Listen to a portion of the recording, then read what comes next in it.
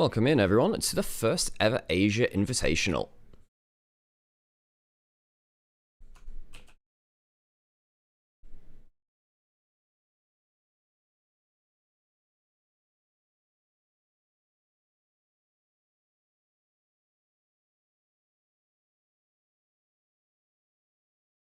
Now, it is this is a new international event in League of Legends, folks. The mid-table teams from LPL, LCK, and PCS playing off in a new international tournament.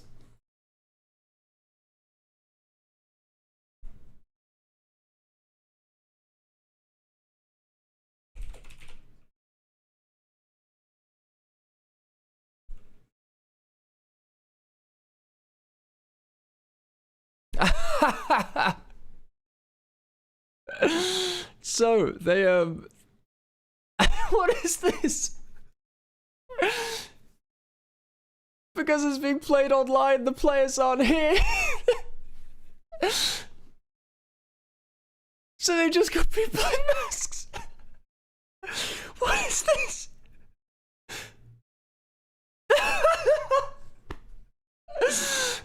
Oh, you're kidding me.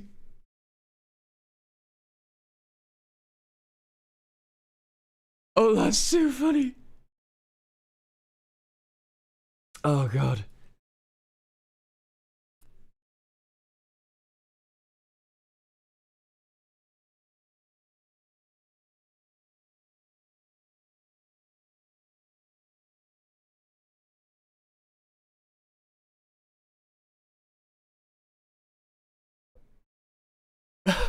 Oh my God. I wear that casual didn't use correct. It's fine. I've not been public about it, so I don't care about it too much.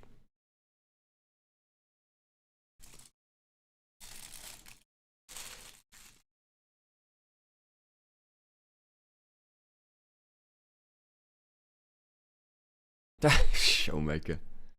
I appreciate people saying it, but don't worry about it too much.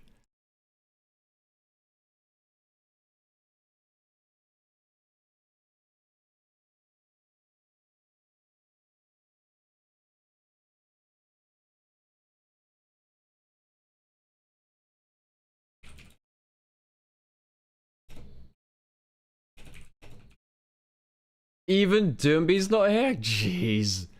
I'm here for support Ramus. Damn, it'd be so funny if it was. This is one of the strangest quote-unquote player walkouts I've ever seen.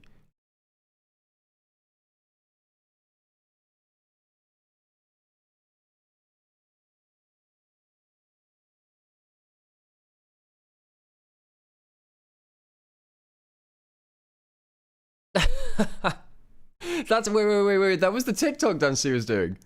Oh, that's funny. What is this production? Who knew the LPL production had a sense of humor?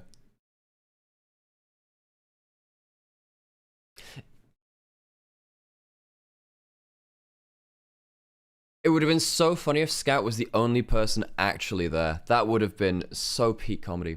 Is this tournament taking place instead of the usual Asia Tier 2 tournament they've done before? I'm not sure, but it is taking place in the same time, so I did wonder.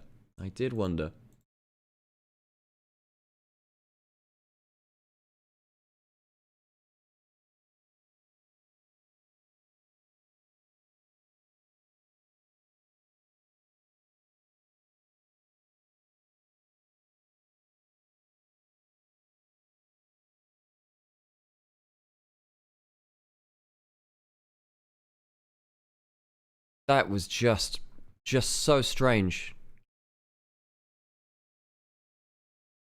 That was just what?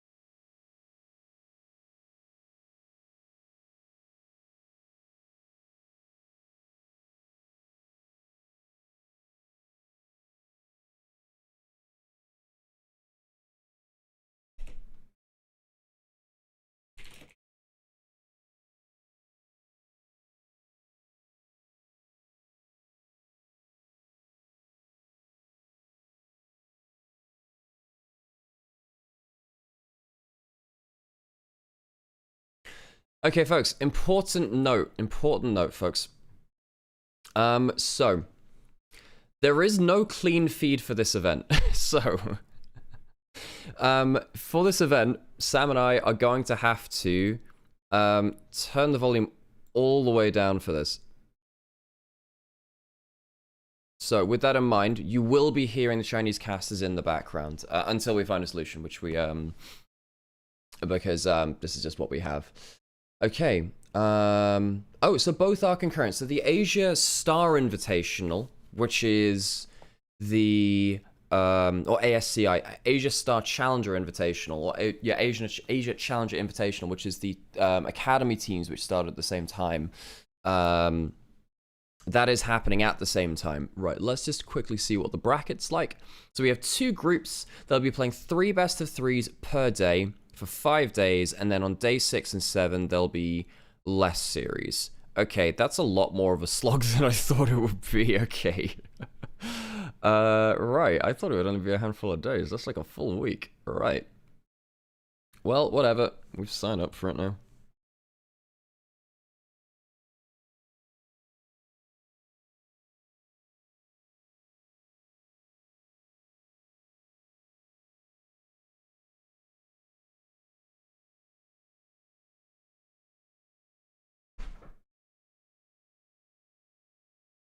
You're good there, Sam? Yeah, I managed to sleep through 3 alarms. I'm a bit scared. You're good. So I'm your alarm now. Wonderful. Sam, it's 3 best-of-3s for 5 days. I knew it. Okay, we'll see. Look, I'm just hoping that some of these games are absolute blowouts, so it's not like crazy long days.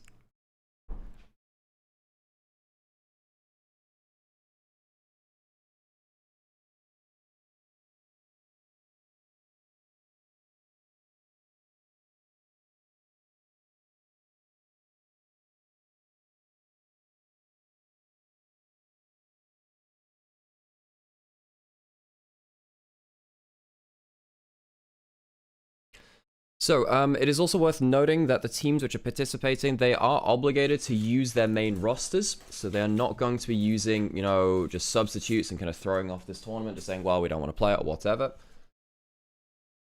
So that's why we're seeing Shiwu, Lucid, Showmaker, Aiming, and Barrel. First matchup, folks, is JDG versus Damwon, which is kind of insane. Hey, Yasuke, how's it going?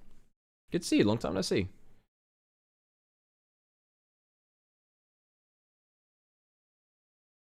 I even had a coffee in the room, which I've not had time to go get yet.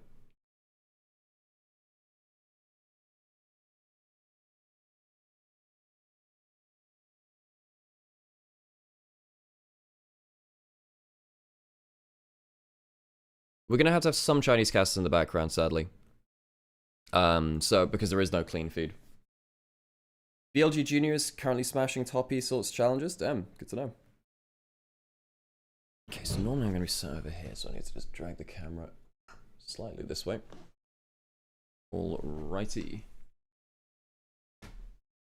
So yeah, first series is JDG versus Damwon. These are the 2 teams which were closest to making it to Worlds but missing out. So these are 2 highest seeds at the event. They are technically, I guess, the 5th seeds from LCK LPL in terms of Worlds qualification, which meant that they missed out on the event. Oh my god, my stream is streaming league. I know! It's incredible. So they're doing technically player walkouts. Now, I'm not sure that any of these teams will actually be on location. I believe all of this is being played online. It must be between all of the teams being across different nations. Actually, I'm going to leave this in. So my prediction for this series... Oh my god.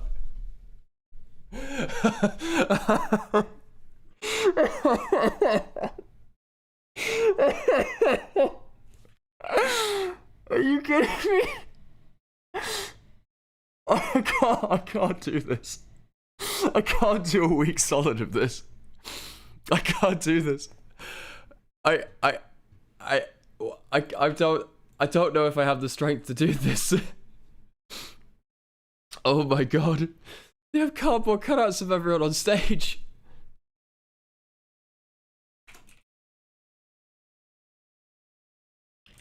This is I I I I don't know what to say about this, folks.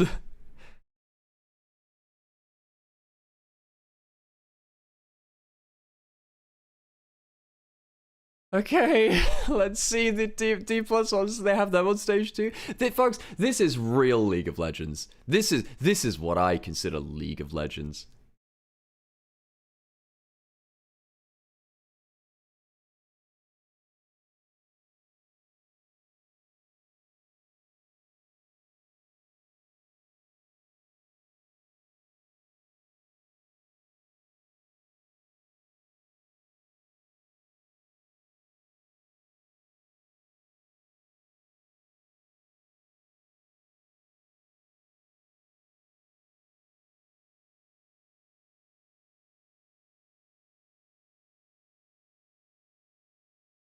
Okay, we'll go live on Anivia as well. Actually, not sure what's happening with that, but we'll figure it out as we go on.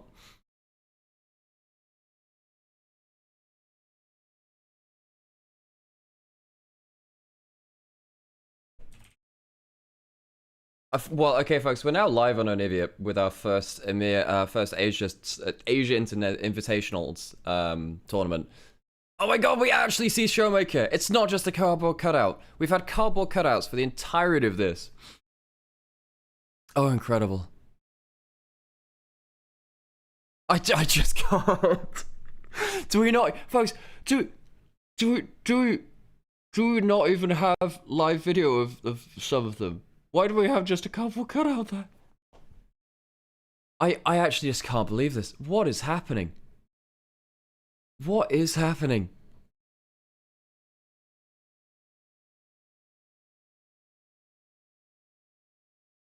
I can't believe this, folks. I actually just can't believe this.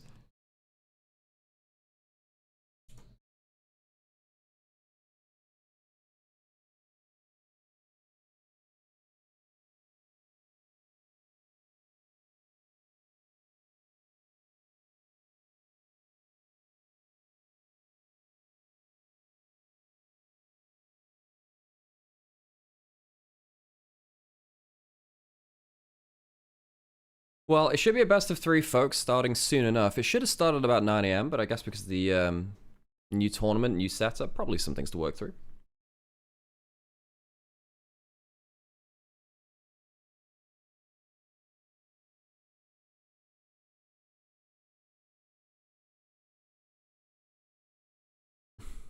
Worlds hasn't started, but I already know this will be better. That is so true and based.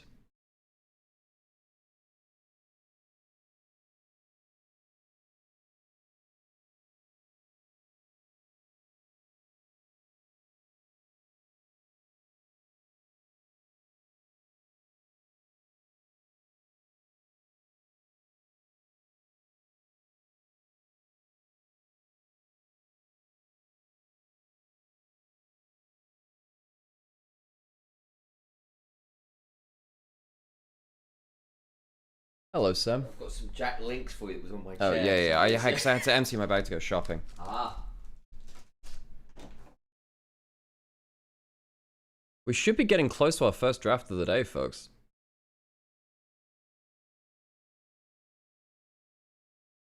What happened? Were we missing players or something? We don't have... What is that? What are they putting on stage? What is that? Why is there a bug on stage? Are they getting a grasshopper to do predictions? What is this tournament? What? They have a grasshopper doing predictions. Is it chosen D plus Kier? It has. Wait. Is this for side select? We have grasshopper side select. No!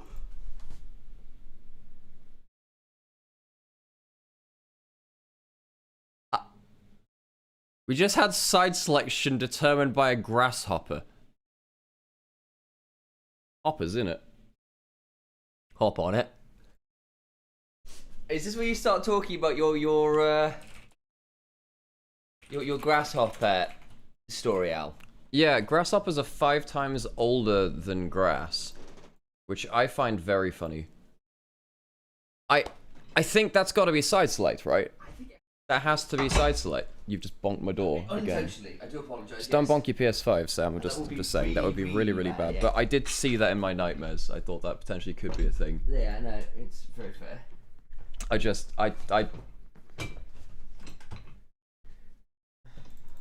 So many cables.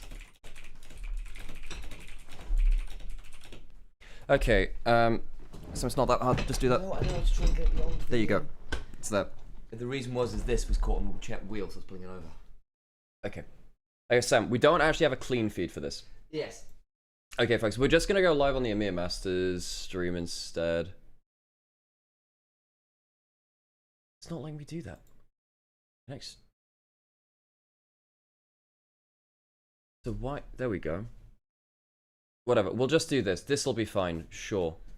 Cool.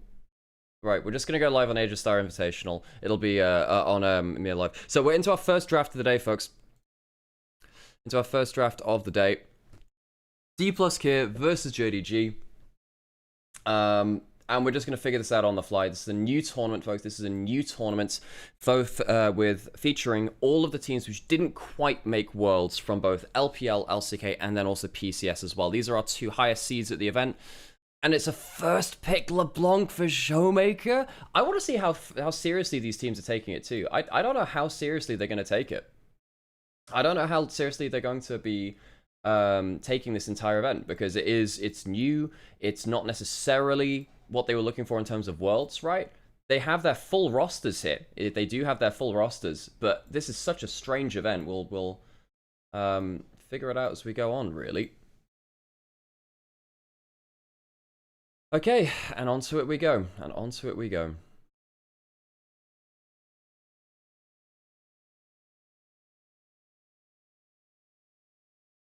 Okay, whatever, we'll figure that out as we go for it. Oh my gosh, there's so much stuff to figure out on the fly, folks. There will be some audio in the background from Chinese casters. Azir picked in for scouts. We have LeBlanc versus Azir, so they have a very strong tier list to pick. LeBlanc is not first pick bad in any world right now. Nico wins you pretty much any laning phase as well in the bot lane. I can't believe that we've just had side select by a grasshopper.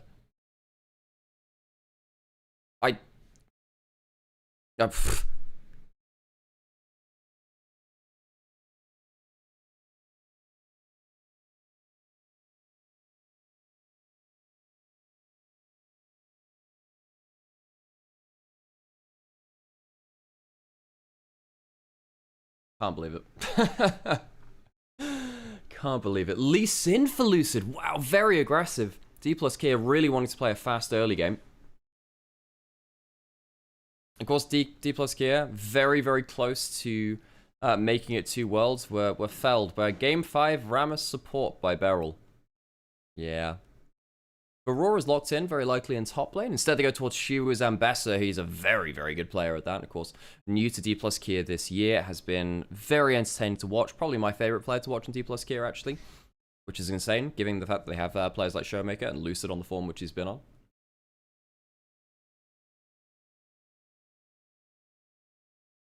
JDG, you've got strong bot lane with the Nico. You can pick in any kind of AD carry with that now. It needs something to survive the Ambessa. Xiaoshu is the best Renekton in the LPL. So he locks that in. He's very good against Ambessa, that Renekton.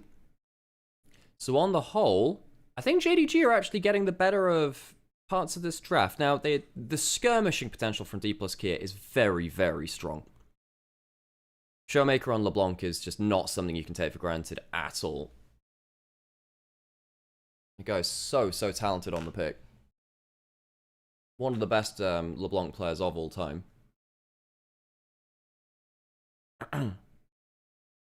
Second round, we don't have our AD carries in yet.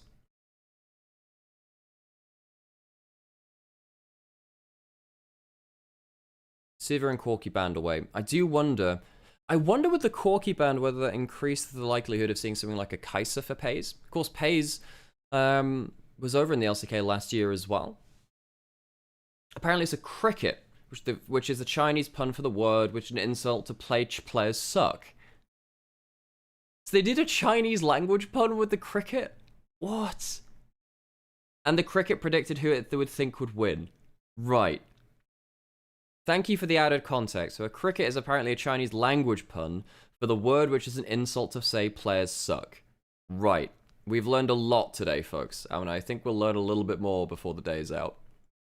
Nautilus Kaiser likely getting banned here. Corki is one of the better picks into the Kaiser, which has now been banned. Nico would have helped it through laning phase. Kaiser out, no surprise there. Nymaera, interestingly, not picked or banned so far. Was very pick banned for the entirety of this third split of the year.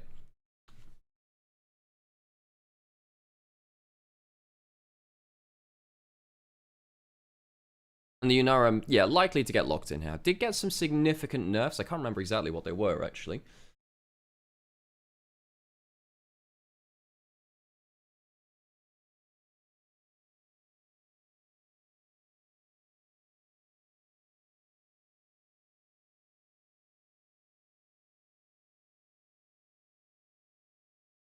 Well, whatever. Okay. Thank you. I'm gonna have to go brush my teeth, so I didn't get a chance to do that before I got out of bed. Well, I don't normally do it before I get out of bed, before I got on stream. Yeah, in bed would be. I don't think the dishwasher cleaned this up well at all. That's the one that you... I know. Sam, you assumed that I was blaming you, Sam. I was not. All I was saying is, the cup is dirty. That sucks. I'm gonna leave you with the rest of the champion select, Sam. We don't have clean feed, so you're gonna have to do it with the Chinese cast in the background. That's fine. How are they doing?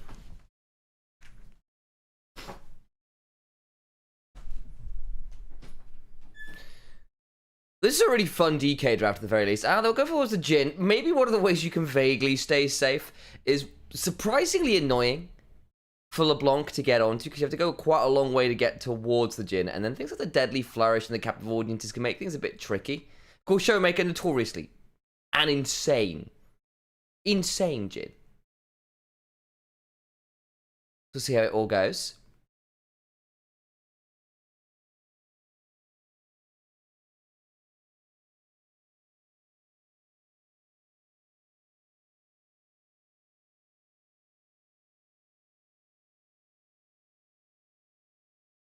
Alrighty then.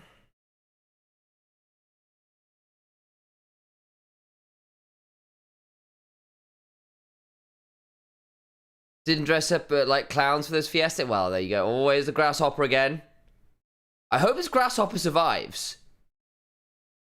That would be that's step one for me. The grasshopper needs to survive this experience. It's a cricket. Yes. Is there a difference between a cricket and a grasshopper? Are they the same thing? I don't actually know. There's our... Ooh, getting to see the runes is kind of nice. Nothing super crazy in there, I don't think. Electrocute for Showmaker, Conqueror on Lucid, fair enough. Yeah, nothing super good. Okay, no, the Nico's gone Comet. There's nothing weird there. No Ares or Spellbooks or whatever. Crickets and grasshoppers differ most notably by the length of their antenna, long for crickets, short for grasshoppers. The location of their ears on the front of the legs of the crickets, or the abdomen for grasshoppers, and their daily activities. Crickets are nocturnals. Grasshoppers are diurnal, which would also make sense because you always say crickets at night. There you go. There you go. Similar, but not the same. Just had a moment they're going, huh, I'm not sure I could tell them apart if I saw them.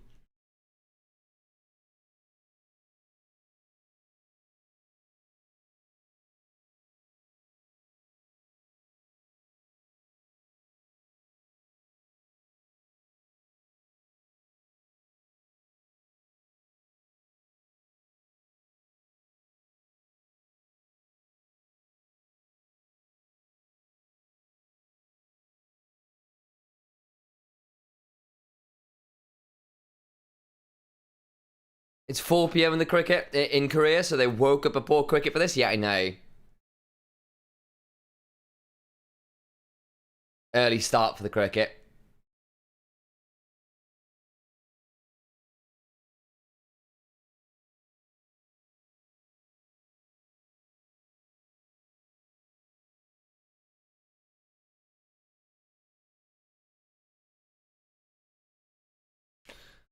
Well, it looks like we are heading on to the Rift, such as it is.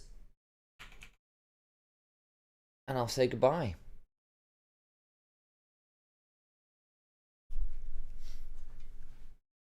No gyos today, obviously, because we're online.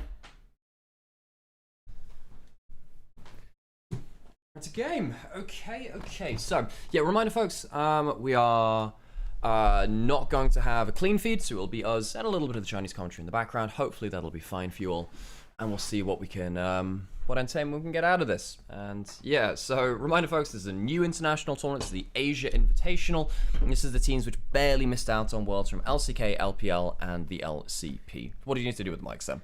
Moving it over, because I moved over as well. Cool. Just checking there was nothing else there. We learned that grasshoppers and crickets are different. They are. I just assumed it was a grasshopper and not a cricket. My bad. That being said, I have fun facts about grasshoppers, so yeah, that's I tend to defer to that, you know. But I kind of went, wait, actually, I've never thought about this, but are they in fact different creatures? And they are. Yeah, like, yeah, I don't know. We learned about this. I mean, let's be honest, Sam. There are you know that I have another fun fact about this. I know I'm blustering or whatever. Did you know that a quarter of all known species are beetles? Because beetles are such... Yeah, you get the Ringo beetles. Yep. You get the Lennon beetles, the McCartneys. Yeah, exactly. And then the Harrisons as well. Yeah, and you kind of get like the kind of ones that people aren't so sure whether they count. Yeah. Like your Yoko Ono beetles. They ruined the beat. Yeah, but yeah, about I think there are something like 40,000 known species of beetle or something like that. There are a lot of beetles. There was only 4 of them. I think someone's there adding are. quite a lot Shut of up! zeros. Shut up! There are a lot of beetle species out there, and also I think that's something like a third of all like living weight of creatures on the planet are ants. There are like quadrillions of ants across the Quite a lot of ants. There are a lot of ants out there. Right, okay, let's get into the game. Both junglers clearing top side to the bot side, presumably looking for an early entrance to the bot side. T plus Kia probably looking for an early game snowball, and Showmaker is actually playing mid lane. Don't look at the portraits on the side. He is actually playing mid lane. I did get confused by that, saying, God damn, is that a LeBlanc top? I haven't seen one of them in a hot minute. No, I got confused by that too. They've just decided to put them in the standard lanes, regardless. Where to find a proper schedule for the event? I think it's on Leaguepedia, and then also we saw it at the start of the day with the format explainer. So if you go zoom back in the video on here, you should be able to see the full format from that too. We'll have 3 best of 3s a day for something like 5 days, and then the last 2, I think day 6 is 2 best of 3s, and the finals is 1 best of 5. That's a lot of best of 3s. It is, and it starts at 9 AM, and then we'll figure it out from there. So. Oh, good. Bot side, Beryl looking for a bit of a stun there onto Pays with the shield of Daybreak. Will force the cleanse. What tournament is this? This is a new international event, Asia Invitational. This is the teams which did make Worlds. Flash forward, screen from Beryl. Does get on top of Pays. Flash to get that crashing auto there in from Lucid. To get rooted up, does still manage to get that kill. As Pays nearly gets some more value. Shun being around makes it a bit spicier with the red buffs available. And the Audacious charge to work with Lucid now wrapping around. But unfortunately nowhere to go. And they just end up going 2 for 1. DK start it and JDG finish it. JDG and DK starting things off with fireworks. Shun making the 3v3 a reality as Lucid came down first. It is going to be aiming getting a kill, though, over Pays, and that is worth noting. The AD carry matchup has a little bit more gold. Well, I say AD carry, it's not like Diggs is that. You know what I mean. For aiming, and Lucid on the other side, now behind Shun. Whoa. Nice work. I think he might just get it. Forces a flash. Gets out to safety, but aiming. Really wishes he had his crosshairs locked in on that one. I couldn't quite get himself lying down the iron sights. As, yeah, this is the 3v3. Started with a 2v2. And then level 3 gets hit by Beryl. Draw must have missed out on a minion or two. Needed to hit the cannon to get that. Got a little bit spooky for a bit. So how did this come into a true 3v3? Because I would have thought it would have diffused by this point. I suppose Pays just walks too far up and Play connects. Flash for the autos there. Crippling blow on the likes. But it still wasn't enough to actually manage to get Pays down in good order. Managed to get a lot of value before he went down. And that allowed Shun to turn up and ensure that Lucid was a little bit discombobulated. Wasn't lucid anymore. Yeah, he was hallucinating. Yeah, hallucinating. Well, that's the opposite of lucid. Isn't it lucid and hallucinating? Aren't they opposites? Yes, they are. Yeah, I guess so. I went for discombobulated. I know that, but isn't lucid the opposite of hallucinating? It's like thinking clearly. Yeah, but hallucinating is not thinking That's clearly. true. And that's True. the ultimate form of not thinking clearly. You're seeing things which are clearly not happening. That's true, unless the hallucinations are real, and you're seeing the truth of the world. That's not a hallucination then, Sam. I mean, you could be hallucinating reality. Well, what's the Matrix? A group hallucination, obviously. Now, a virtual reality is different, because that is something which is real from a certain perspective, you see. Oh, all right, Obi-Wan. From a certain point of view. Sherbak are doing okay in this mid lane matchup, getting a plate already, actually. Having said, the farm is okay between the two mid laners. Scout keeping up in that, just losing a little bit of the Wayne shove. I trusted you, Master Wayne. Good pop back. Lucid looking for the gank. We're going to the Wild West, namely the bot lane. There is a Jin there, the Outlaw. We do need John Wayne to come and deal with that. Oh, you went for a different I did. I see, you went for a different reference. I did. Lee Sin is back down here. Shun was clearing out his camps and will find himself down for a potential another 3-3 if the route lands, which it does not there. It was not a hallucination of Nico clones. It was the real Nico, so therefore his name was... The real Nico, please stand up. No. No. She would do that. That would invalidate a significant part of a kit. Why would she do that? Great questions. W landing onto barrel, good damage, root there. And you can see why the Jin Nico is such a disgusting laning duo. Now, often the Nico has been used to get weaker early game AD carries through lane, particularly the Kai'Sa is the one that we've seen quite a lot, because you can bully lane, but then also engage for the Kai'Sa later.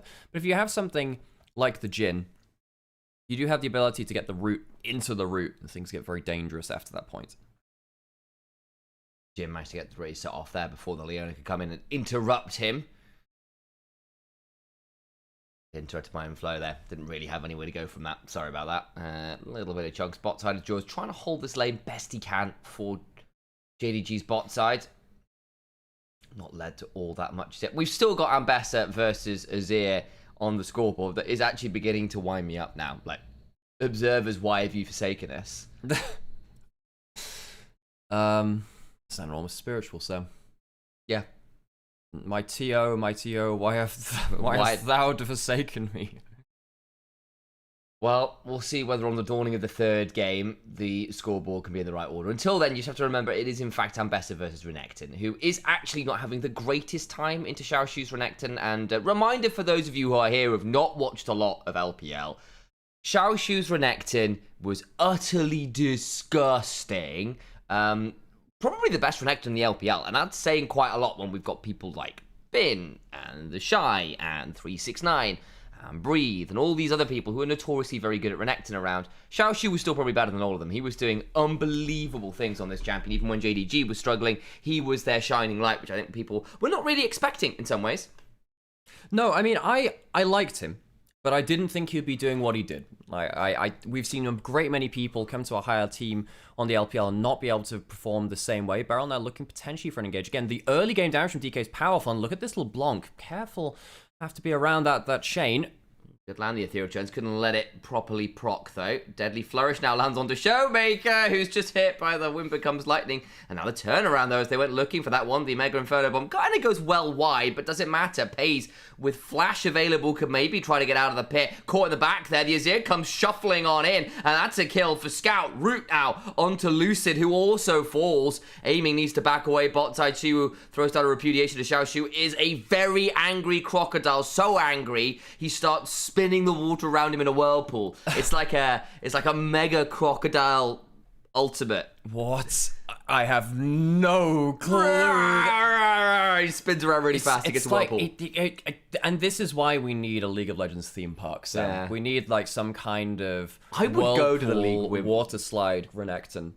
Well, okay, well, we've got to replay. I don't know how important this really is to the grand scheme of things, because I want to talk about the League of Legends theme park, but I guess we'll have to talk about the fact Jin that they jumped shooting on gallery. pace. Yeah.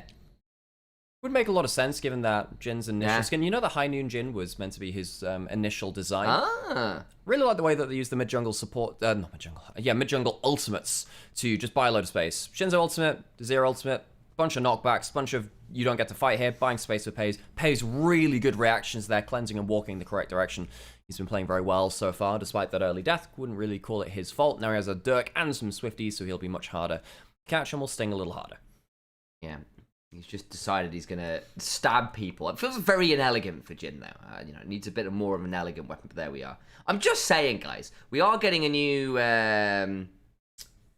theme park in the UK. It's is it Paramount that are doing it? I'm trying to remember exactly who it is that's doing the new theme park.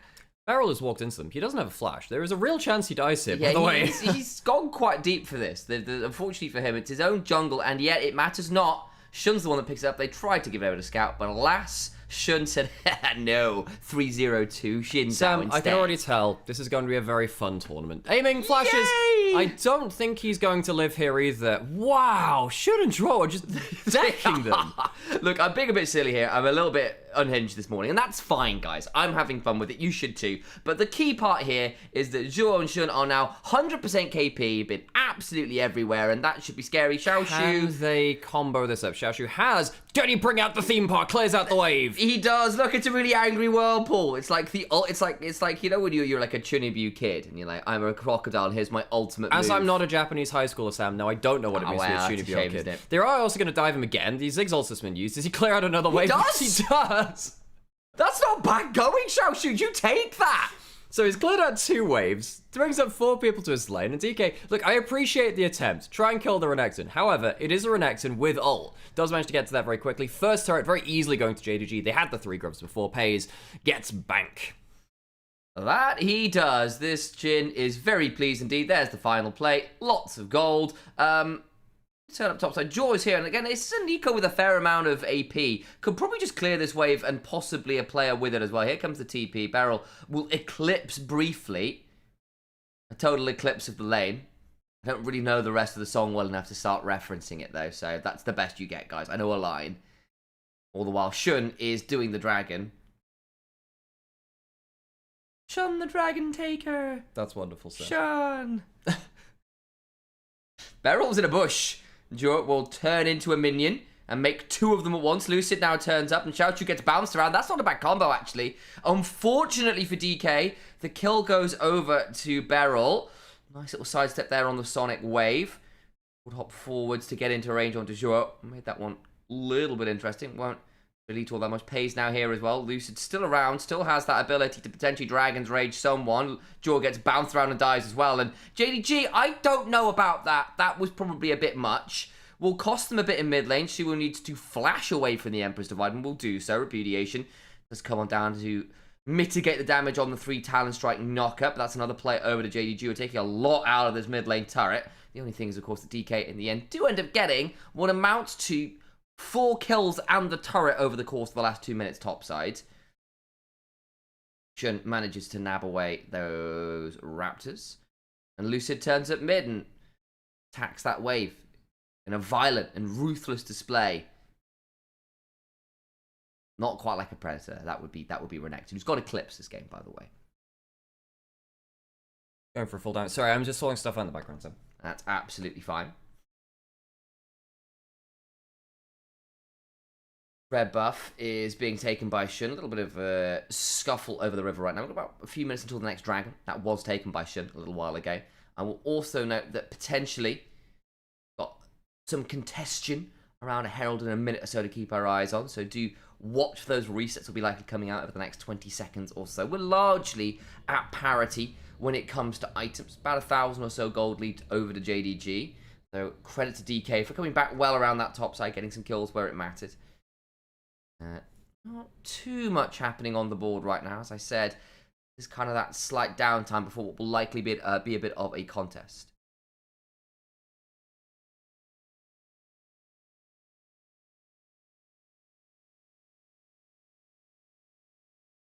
Checking in. Anything else? Keep our eyes on right now. Not really.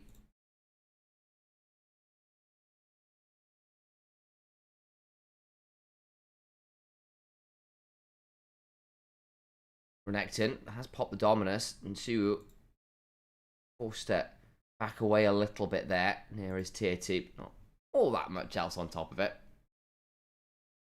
Trying to think of things that would be entertaining to talk about right now. Not huge amounts to say as Lucid wanders through his own jungle, realises not a lot there, and I think mistimed his Sonic Wave as well.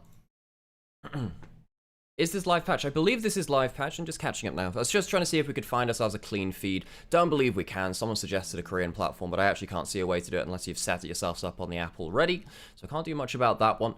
And, ooh, barrel caught again. It's a lot of damage behind it. JDG decides to go forwards rather than just hanging back. Good damage back onto pace, puts him at about 20% HP, and Beryl ends up at a relatively healthy point. Shun gets bounced back by the satchel, kicked away as well by the Lee Sin, and they blow up the jungler. JDG, the mid-game fumbles again continue. Lucid's Lee Sin really clean as it's JDG the ones who get picked off. I thought initially, well, Beryl's taking a ton of damage. Aiming and Beryl combo up well, and they'll lose themselves. The Herald will JDG.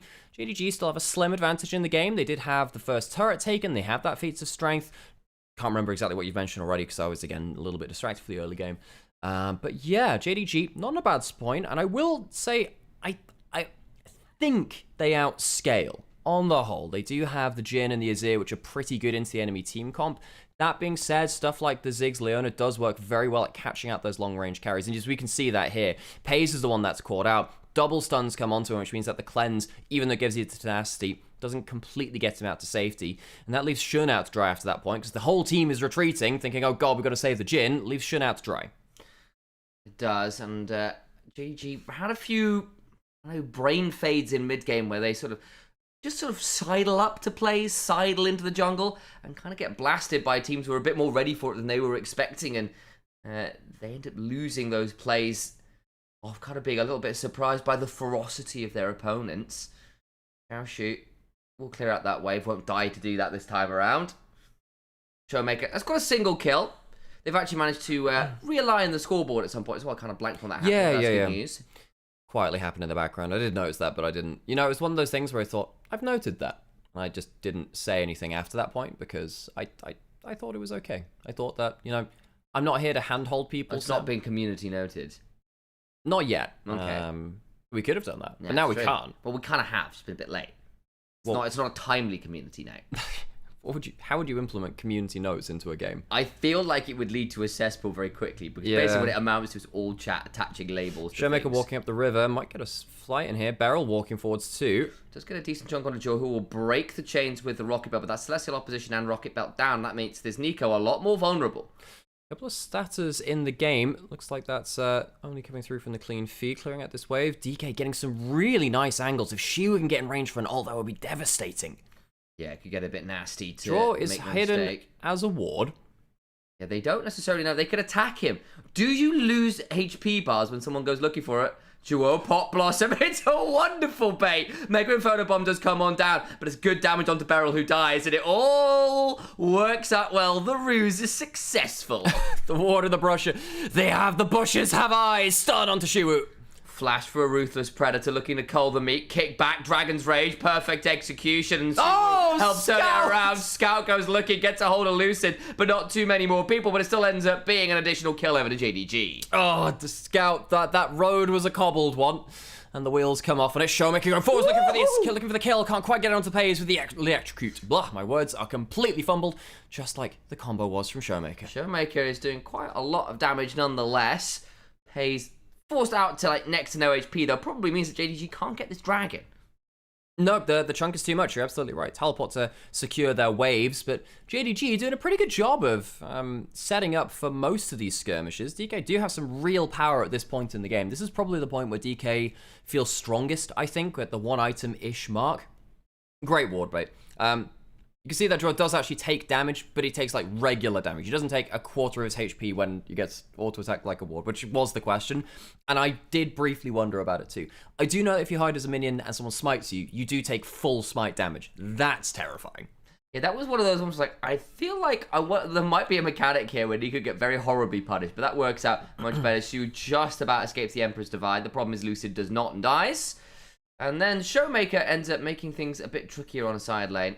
Well, not in the side lane, in the mid lane. I just saw him come up on the side lane on my screen, and that screwed my train of thought. Lucid's taken Dragon. JDG have the 3 grubs. They're splitting the map. Gold is very even right now. JDG will get a little bit more from this tower. They have lost their mid lane turret? Yes, they have, because DK have taken all 3 outer turrets, actually, sometime during that replay. We missed bits and pieces of that, which means that Lee Sin can start going for cool, fun invades like this. He also has a kick and an ult. He might get Pays here. Yeah, kicks him mid, blast code fly, and Pays eats the dragon's rage. If you ever want to wonder why it is good to keep your turrets alive, that's a great reason why. You wouldn't be able to do that without that. Good route, though, onto Showmaker. Goes looking for multiple members, doesn't find it. The Nico gets popped, and JDG's mid-game woes continue. DK, good series of skirmishes, take all the outer turrets, and this is their power point, using that outer turrets being down to get these skirmishes. They'll move the Atachan, and JDG, with their bot lane dead, I don't think they can do much. Doesn't look like it. DK will just nab away this Atachan as well to continue this comeback in fairly swift order. Mega Inferno Bomb goes towards mid lane. Xiaoxu was trying to get that mid lane tier 1, well, failed to do so. Shun now in a 1v3. Why and how were you there? And was looking hit with for a the perfect Atachan. execution and goes down afterwards. I think he was looking to see if he can get towards an Atachan steal, ended up in River, gets caught out, uses his ult, uses his flash, and, well, Lucid is still here. He has his ult up in a couple of seconds. I'll go for anything this time, though. We appreciate the support, by the way, in chat. Thanks to the follow.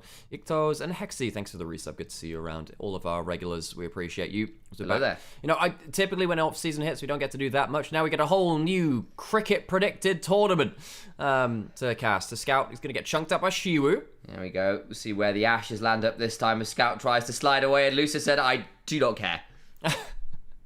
That because of the cricket and the ashes. Yeah, that was. Now, the problem is, it, yeah. I'm going to imagine that the Venn diagram of people who know what the I know that the ashes are very famous, but people who know what cricket is and are League of Legends players is pretty low. Draw will dodge out in the first chain and we'll get out to safety. Xiaoxu is going to try and get on top of Shuwu. Does a decent amount of work. Unfortunately, it's not enough. Over the wall goes Showmaker. Does get bounced around, actually. The Redemption's coming on down, and Showmaker's gone giga deep. Does slide away. Surviving for now. The call of the curtains is there, and they'll still go down, I think, to Shun with a smite and a bit of a red buff trigger. There's the Wimp becoming lightning. Just aiming. Does get out to safety. Showmaker try. Barreled out. Going to fall afterwards at DK. Maybe that was a touch far. It was the Wind Becomes Lightning from Shun, which finished off Showmaker just through the Leona's back as well. Lucy's back on the table, though, and he's kind of scary. He is. He's over here on this Lee Sin. He's got a Sunderside and Black Cleaver, but there comes the Pop Blossom and the Deadly Flourish. And I think Lucid may also just die. Kick the wall, he survives! Shouldn't hit when the Wind Becomes Lightning! Oh! But it doesn't matter because there's a Resonating Strike, bit of healing. This is why we don't count our eggs before they hatch. Lucid gets out alive. Shun goes down trying to follow him. A bomb from aiming picked off Draw as well as he tried to get involved in the play. JDG losing out on the skirmishes. And if I was going to say what a winning game looks like from down one, it is like this. They're skirmish-heavy play. Shun managed to get onto Showmaker after a route comes through from Draw, and it is the Wind Becomes Lightning just going through, which catches them out. Yeah. It's very good from him there. This is where the overplay comes in. You really want to be playing grouped up 5v5s as JDG compared to D+.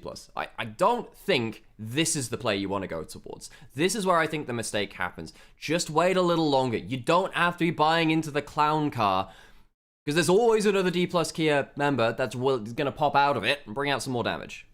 Lucid, good kick over the wall. They do, of course, manage to bring down the Nico as well, and then Shun goes in and dies just before that last auto comes on through.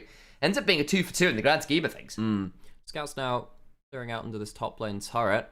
Goldie's not crazy different. I'm just worried that this is a very fed ambassador now. Xiaoxu's died 4 times, and we've talked big about Xiaoxu's Renekton. I think actually on an individual level, he's done well. He's just been 1v4 the grand majority of the game. Yeah. And that has meant that Shiwu, on the better scaling champion, has escaped the bad matchup in the early game, and now is 2 items, which is where ambassador becomes very, very scary.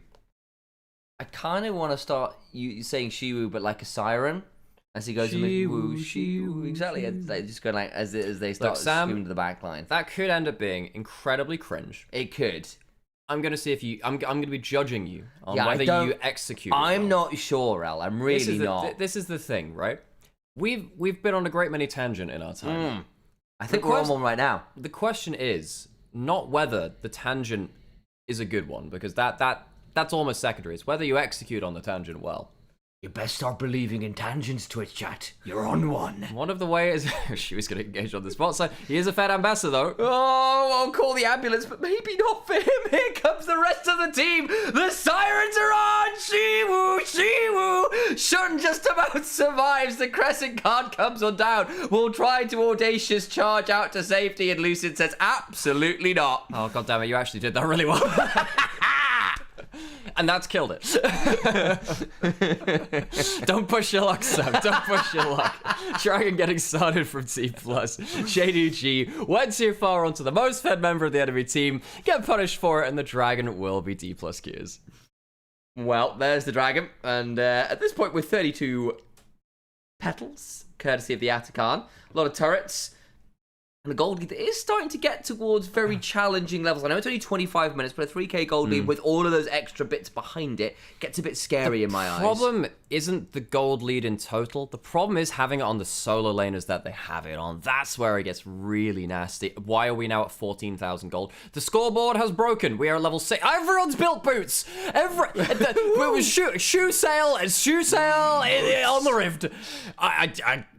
Okay, you get a boot, everyone gets boots, except for Cassiopeia.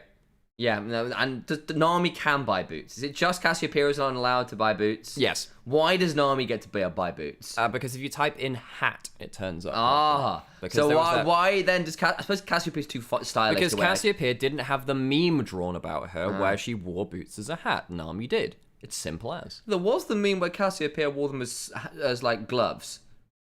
That's not nearly as famous. You see, you need to have cultural impact for that to happen. I feel wasn't the one with Nami wearing it as a hat also had Cassiopeia in it as well.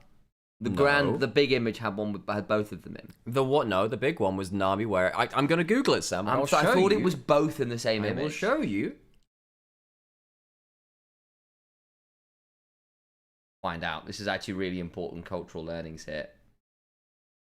There you go. Just Nami. That was the big one. There was another one that I was recalling. It was a different meme.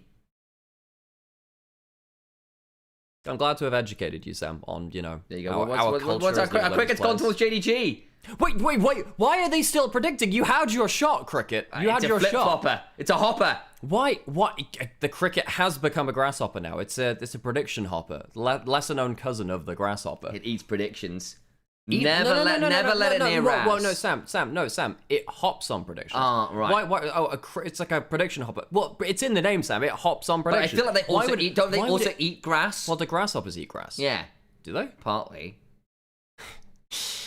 I don't know. I'm assuming they eat some of it. I feel like you're talking about a subject. They do. I feel like you're talking on a subject you actually don't know about, Sam. I'm being really, really confident. If you couldn't tell, folks, production is having a lot of fun with this tournament. This is the teams which didn't quite win Worlds, so this is the production team which doesn't quite take it seriously. Right, chat. I'm gonna need you to Google whether crickets and grasshoppers eat grass. I could just do that as well. Baron is going down. DKR, that's on their plates, I suppose. JDG don't really have the vision to do much about this. Can they get a lucky entrance in? They clear out one ward, walking closer towards. It's not going down that quickly. They don't have the best DPS for this. And that means Shun's potentially around in space for a steal. Keeping your Shuns out of a pit's never been the easiest with Audacious Charge and Flash. Showmaker looking for a flank angle. He's got a couple items, could do a lot of work and misses the Ethereal Chains. They can kick him out. Lucid has Flash and Kick, can hop back into the pit. Ziggs combo. Ooh, sure, just about survived, but not for long as Showmaker finishes it. They lose the Ziggs though on the other side of Xiao. She gets on top of them. All the while, Lucid getting some good value on a page who is dead, and the damage keeps on flying. Shun will not survive the onslaught. Decent work from Xiao. She gets a Ruthless Predator off, but Shiwu with a Repudiation and a slide away gets enough health back with the honey fruit to stay alive. They go back towards the Baron. Oh, and I don't think Xiao Xu will make it out of this either. Very much behind enemy lines. Actually, might just to do that himself. They'll leave him alive as a messenger. Carry it back to the base of JDG. 4 for 1. Aiming dies, but no, well, it's a worthy cost for this one. DK will get themselves the Baron, pull ahead in the game well and truly. Minute and a half until Dragon. They could reset, push out waves, get Dragon. Very easy game plan now for them to move forward in the game. Burfon has got back to us, by the way. Yes, both crickets and grasshoppers can and do eat grass. But some do not.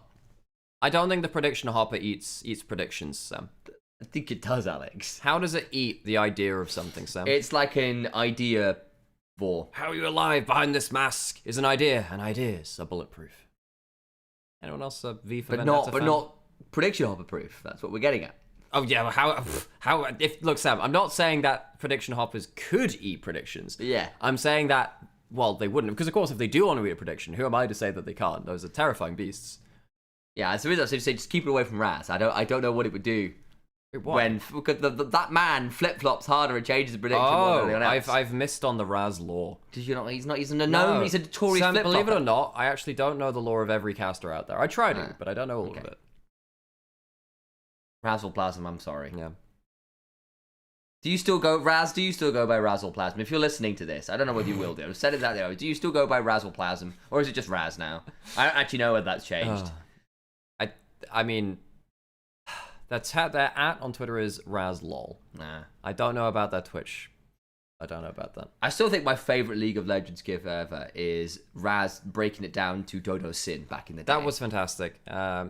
The man's got some moves. I do know that bit of lore. The base has been broken by DK. They're moving in a little bit faster. Lucid has an awesome game on the Lee Sin. Yes, he has. Top side of the map from DK has been really popping off as JDG had some good moments, bought into too many skirmishes, and the game fell away from them. Beryl ults for fashion, for that show. Does appear to be the case, yes. DK will march forward again. He does. Okay, so on towards these turrets we go.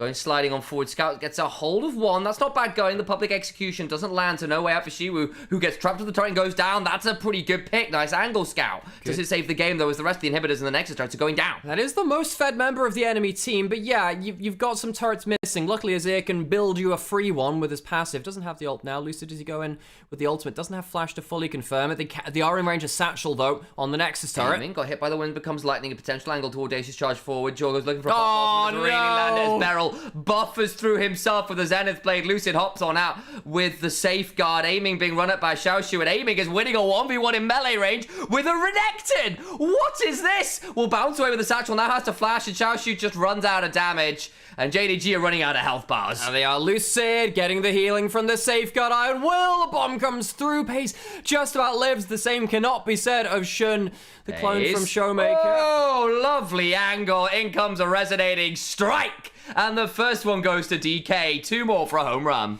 Game 1 to D plus Kia. JDG skirmished a little too fast and a little too hard. The wheels came off the train. D plus Kia win game 1. I'm aware I went towards baseball rather than cricket at the end there, and I got it wrong as well. That's all good, Sam. Like, it was almost Sam, really smooth. I feel like a lot of this game is, and I changed the reference to this, and we just kind of went with it. It's true. And that is completely fine. Sometimes you're like, I'm done with this series of reference. I'll throw something else out there. I guess we'll get our face on now screen something completely different. Yeah, as we said, folks, we don't exactly have a clean feed, so we just kind of, winging it ourselves. Hello, we're back, though. My name's Alex, also known as Nymaera Initialise, known as Sam. I am. Which one is which? Who knows? The name behind the name. I've been told I like green eggs and ham, but I'm not convinced. Oh, by the Professor Seuss. Yeah. I know it's Dr. Seuss, but perhaps he's gone up in the world now. Oh, wow. Turn the light on as well. Is he a lol professor? Well, not many people are. It's a very hard way to get yourself the proper accreditation. There was a lot of talk about crickets and grasshoppers. It was, but that's because we have a prediction hopper, as we were saying. Yeah. So for those of you in chat, how was volume and audio and stuff? I know we had the Chinese cast in the background. Was it okay? Sadly, we don't have clean feeds. We can't give you a gameplay without the Chinese caster audio. We haven't found a clean feed right now.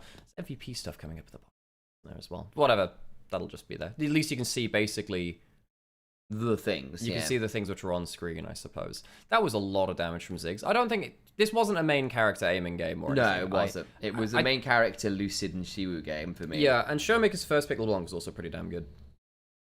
It ended up being good value in a way I wasn't necessarily expecting it to be, but good for Showmaker to make that one work. Of course, he's still been playing the LeBlanc every now and then, despite LeBlanc's general passing away from the meta. Yeah. I love this cast. Well, folks, it's only going to get more unhinged from now because we have 3 series a day for about 5 I've got days a in a row. Masters as well. Yeah, so this is going to be they have advert. Okay, that's adverts, right? That's fine. Okay. We kind of have to expect that at some point. But yeah, I don't believe there's going to be a clean feed for this event, so we just have to grin and bear it and see what happens, basically. Expecting clan outfits for tomorrow now. I'm just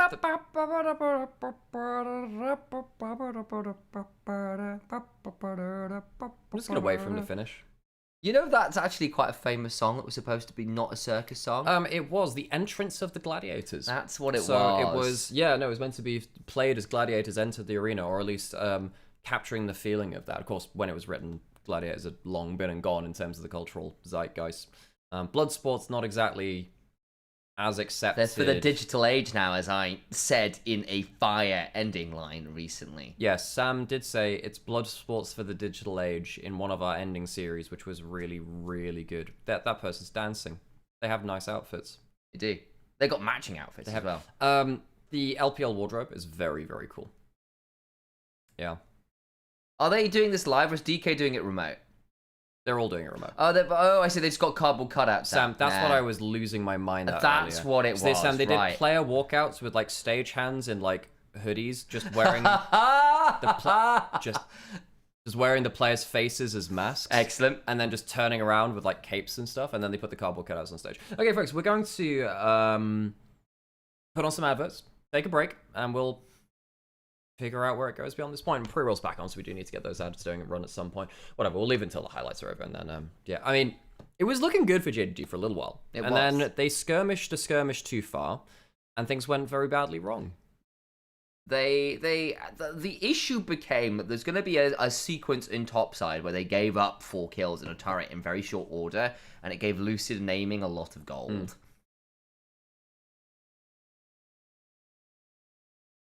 Is there a Velveth, Chantal? No. I'm sorry. I'm sorry. I'm sorry. Velveth is just... The problem is, every time an interesting champion is around, you need people to actually practice it, and people don't want to practice new stuff unless it's absurdly broken. What happens is, something will get buffed to the point where it's absurdly broken. Then they practice it, and then when it's nerfed, they'll keep playing it because they practiced it already. But it won't happen at that point. Hey, Mecha, how's it going? How is the life of a fanboy of mechanical things?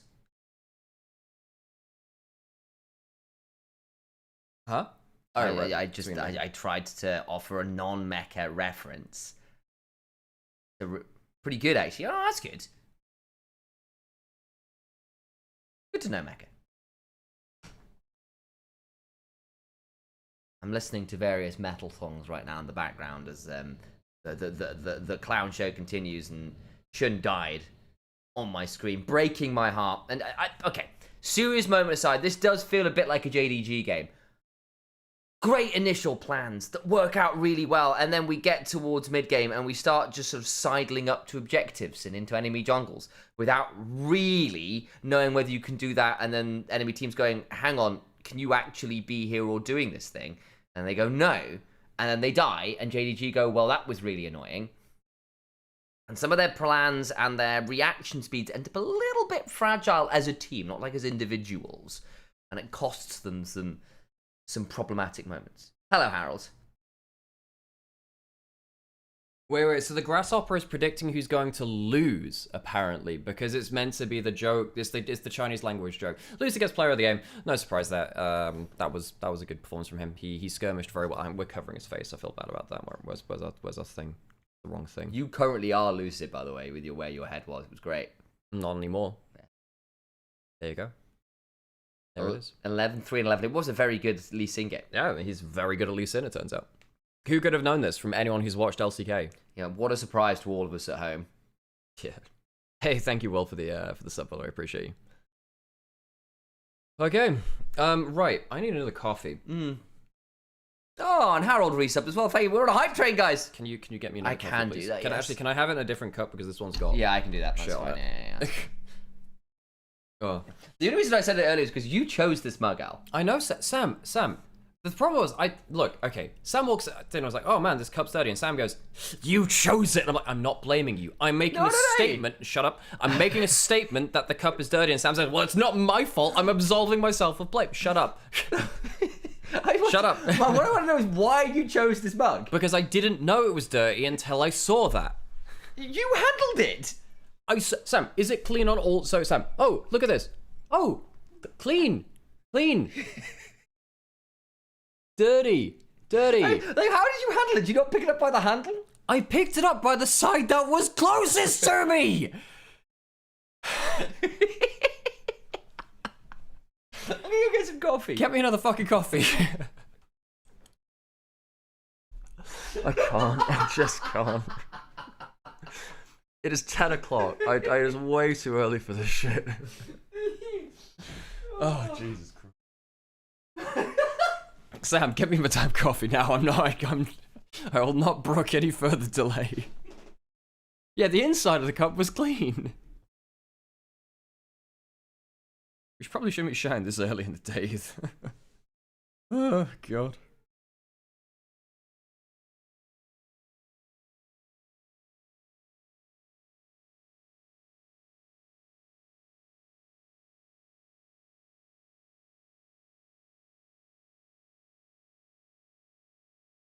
I'm going to do it. Yeah. However, I am really, really tempted to just give you another dirty mug just to watch that's... your brain. Yeah. Genuinely melt down.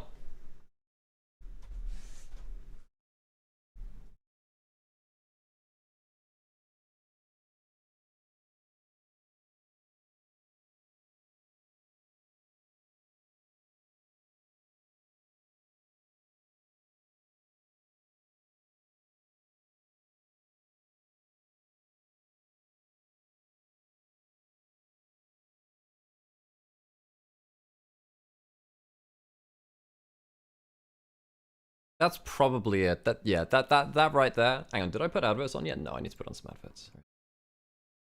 That ASI video is so unserious. The whole event looks. You guys act like brothers. You're gonna let me hold your hand when we say this. We are actually brothers.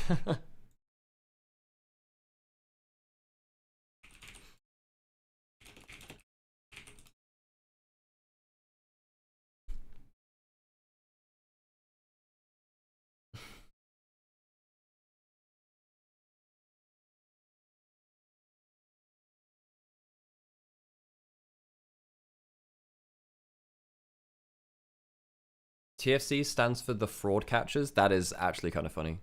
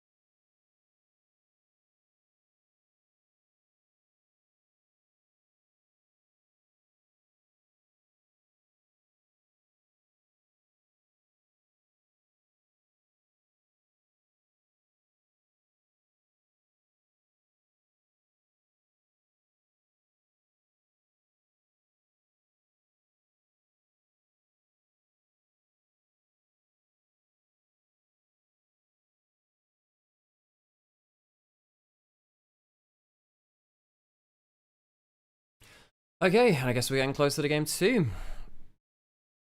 You should do world's predictions and ranking and stuff. I will be doing bits and pieces of that. It's just a question of video editing resources effectively.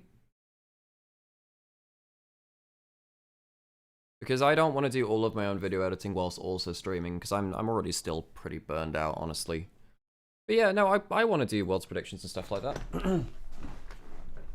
No, I'd be interested.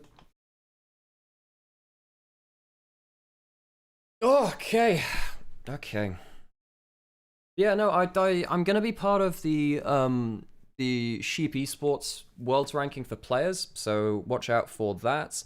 I'll likely do a Worlds ranking on Rich's Wrath YouTube. I'll stream, you video edit. Thanks, Honorex. Yeah, that'll make it so much better for me. Video editing takes a lot of effort. But yeah, I might be doing some ranking when I mean, it's only in a couple of days, isn't it? So when would I do... I need to think about what time... When would I do that? Also, I don't know yet whether I'll have Worlds co-streaming rights. I'm hoping, maybe, and so if we do, then we'll be streaming Worlds as well. If not, then at least I get to have a break, but yeah. I haven't heard whether I will or won't yet. I have a sinking feeling I would have known by now.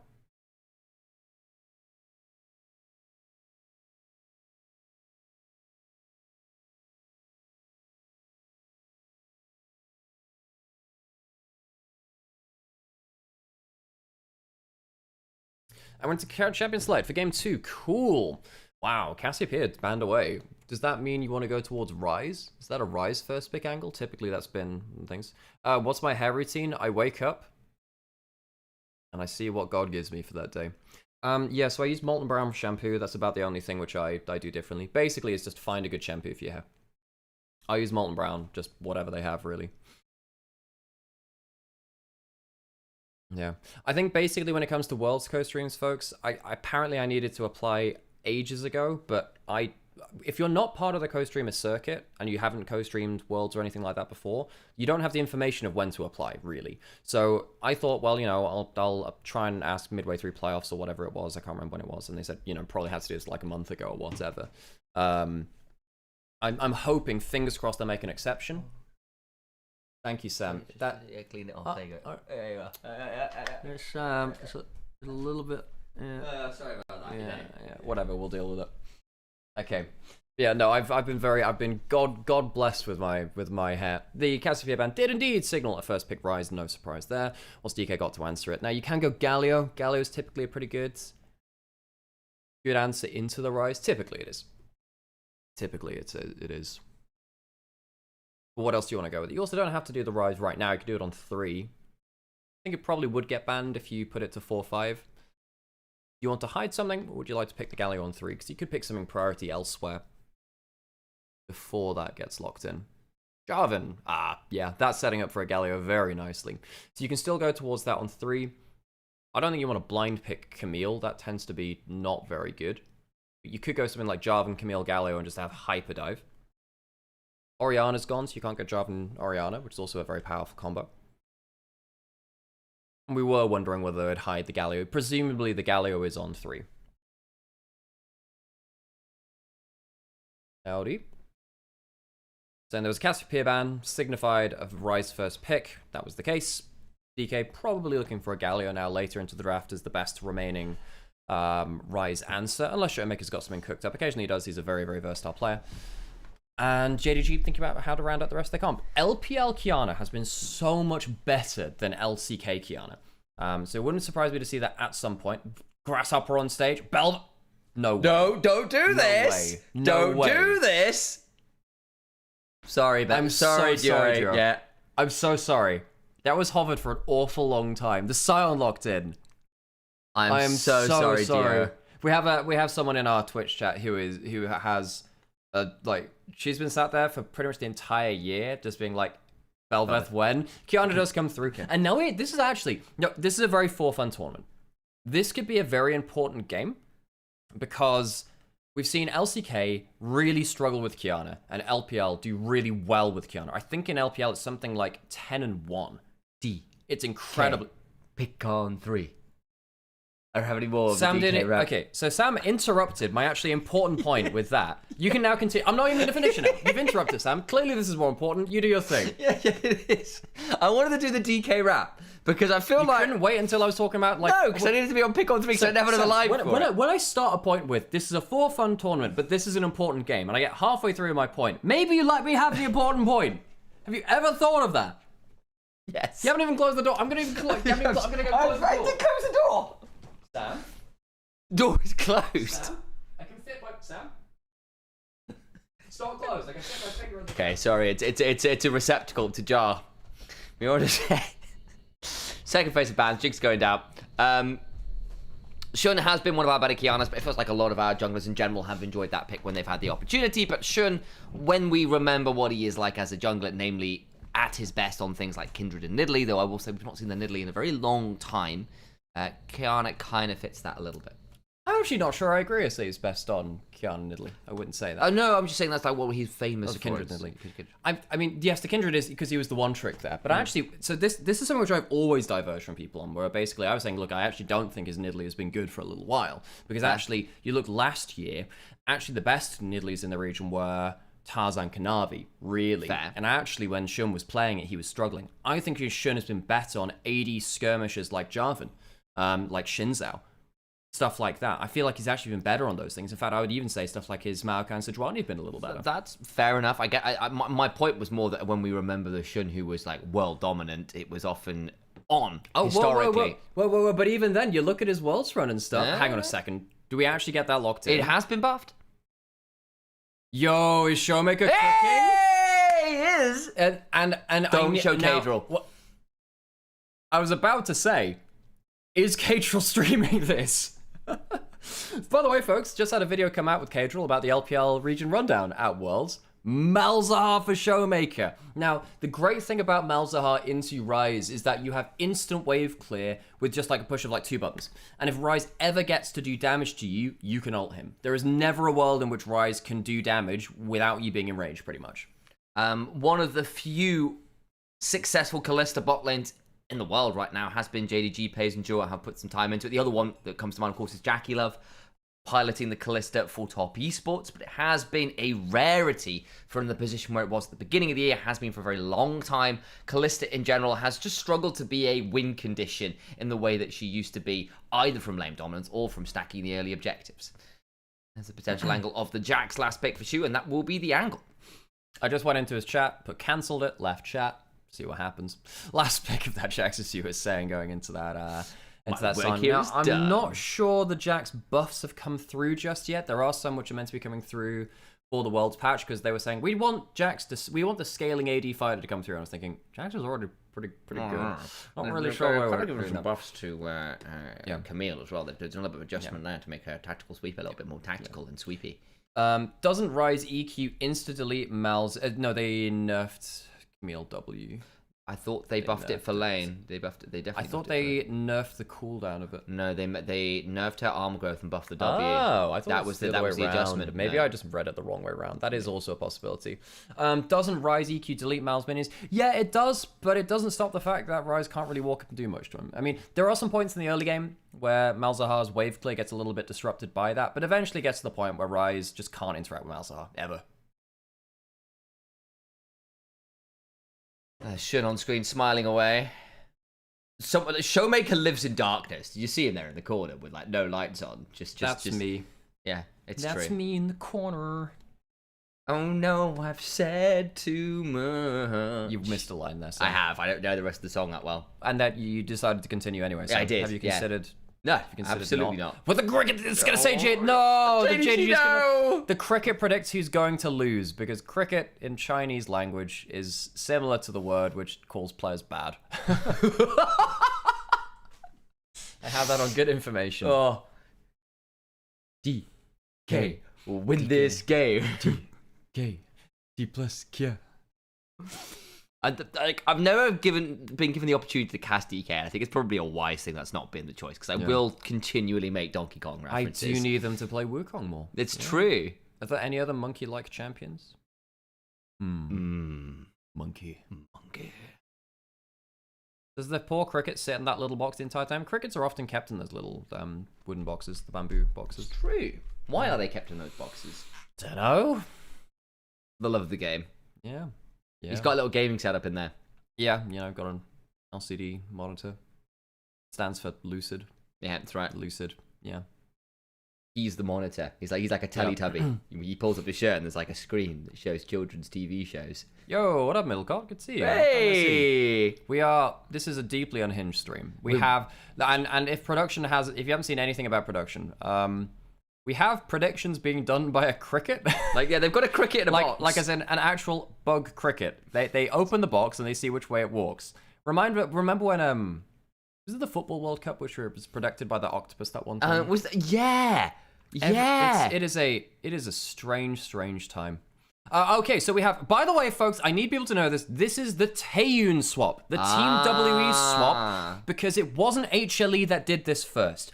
Now, KT's coach Score talked about this and said Team WE started doing this in scrims, and that's where everyone picked it up from. So it's not the Viper HLE swap, this is the Team WE swap or the Taeyun swap. They did it in scrims. You switch your AD carry with your top lane for the first phase of play to bully out a lane, and then you switch back later. There you go, the Taeyun swap. That's a great name for it.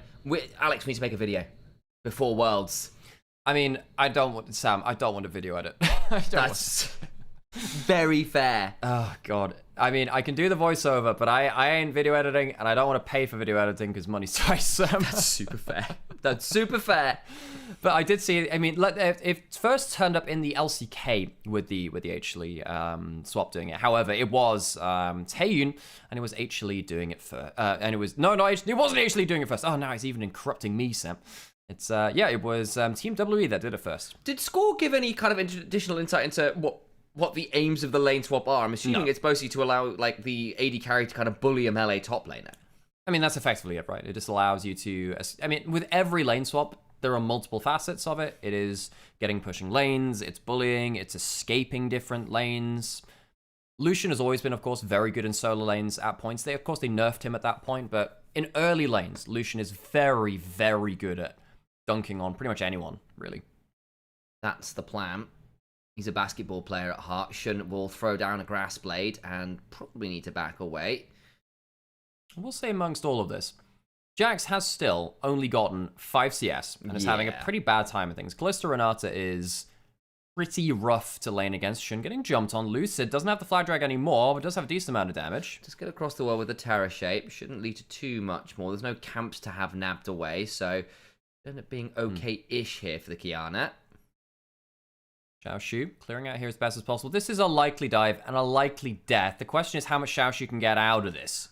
Did not quite land the Winter's Bite there, actually. That's really embarrassing. Beryl has to flash and Xiaoshu just survives. And now the wave is close to the turrets. Even if they redive, Xiaoshu will clear the wave now. So Xiaoshu, mission accomplished, I think. Is there anything going to be accomplished on the other side? Q charged up a little bit of wave clear. Xiaoshu is going to die. He will be able to clear the wave, though. It took a redive, but it is now done. Lucid burns the additional summon to make this happen. The Winter's Bite prevents Xiaoshu from getting on top of Lucid, who takes a bit of minion aggro, but now bot side looking to return the favor. Xiwu on low HP, but then the rest of JDG not exactly much better either. Yeah, JDG, and another tower shot taken by Draw, so that will be probably the end of anything dive-worthy there. They do have the bailout in case they wanted to go any further. Mid lane, it's just a wave clear war, folks. They are just going to sit here, trade waves, a little bit of splash damage on the HP. Won't really be any kill threat. We really wait until first item and then ultimates coming into the game for them to actually be characters in the game. I thought splash wasn't very effective and didn't do anything. Sam, these are not Magikarp in the mid lane. In fact, perhaps if they were to crest the dragon gate at the top of the waterfall, the carp could turn into a dragon. That is actually Chinese mythology. It's very, very cool. A fish jumped over, climbed up a waterfall, jumped over the dragon gate at the top of it, and became a dragon, which is why a lot of the time Chinese dragons look quite fish-like in terms of the scales which they have and some of the ways that they're drawn. Also why Magikarp turns into a dragon thing. Yes, in Pokemon. Yeah, although it's not a dragon type. No, it's not. Even Mega Gyarados is not a dragon type. It's a dark type. It's dark water. It doesn't even lose the flying type. And it looks like a giant shrimp. Yeah. Why is Ebby so huge? It's like just like Kaiju Ebby. Because, Ebby, our good friend in the Japanese top lane. I hope he's doing well. Obviously, like, this year was a lot worse for him competitively, but I miss Ebby. This time last year, I was going out to get ramen with him. It was a good time. He was over here in Berlin. Shun will nab away a little bit of grass there briefly. Because he can. He's a grasshopper! Quick, get him! Stop him. He's going to decide who loses. Quick, he's going to predict things. Root in the mid lane. Show. Oh! Nice angle. Showmaker doesn't survive, though, nonetheless. It doesn't matter at all, but it was really cool for one brief moment. He pointed and clicked. And Shun, you can see what might happen later on in the game when the Kiana goes looking for plays. Oh, man. That was wonderful. That was the second best mechanics of Malzahar I can ever remember. Shout out, Mark. The problem is, I don't actually remember any other real plays from K-Draw. That's the only one I remember. And I feel really bad to say that, but Mark, if you're watching, if you're listening, you need to know that's the only play I remember. Now, I don't know if you've got any XDDers in chat. If anyway... You decide whether Mark needs to see that or not, I suppose. Passive into bot side, Oh, great damage from the no! culling, no bailout, dead in the CC. Nicely done. Good combo there. Aiming survives the early lane by not being there. Is now 2-0. Does end up with a lot of spears in his head, but doesn't have them pulled out, and so he isn't leaking blood everywhere. Oh dear. Kalista Renata losing lane is a problem, and Draw's had a pretty rough time of it, folks. Had a pretty good playoffs run throughout summer. This one's been a bit rough. Shun has 6, does have flash. He can maybe catch aiming. He also has flash. Maybe an E to the minion, W over it. He doesn't need both blades to kill him, I don't think. Doesn't spot the recall. Beryl might die here, though, as compensation. Might indeed. Up comes the door. Doesn't really lead to all that much. Kiana ends up getting that kill. Nice deal. As Scout is about to face check Lucid, who will flag and drag, and then Showmaker will put down the Crescent Guard and turn out to safety with a Realm Warp. Just gets the standing to survive. Yeah, Showmaker doesn't have ult just as that happens. I think if he had that ult up, would have been instant click on it to cancel that ult. Scout did have flash, didn't want to use it. Good survival by him. Ryze has been one of Scout's more consistent champions. Scout has had a bad year, a terrible year by his standards. Of course, 4 years ago, 2021, JDG D+, or JDG, or rather EDG Damn one. Yeah. What was the World Finals matchup?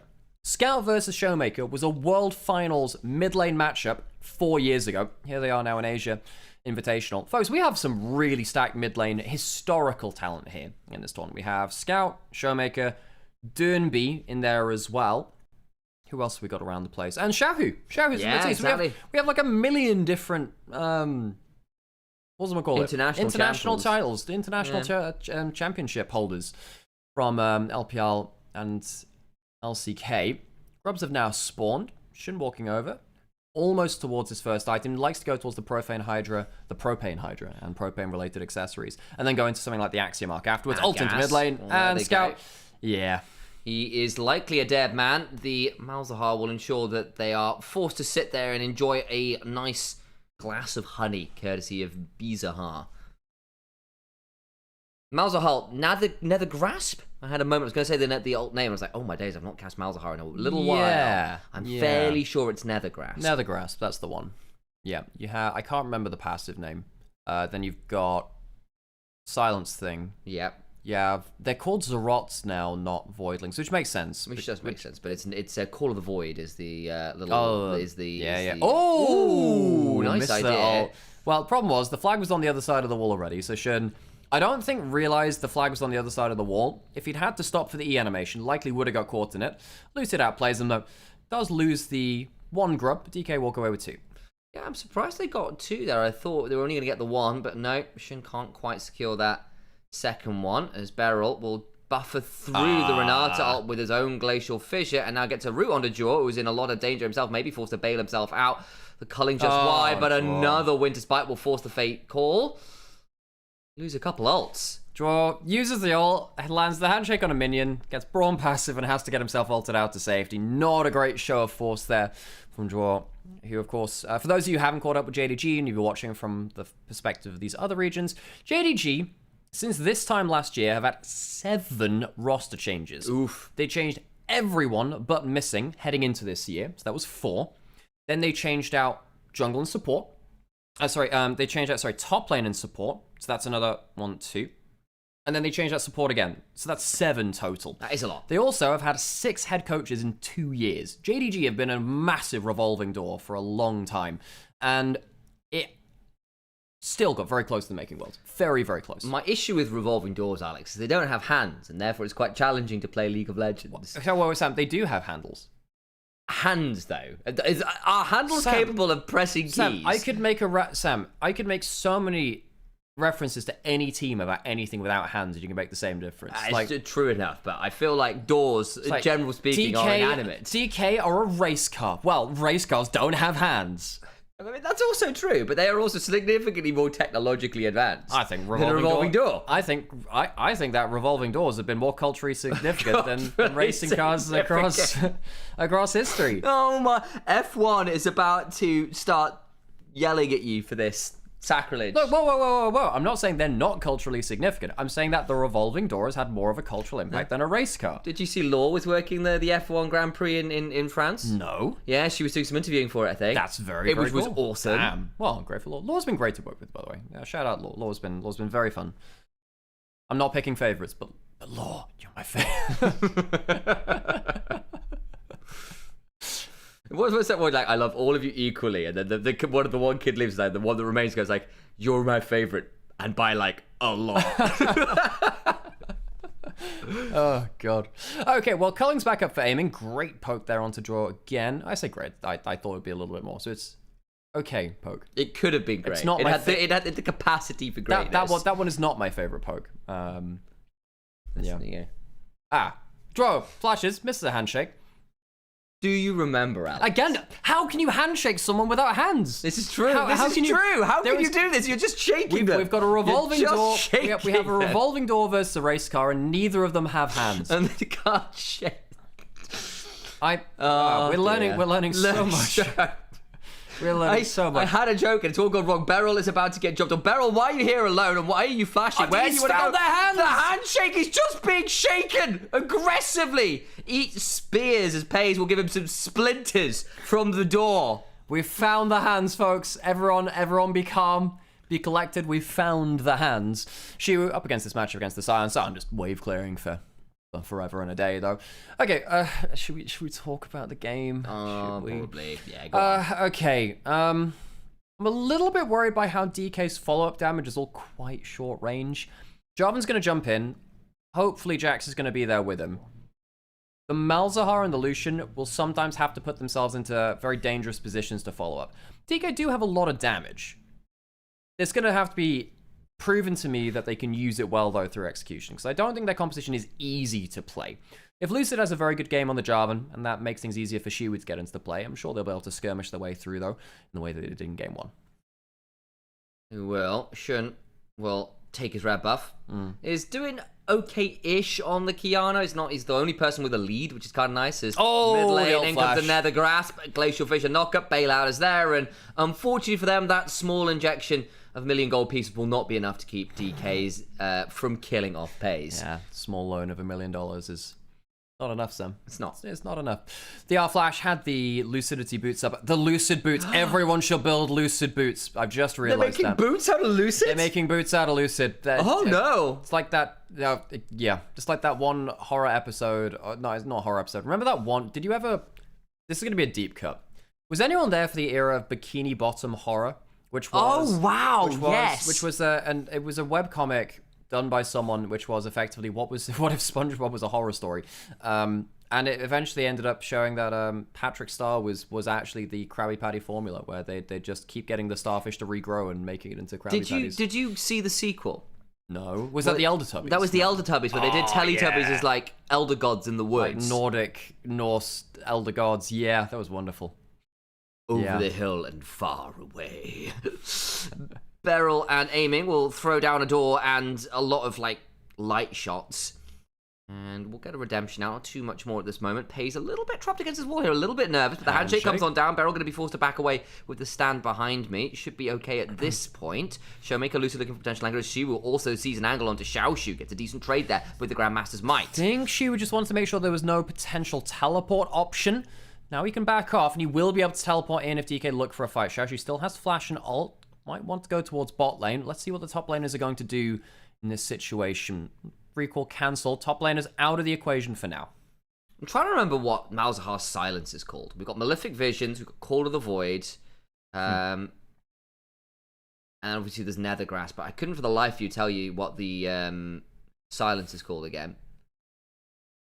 Emmy a lesbian. Well, congratulations.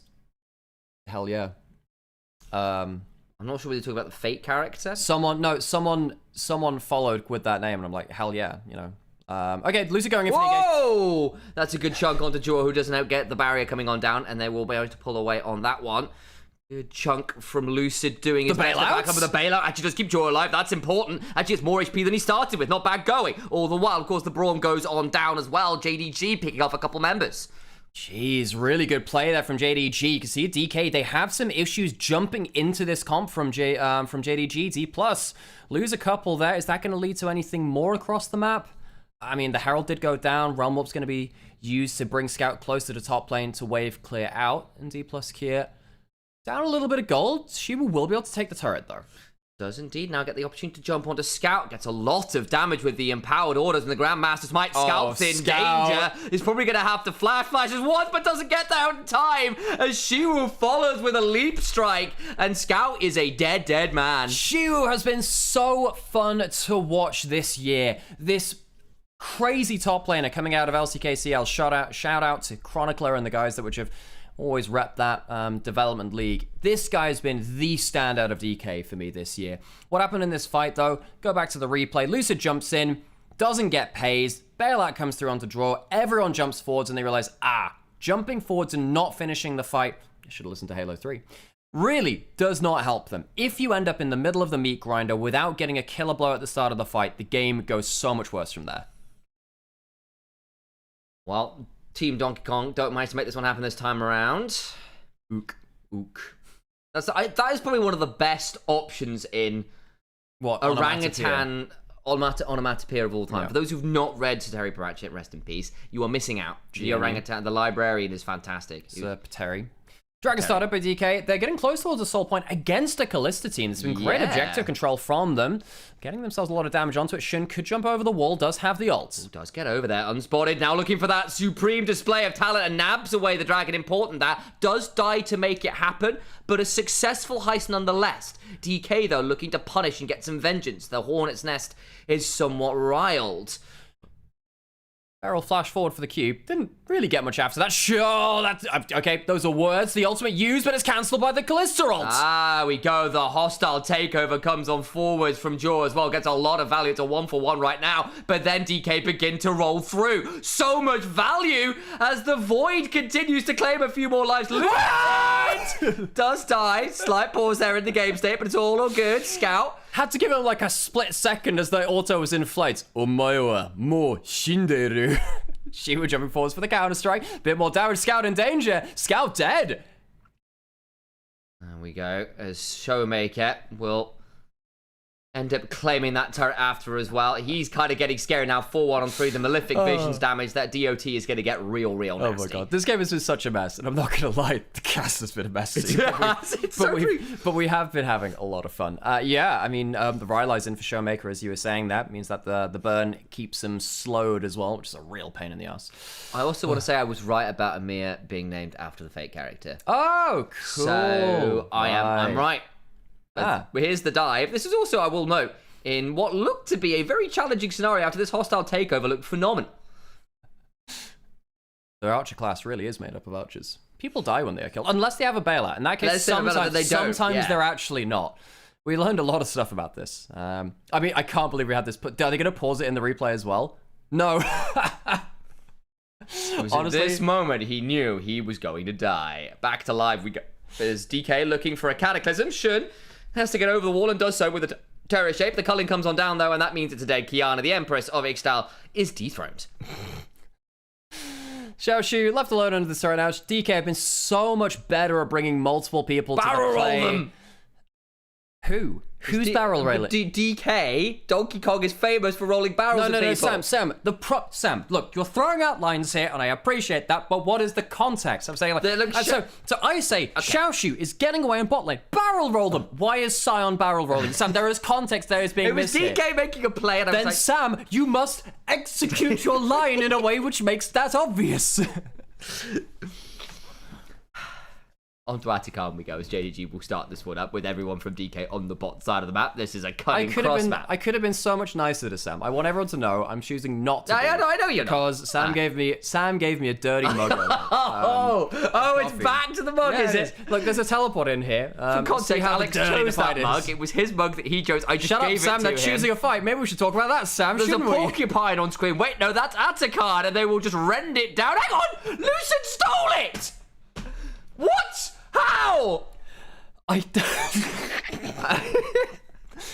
The power of the cricket prediction is just far too strong. How the shit did they lose it out to Khan completely filled with Ren stacks? This game is beyond reason. This is the first series of 3 today, folks. And these are meant to be our 2 best teams at the event. Sure, Malzahar. Why not? Sure, ult him to death. Cool. And he does die. Yep, that's the way that one works. Xiaoshu is now a zombie, and he will surely fall afterwards. The cranberries will not be required. They did a song called Zombie, for those of you who don't know. Yeah, it did. It was a good song. It was a good song. Yeah. I'm a little annoyed about that Adhikar now. If anyone wants to realize, if anyone wants any kind of, oh, I shouldn't realize this Krog's missing. If anyone wants to know what watching most of LPL this year was like, it was kind of like this around the Adhikar. Most of Adhikar this year from LPL teams was very spiritually draining. Spiritually draining? They just don't. They just they never actually use the ramp. Oh no! They just DPS it below 1,100 and it just dies.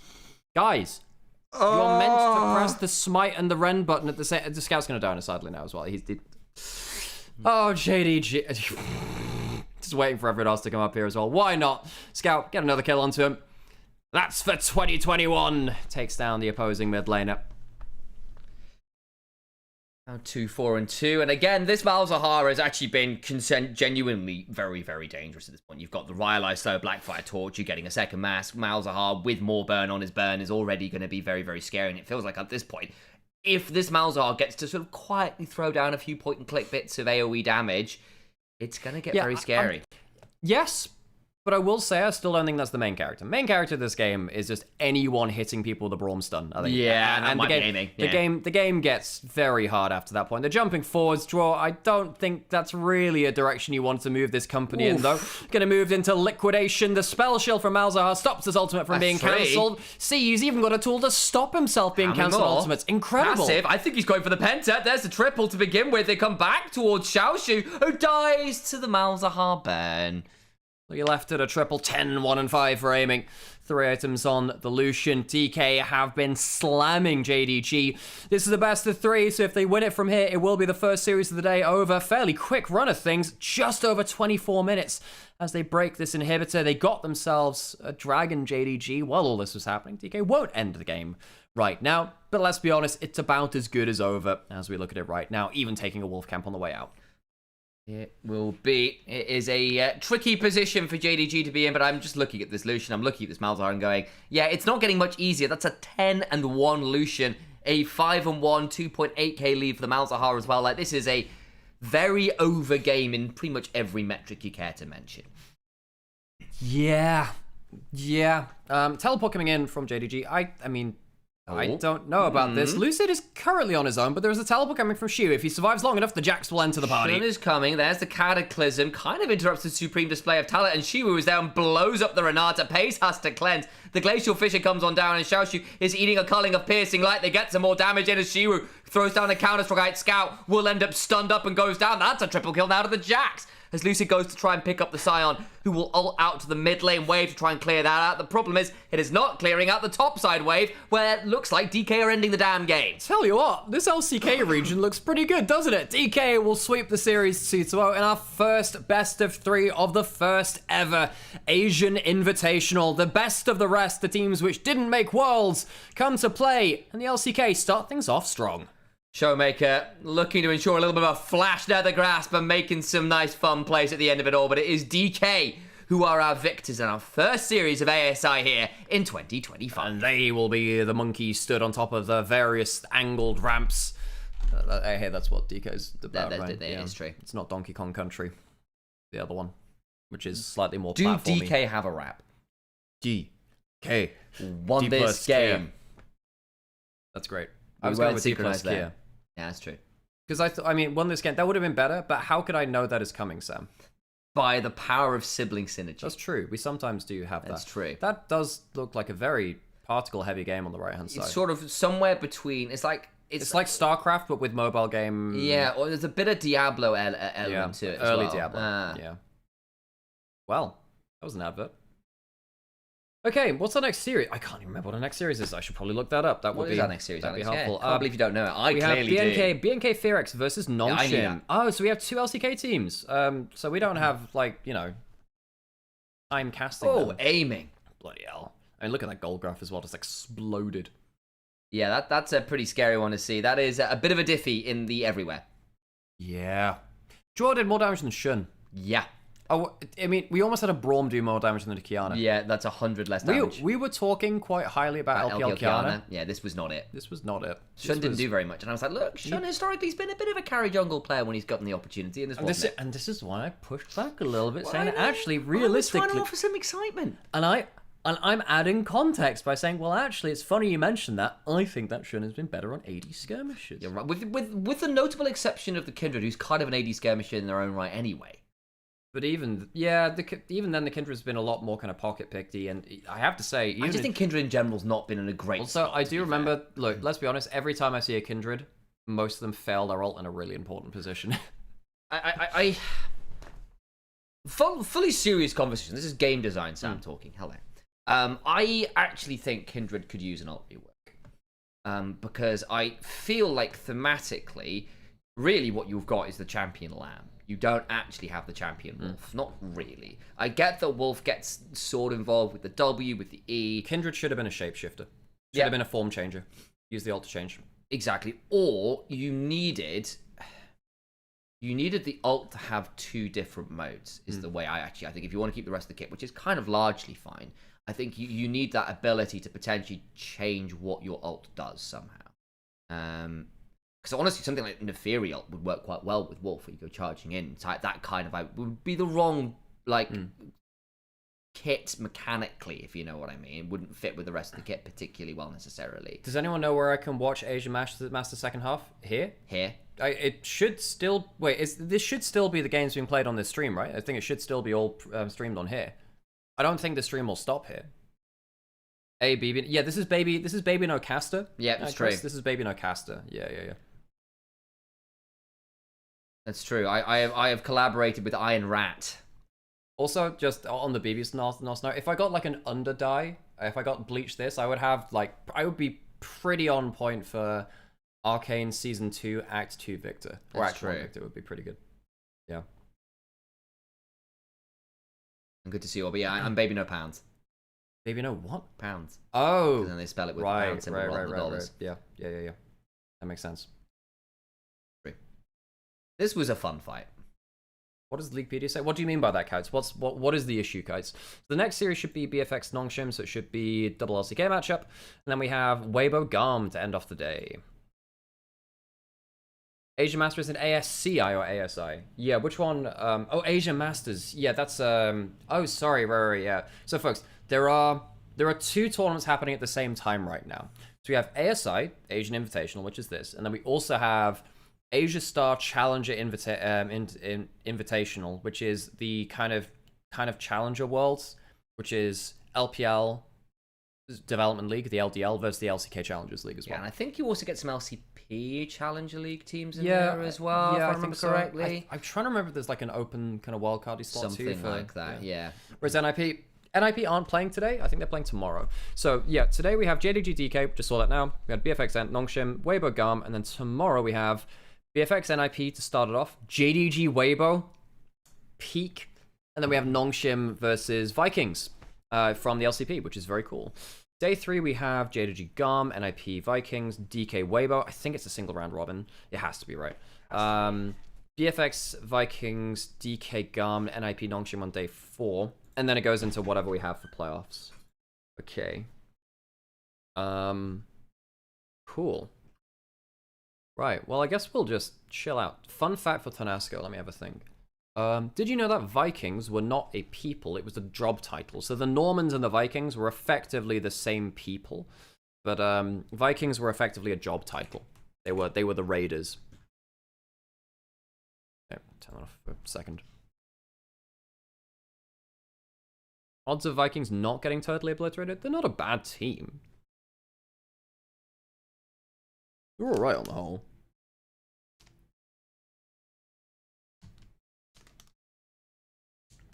Shu had a great game on the Jacks. It's very good from him.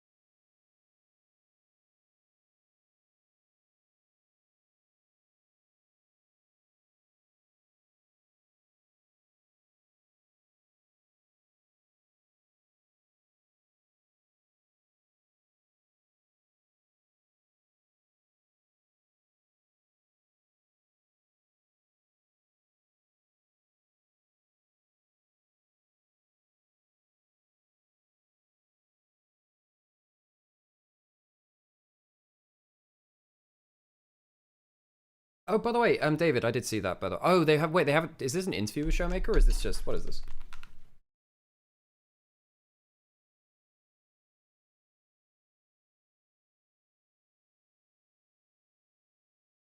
They have an interview with Showmaker. That's cool as hell.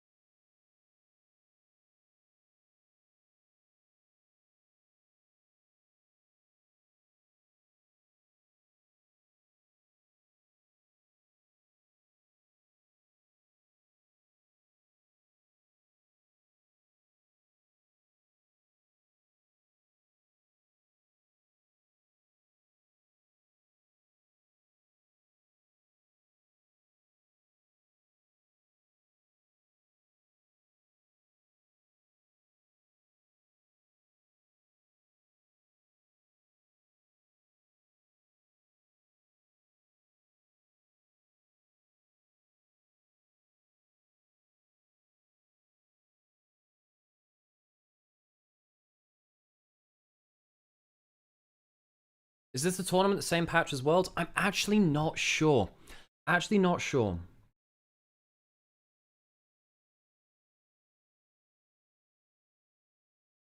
Right, let me switch over to this one real quick.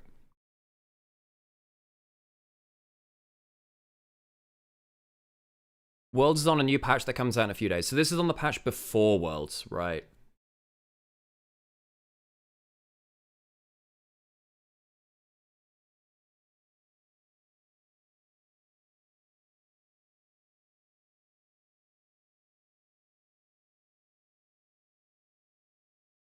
Hey Harold, how's it going?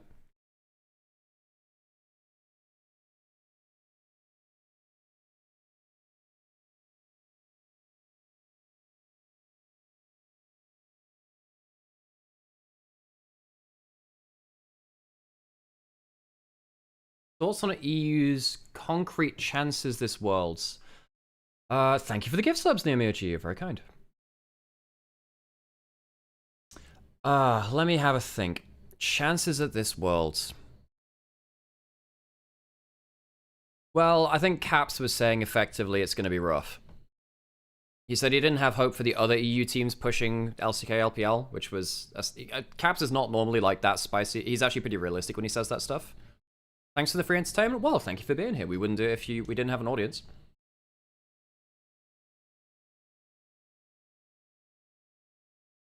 Good morning, everyone. I've been avoiding the last few streams because I don't want to get spoiled because it goes to at 8. 55 stream streak. Jesus, John. Appreciate you. Ooh. Yeah. I return. Oh, we got a community sub as well. Thank you. Yeah. Think about the concrete chances at Worlds for EU. I think that EU is moving in a direction I'm more happy with for Worlds meta. Because I think as the year has gone on, the meta has prioritized more aggressive jungle supports. And that has worked well for teams like Movistar Koi. I think Elyoy Alvaro, if they get something like Shinzao Rakan and just jump forwards aggressively, they'll work well with that. Fnatic with Razork Mickey can also be that too. I love the Vitaric they had. That was fun, yeah. And I think at G2, weirdly, they've actually not had the aggressive that. They've actually been, weirdly, they've been on the other side of that coin where they've been a bit more methodical. But Scumon's been fantastic. I think this Worlds is going to be a battle of bot lane laning phase of jungle support. And I think that one leads to the other to an extent as well. Yeah, because one gives you a platform for the other, yes. I think EU aren't going to get ass blasted, but I do think that it's going to be... Yeah, I mean, I think that, put it this way, I think EU teams actually have a decent shot against the LPL teams, whose jungle supports have been a bit more up and down. But yeah, I'm praying for two things only. Complete downfall of T1, and a complete downfall of all of Europe. Jesus Christ. Oh, that's quite a lot. What did Europe and T1 do to you? What? There's a tale there. There's a story to be told there. RNG fan. Well, not been a great year for you. I'm very sorry. Whoa. Well, RNG's greatest enemy is RNG. It's so true. So I suppose you would have been preying on the downfall of RNG, which has happened. Also a CLG fan? Oof. You've not had I'm an old school Gambit fan, so yeah, my team has long since been erased from the annals. Yeah, fair play. Oh, Coffee's over yours. Good. Tell Coffee we say hello, Tack. Oh, really? Damn, I haven't spoken to Coffee in ages. Here we go. Long time friend on that one as well. I've had a quick look through your video with Cadril as well, Alex. Yeah, very good. Yeah. Was it great from Mark? Not sure about that Nymaera guy. No, we did a wonderful job out. Right from oh, right. Sorry, I missed half the words. I don't know how. Yeah. Good job. Missing words, but I don't miss skill shots. That's true. That's a lie. I've never seen myself. Sam, I just want, folks. Is that because you close your eyes and you play the game and believe in the power of the... Whoa. You are talking to a person which just beat the Ghost of Yote coin game while all the coins were invisible. That's true. Folks, I just won an invisible coin game in Ghost of Yote. How did you do that? By completely winging it and just being... Sam, I just completely winged it. I don't know how else to say it. I was completely winging it. Honestly, I don't know if I could do that again, but I also kind of want to try it again just because, yeah. Anyway, I have a YouTube short out about that. I've tried posting some Yote content onto my TikTok, and a lot of people just don't vibe with that. We have a long ass break. I need to actually put some ads on. Did I put ads on already? No, I didn't. We'll leave it a little longer then, so and we can get it further into game. EG fan from the Siege days. Oh my days! Kept breaking my head. Yeah. EG back in the early days of League were a fun team too, because that's what CLG EU became, right? Or they kind of did they switch back and forth? Did it CLG EU to EG to Alliance? Was that it? I think it was the CLG EU. Yeah, I'm warning you. I'm going to have to leave for the partway through the third series because Emir Master starts at 3 p.m, which is when the third series is scheduled to start. Folks, we're going to be clowning on this tournament. It's like, true. The only way we're going to make it through this... the only way we're going to make it through this... Oh yeah, by the way, the YouTube short I have on our... There's no spoilers, it's just me playing the damn coin game, and I'm very good at it. By the way... Posted to TikTok as well. No, I didn't. But post it to TikTok. No, because people don't want Yote content on a League channel, Sam. Nah. So people unfollow me when I post Yote content. It gets like 100 views and people unfollow. So actually, I actively don't want to do that. Yeah, I can see that being problematic. Yeah, so you see why I don't do that. I might need to start a second channel and just be like post all my random shit on there. Because if I'm not doing like fairly detailed / curated content on my main TikTok, it just doesn't do well. Yeah, people unfollow me. Folks, people unfollow on my Twitch channel when I play Yote as well. I mean, it's just the nature of it. People watch for LPL, and that's fine. That's okay. People follow for the content they want, and it's very different content, so I understand that it's not overlapping. I do understand that. But yeah, one of the problems with making content, streaming, and stuff like that, yeah, people unfollow if people start doing different content. I mean, this has happened all the time. Whenever I was doing non-LPL content, people would unfollow. So we did that for when I was doing Live League, or when I was doing Arena, or when I was doing, loads of different stuff. I mean, I'd still have to do it because the channel needs to be live. But it is, it's just something they have to push through. And when I've been doing Yote, basically I've been on about 10 to 20 viewers because a lot, there's the regulars, the regulars in here, they watch everything, and I appreciate it an awful lot. But trying to convince people to watch different stuff is actually quite difficult. I'm up at 3 a.m. not doing taxes. I feel that. I also need my taxes sorted. Your job is doing taxes? Oh. Wouldn't happen to know anything about German freelance taxes, would you? I say that. I do actually have someone helping. I have like an agency helping out now, but they've been very slow. The tax person went on holiday for like 2 months, which has been really, really bad.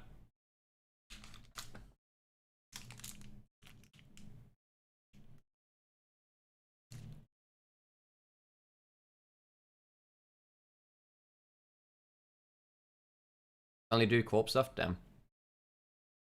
Damn corpos. It's true. It is the esports pose. FlyQuest or G2? Does Inspired pop off, yes or no? I think G2 are more likely to shoot themselves in the foot. That's true. I also think, honestly, compared to MSI, G2's jungle support have leveled up massively. I will say, though, this is where stuff like the lane swap changes really annoy me. Because lane swap changes in the way that they're doing it does change the early game an awful lot. And that could, put it this way. G2 were very good at lane swaps in LEC playoffs. Maybe there's an unintended consequence of increasing the timer for the lane swap detection, which affects that,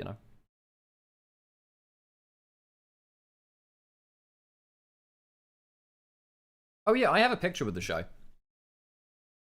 From 23 regionals. I also have a picture of Hysterics shaking his hand. The one with 369. Oh, from London. Yes. No, it was... Where else did you see him? EWC, I think. Oh, okay. Yes, it was. That's where it was. Forgot they won there. Mm-hmm.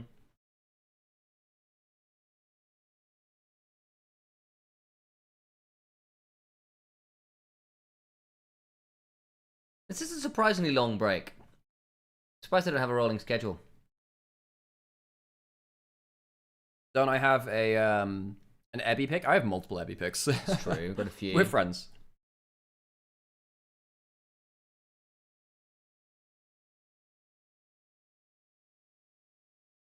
Some very nice comments on the K-Drill video, which is very cool. Yeah. Some people mentioning you as well. Yeah. Well, I wouldn't have been able to do any of this right without you, really. Like, trying to cover this as two people is already too much. But it would have been straight up impossible without it. I don't think people realize the difference in energy that you need to put into something between casting and co-streaming. It's true. I'd say, yeah, I mean, we're pretty high energy casters on the whole. I'm just quite high energy as a person, to be fair. Is that Bring Me the Horizon PM? Is that what BMTH stands for? That I've seen Bring Me the Horizon in a home gig. It was apparently really good, wasn't it? Yeah, it was really, really, really good. It was on the That's the Spirit tour. It was awesome. Slightly jealous I didn't get to go to that one, It was actually. really good, Sam. Yeah, I saw them in Berlin with Data Remember and Lorna Shaw supporting. That was really good, to be fair. They did a really good job with that one. But yeah, I saw them on a home gig. Throne was Pretty special. one of the best songs I've ever seen live. Yeah. It was really, really, really good. Yeah. Pretty much everyone I knew in Sheffield was there too because, all the metalheads were out. Sheffield's quite a metal-heavy city anyway. Ish. I mean, I feel like there's a big scene there. Not as big as I thought there was. I thought it was more before I moved there. Then I moved there and I realized that everyone just listens to Arctic Monkeys. I mean, it's the North, right? Everyone does that. Did Noodles win this one? But folks, Nongshim Noodles got me through university. That's true. I'm not a fan of Bring the Horizon because they went soft. I mean, I still think creatively they were very different. I really appreciate the way that they really changed the landscape of kind of metalcore songwriting in terms of how do you do dynamics between drop into a verse, only drums and guitar, bring in bass for the second half of it, ramp up into chorus. That has just become the standard. How do you build through a verse into chorus? Electric Callboy, yeah, I like them quite a lot. I've never really listened to them. I saw them when they renamed because they used to be Eskimo Callboy. Oh, I remember that. Yeah, obviously, it's a little bit Eskimo's not really a word the Inuits go by. It's kind of one of those words we go, guys. It's a bit outdated. We don't go by that. It's like, oh yeah. I'm trying to think of that. I mean, I've seen some real heavy bands over time. Yeah. They were good fun. I'm going to put this out there. I know people say that BMTH went soft. I actually think when they were heavier, they were actually not that good. I'm going to put that out there. Ollie can't scream. Because Ollie can't scream. No, not really. Not really. Did I just hear Sheffield mentioned by casters? I went to Sheffield Uni. I went to Uni of Sheffield from 2014 to 2018. Yeah, I did physics there. So yeah, I spent a lot of time in Sheffield. In fact, I was the president of the Esports Society at Slugsock at Sheffield for a year. I was the Esports officer, inclusions officer, then president. Yeah, so I spent a lot of time around Sheffield. I was in a league team at Sheffield called Compliments to the Chef. That's pretty great. You live in Crooks. Holy shit. No way. I used to live there. I used to live up in Crooks. Alex used to be Damn. Crooks as well, yeah. Yeah, I moved around. I went from Broome Hall. Yeah, so it was just down the hill from Broome Hill. So I went. It's in Broome Hall. I was in halls first. God, what was the Hawks? What was the hill? The halls I was in. Oh, it was on that. It was the smaller set of halls, but it was the one closest to uni. Can't remember the name of it now. But yeah, one Broome Hall. Then I moved up into Crooks. Yeah, then I moved up into Crooks for my last year or two of uni. Used to live above a Chinese takeaway.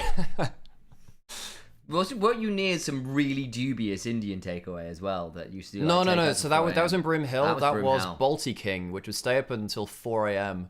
That's the one. Yeah.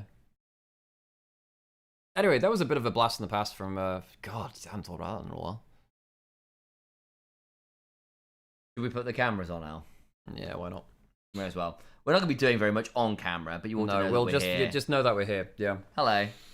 I agree that Bring Me the Horizon weren't good when they were heavy, but the problem is they gave up on it. If they just stuck to it, they would have been a considered top 4 deathcore band. But the thing is, now they are probably the most popular band of their genre in the world right now. So in the demographics they've been in. I tell you what we'll do is I've got a BMTH story. Yeah. So one of my best friends from home is a guy called Callum Benson. Shout out to Callum, who's a great music producer, by the way. If you ever need some music production stuff, go check him out. Steel City Studios. Works at Steel City Studios. And the owner of the studios and Callum's effective boss is a guy called Phil Gornell, who you may know because he is the producer who did Sempiternal. He was the producer for Sempiternal. When they were doing Sempiternal, they outsourced their programming work. So that's like when you listen to a song and you've got all like the strings and synths and all those kind of bits. That's called programming, basically, is what it's called a lot of the time. And they outsourced their programming work, and they gave it to a guy called Jordan.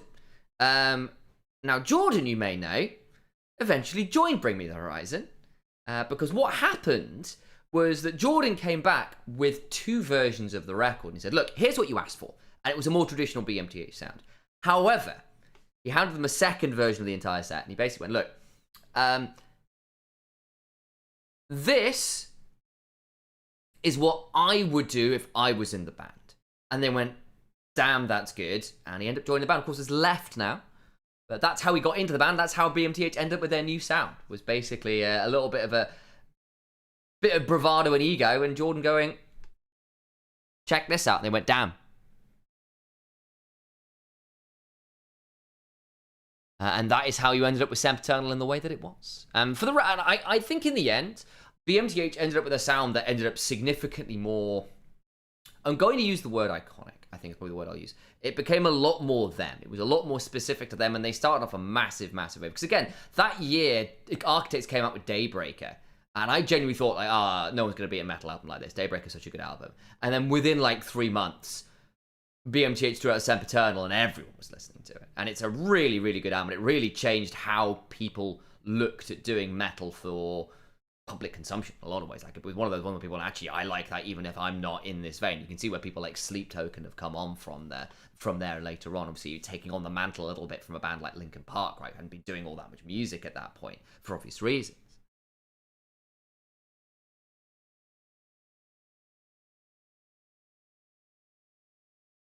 But here comes our next set. They're coming out with the paper versions.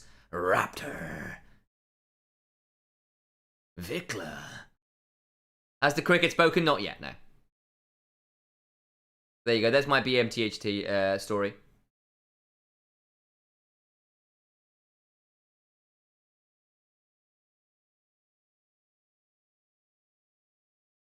There they are, sat in the seats. That is a proper death stare. Don't mess with this man.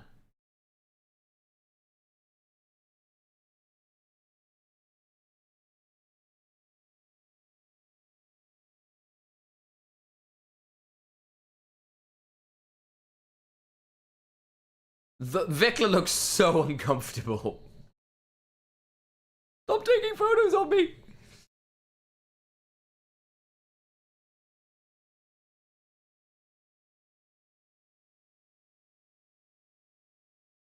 Oh, thanks for the follow, Sean. I'm assuming you're from over in Nivea's chat. Appreciate you.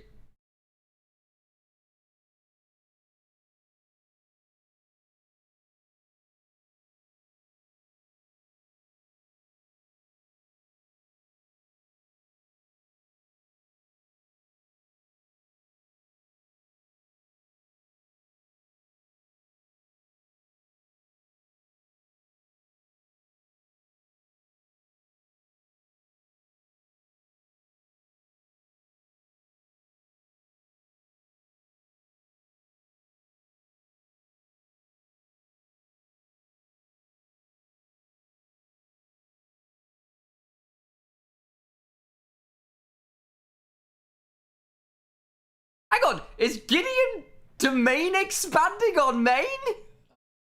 He is! Look at this cutout! They've got a cutout of Gideon domain expanding! Domain expansion.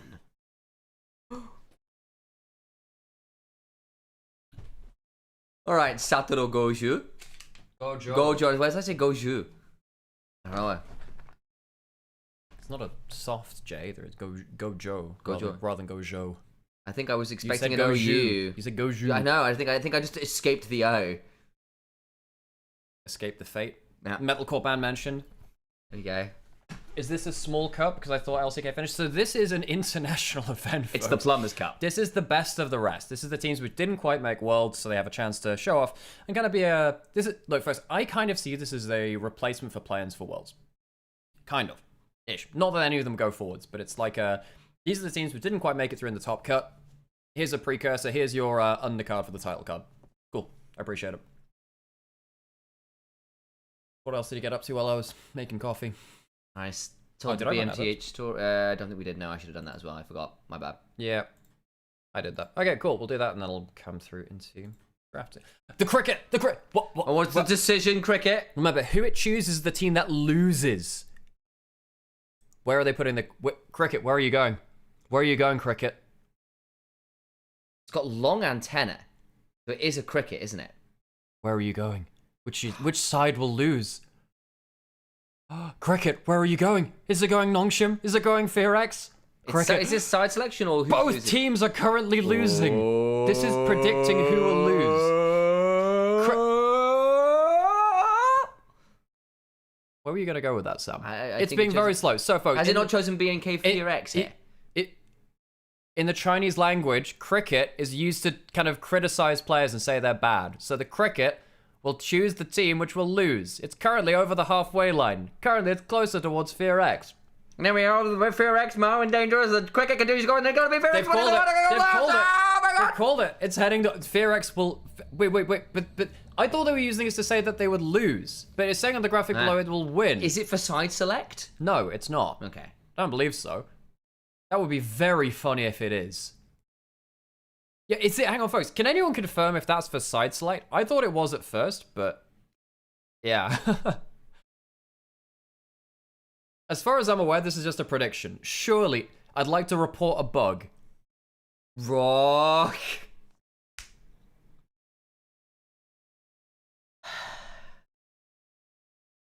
That was really good, and I hate you for that. That can't be side select because they're immediately into champion select. They'd give them... It can't be side select, otherwise they would just immediately change it. Okay, we're into the draft for our second series of the day. BNK Fearex versus Nongshim Red Force. First pick of the Rumble. Jarvan Orianna taken away, so you've got an AoE combo of team fight for both sides right now. Now, I guess into the Orianna, you can think about Ryze, you can think about Annie, you can think about Victor. Question. Yes. I'm seeing the Ambessa hover. It's locked. So that means... it wasn't Kellen a Rumble support player, is what I was going to say. Is they lock in Ryze as well? Wasn't Kellen a Rumble support player? Well, it's going somewhere. I thought that was going to be an off-the-wall chance as I saw the Rumble. And I suddenly feel much more right about this. And the Aurora's now going into the top lane for Kingen. So they have double mage side lanes, which are really good with the Jarvan. And BFX have a pretty squishy team, which now means that if Jarvan finds someone, the follow-up pretty much insta-kills. Pretty much. Yeah, but Ryze could just EQ. Not if he's dead, he can't, Sam. But he will have a Rower and a Seraph, Alex. What? If he's dead, it doesn't matter. On the dawn of the 30th minute, he'll come back. Well, I'm banning out bot lanes now. Banning out some. I guess you ban out Alistair here, maybe from Nongshim as well. By Nongshim. They want to stop stuff which doesn't get insta killed. Oh, banning away Diablo's Caitlyn. Diablo has been a very good Caitlyn, really, really, really good this year. Diablo might be like most improved or best rookie. Like it's him or Honkyu probably are the two best rookies in the world. Honkyu played last year. So he isn't a rookie. Yeah, he did. So he's not like a rookie. I wasn't sure whether he counted. I can go check up his history if you'd like. Yeah. Because I wasn't sure if it was for one of the off-season cups. Let's have a look. See, is he a rookie this year? He played in PCS in 24 Summer, so he's not. Okay, then. Yeah. Alas. Yeah, he came through in PCS Summer. So I mean, if you go by LEC rules, which is if you play like Summer Split, then you count as a rookie towards the next year. Technically, he is, but yeah, Honkyu is like, yes, he's still in the same bracket as like this kind of new wave of players coming through. But yeah, so he did win LCP Rookie of the Year, right? So maybe they counted it in LEC rules which is what LEC changed this split, which is you have to have played more than one split. Because if you play one split, you only get half a year to get judged on. Whereas it should really be on your first pro year. So if it goes to a year and a half, well, whatever. But yeah, feels a little bit more fair that way. Right, going into the last parts of our draft. Jhin used to help set up this big combo from the Shockwave Aurora Jarvan combo. Other side, no Lucian Braum, because the Braum's banned out. So what do you pair with the Lucian now? Is this going to be Rumble Jungle? It might be Rumble Jungle, could be Ambessa Jungle. Is that a thing right now? I don't think so, but it could be. It's Lucian Jungle, Alex. Double tap the monsters. Sam, that still means that someone has to go into a weird role. Yeah, I think we're looking at a Rumble Jungle, guys. Yeah, it could be. All right, well, I'm not going to lie, Sam. I haven't really read up on this kind of stuff. I thought this was going to be a cheeky... Nando's? No, a cheeky small tournament, you know? Okay, yeah. What kind of sauce you can have with it? Lemon and herb? Equalizer sauce. Oh, that sounds quite spicy. You know, lay that red carpet across the sub. And it's like, damn, that's a hot sandwich. Yeah. Does it come with a dirty mug, Alex? No. Oh. No. That only comes when your brother really wants to make a point about. Yeah, it's true. Yeah. The reason this is, it's just like, why has Alex chosen the dirty mug? You know what? It's not for me. What? I was wondering why you chosen the dirty mug. And no, Sam, it's not for you. It's for me, Sam. No, I didn't finish the sentence, Alex. It's not for me to judge. Yes, Sam. You just left it hanging. I was because I was thinking about it. It was a dramatic pause. No, Sam. It was a pause of I finished the sentence. I was mid gesticulation. Your delivery pillar of casting needs work, Sam. Connection. Pillar of casting for you needs work. You should have known that I was keeping it going. Is it Ambassador Jungle? I'm not going to lie, folks. We were bickering too much to actually see what happened there. Is it actually Ambassador Jungle? We'll find out soon. We'll find soon. I think that might be Ambassador Jungle. I think it's Ambassador Jungle. So, has Ambessa had changes to make her jungle viable, or is this just always been fine there? I know, but I do remember there being some whispers when she was first being tested. Ghost of Yote waiting room. Yeah, I'm trying. I want to see if I can finish Yote ASAP. Because I need to get some content done with it, and there's a lot of League to be watched in the next couple of days. Oh my god, are they going to do it? Are they going to do a cricket prediction after the draft? No, they're not. Okay. I was excited for the cricket. It was a one-day international, Al.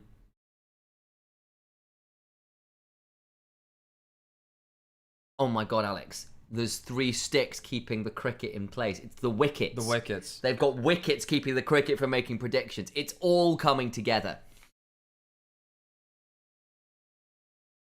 So it is. There you go. Raptor Ambessa Jungle. We saw like a couple of games of this. This will be my first look at an Ambessa Jungle. I genuinely don't remember. Last pick was by DFM in LCP. Guon was the last time Ambessa was jungle. Gotcha. Huh. Did it win? She's been jungle viable in the entire year. Yeah, it's just that she's been very good top lane, so whatever. Now, the problem is, she really needs stats to stay alive when she dives in. In jungle, you have less stats because you have less XP and gold. God decent enough setup from Alistair Rise, and as a jungler, it doesn't mean you can go looking for long-range public execution angles. Problem is, once you're into the fight, you just immediately die. Now, here's the better comp. I think I prefer Nongshim's comp. I think that Jhin, Nico, very strong lane. Aurora beats the Rumble in lane if the Aurora is good. Orianna should beat the Rise just by a little bit. So even if it's not like a huge winning lane, I think Nongshim have good lanes in all three of them. And they have a very easy to play combo. The Jarvan just dunks someone as a bunch of follow-up. Whereas BFX kind of has to come down to whether they skirmish well. Meant to replace Vi? Well, Vi's actually still pretty okay. Haven't seen that much Ambassador Jungle. I might have cast one game of it. I'm not sure. I think I might have seen one game of it back in winter or something. My memory fails me on this one, it must be said. I have no memory of this champion. In jungle, specifically.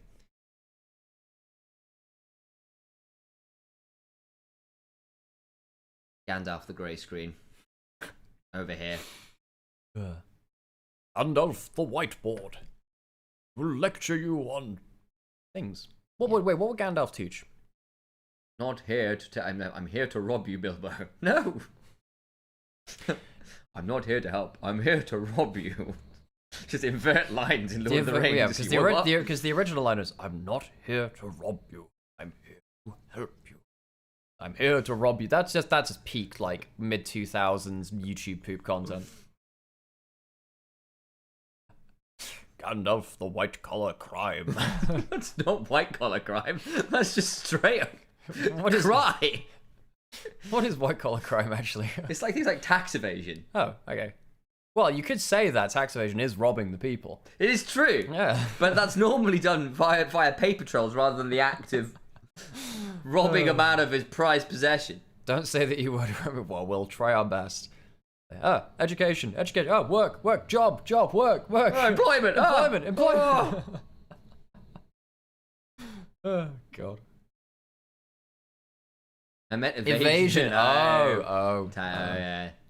Tax evasion. Tax evasion. You didn't wait for me to get the right part of the riff, Sam. I didn't. This is a common theme, Sam, when we do musical-based puns. You will just come in whenever you feel like you It's barge true. your way into the wrong part of the song before it is appropriate to do so. You'll skip lines, Sam. Yeah, that's true. I think we're having creative differences here, Sam, when I'm using music bits. Not stop. You've heard of the, you ain't seen nothing. You might think that Liam and Noel was the worst brother-related music rivalry. Oh, man, we saw Oasis just before they To broke me, it up. sounded like you were humming it to the tune of My Sharona. That's exactly what it was. Exactly what it was. And then Sam came in at the wrong point, and it meant that even people who might know the song My Sharona would not know the riff. I thought you were going to take too long, and I thought I was just going to keep going. Also, I'm not going to lie. Sam, have you seen how much time this is taking? We need to buy as much time as we possibly can. The cricket isn't on screen. We could have gone back to the DK. Shut up. No, The grasshopper is not on screen. How can we possibly give the people what they want when the cricket is not on screen? We have to compete with the goddamn bug. The honest answer, Alex, is I don't know the riff to My Sharona well enough to know when the timings are. Anyways, So you got it wrong. Oh, I see. You don't know the riff. But why would you go? We were way past that point in the song. No, we weren't. Yes, we were. No, we weren't. Because Sam, that riff happens all the time. It's true. It just happens throughout the entire song, Sam. But the point at that point, you've already got the "Ooh, my pretty purple one." That's the wrong key. It's not if you do the falsetto harmony. It was the wrong key. Oh, my pretty. What was the pun? Look. I need you to understand. The pun is not the point now. It's not. What was the pun? Okay, Sam, I'm going to relate this back to League of Legends. We've got to pause. I'm going to relate this back to League of Legends, Alex. Sure. Was anybody here at 2015 Worlds? Yes. Because they had some pre-game songs that they were showing in the arena. And they had like the Rush Hour bot lane love song. But they also did My Soraka. My Soraka. Oh no, it is the right key. You're right. That worked. I didn't believe in it. That stings. That stings. With the immortal line, "Oh, my pretty purple one," running down the bot lane ambulance. My Soraka. and I've never been able to find this version of the song, but somewhere out there, Riot has got a meme version of My Sharona done as My Sharona. Okay. Oh, my pretty purple one. The problem is, because Sam's not heard that song, like, ever again, he can't remember any of the rest of the lines for it. I just remember the, like, running down the bot lane a word. I've gone with ambulance to try and fill it in, but I don't remember. One time, my best jungle was picked like 20 times in tier 2 this year. There you go. Fun fact, I'm best... Oh, yeah, cool. 20 times in tier 2. Right, so is it most of it in LGL? That would probably be, yeah, like one team just play. Now they're saying Nongsha will lose. This is what we're here for. This is what you asked for. Heavy is the grasshopper. Heavy is the ground. Heavy is the ground. The grasshopper, yeah. Heavy is the ground. I can't remember the rest of the lyrics. I'm not gonna lie. I didn't actually listen to that. Like, I heard that song so many times in every single cutaway from the game in Worlds 24 that I just got very sick of the song very quickly. I liked it in the end. It was on every transition all the time. That hasn't stopped you enjoying songs before, Alex. No, because, yeah, but then if it's a song which I enjoy like that, then it's one which is a really good song a lot of the time. And I think it's a good song. Sam, it is a fine song. It is not a good Linkin Park song. I wildly disagree with no. you on that one. It is a good song, but Sam, the standard I have for Linkin Park is really high. Because, I have the... In fact, I'm going to go... Will, let's get the damn camera. Yeah, it's true. I'll turn the camera on. Yeah, but I still think it's a good Linkin Park song. I will disagree with you on that one. No, it's not. It's a decent song. No, I think it's a good Linkin Park song. I think you're wrong. I have the Meteora like 20th anniversary thing. I have this. This is my favorite album ever. I have the Hybrid Theory one. B tracks from this album really good. are better than anything released today. I think Heavy is the Ground is a good song. And I think it's a good Linkin Park song. Sam, that's not and the I point. think it's a good Linkin Park song. No, Sam, it is a mediocre Linkin Park song. It is fine. It has a good chorus. The verse is pretty much not there. It is only a chorus song. It only has chorus. I think that the verse and a lot of the rest of it is kind of meh. I like the loops in the verse. Exactly. It is a generic Linkin Park song, and I don't think it innovates that well. It is clearly made to be like commercially viable or whatever, and that's fine. It's good for Worlds. I just don't think it's a good Linkin Park song. I don't know. I still think it's pretty... I think it's very catchy. I think it's a good Linkin Park song. It's not my favourite Linkin Park song ever, but I think it's a good one. I largely prefer the stuff on, say, first 3 albums, but I still think it's right up there as a good song. It was great live. You just cut off Thousand Suns like that, huh? Yeah.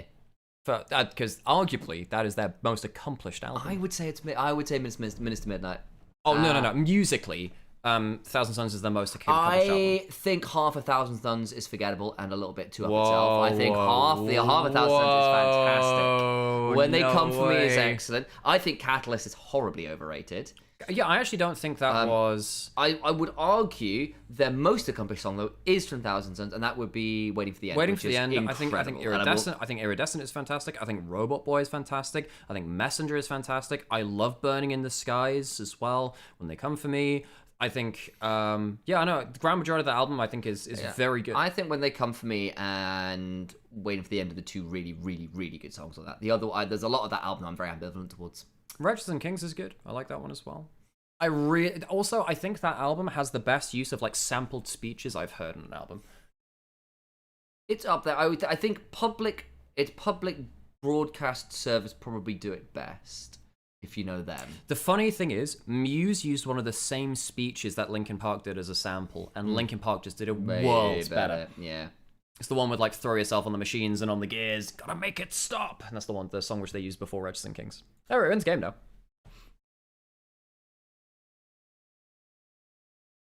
The World song haters roll. No, the thing is that, look, it's a good World song. I just think it's a quite generic, mediocre Linkin Park song. I don't think it's anything special. It was played it very safe. How do you forget Milky Way picked it in LPL in summer? Because there have been like 850 LPL games. And I can't remember forgotten he'd done that. I do now remember doing that. And also, Milky Way was kind of shit this year. and then got dunked with all of like the match fixing allegations. We don't know what's come of them yet. Of course, that's not been proven. He is fighting it legally, but the allegations were there. So obviously, he had to step out for a bunch of summer. So Milky Way is no longer really in the spotlight now.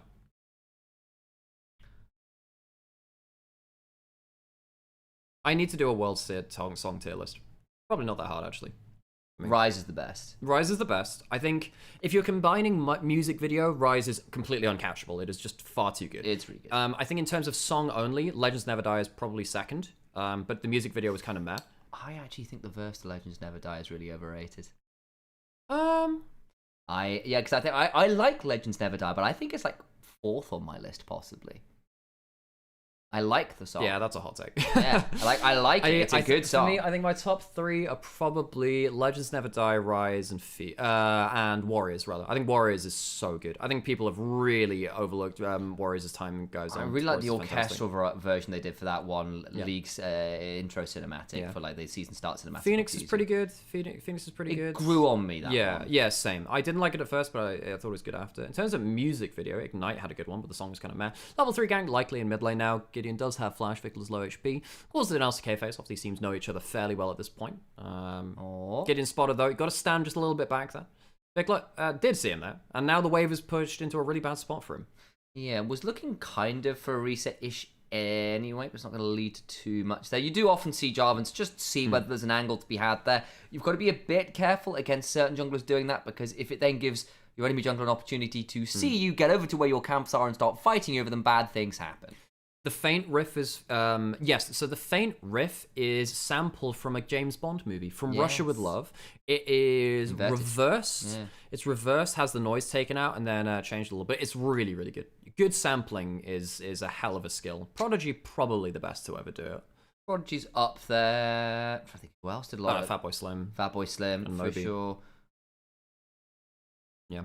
Anyway, no kills right now. Root landing in the spot side, level 3 to level 2. Alistair, of course, gives you a bit of sustain over time, like that with the Triumphant Roar. Thank you for showing us that on the screen there. Doesn't sound very triumphant.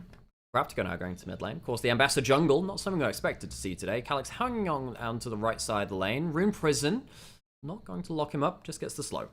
Yeah, I'm going to be making a lot of clever girl references because Raptor's on screen. Clever girl. Exactly. Yeah. You have Raptors? Yeah, see if you CC him, you've caught Raptor and Amber. Very good, very good. Yeah, I can see it. You know what? So, if I don't know if anyone out there has been watching Alien Earth as it's been airing. I haven't watched all of it, and I'm not going to go into spoilers because people might want to watch it. Something has somewhat ruined my viewing experience of Alien Earth, though, is that after a while, Alien Earth is kind of like Xenomorph Jurassic Park. Oh no way! That sounds excellent. Yeah, but without nearly as much philosophical understanding or as good dialogue or cinematography. Because one of the things that I think... Look, it is a crossover of Umbrella Academy, but not the best bits, and Jurassic Park, but with the Xenomorph, without the philosophical understanding. Okay, so like the Xenomorph is taking the role of a raptor. Okay. Yes, legitimately. Sam, there is a point where, like, holds out the hand in the same way. It's just, okay, that was a flash away. That's a flash forward for a root. That's not bad, and they get the damage there. There's no raptors to be seen here, but maybe the need for a Dennis Needy to turn off the power and reset for BFX may be required nonetheless. The problem all comes from the frogs. That changes all the genetic code of the bot lane. Nico changes everything. What do you mean? They're all meant to be females. Life finds a way to win bot lane. I say that, but Life's not in the game. He's not. No, it's true. I really enjoyed watching Life play in FPX last year. It was like Doc Dam and Life playing the Ashe Rumble bot lanes. It was fantastic. Yeah. If you're thinking Alien Earth is just Jurassic Park, you're missing the entire point of the story. That's why it's called an oversimplification to make a funny point. And I also brought out some other parts of it too.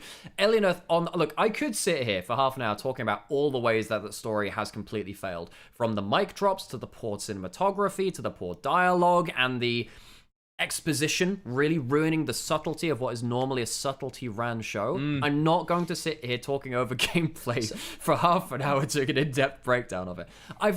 I think Alien Earth had real potential and it squandered a lot of it.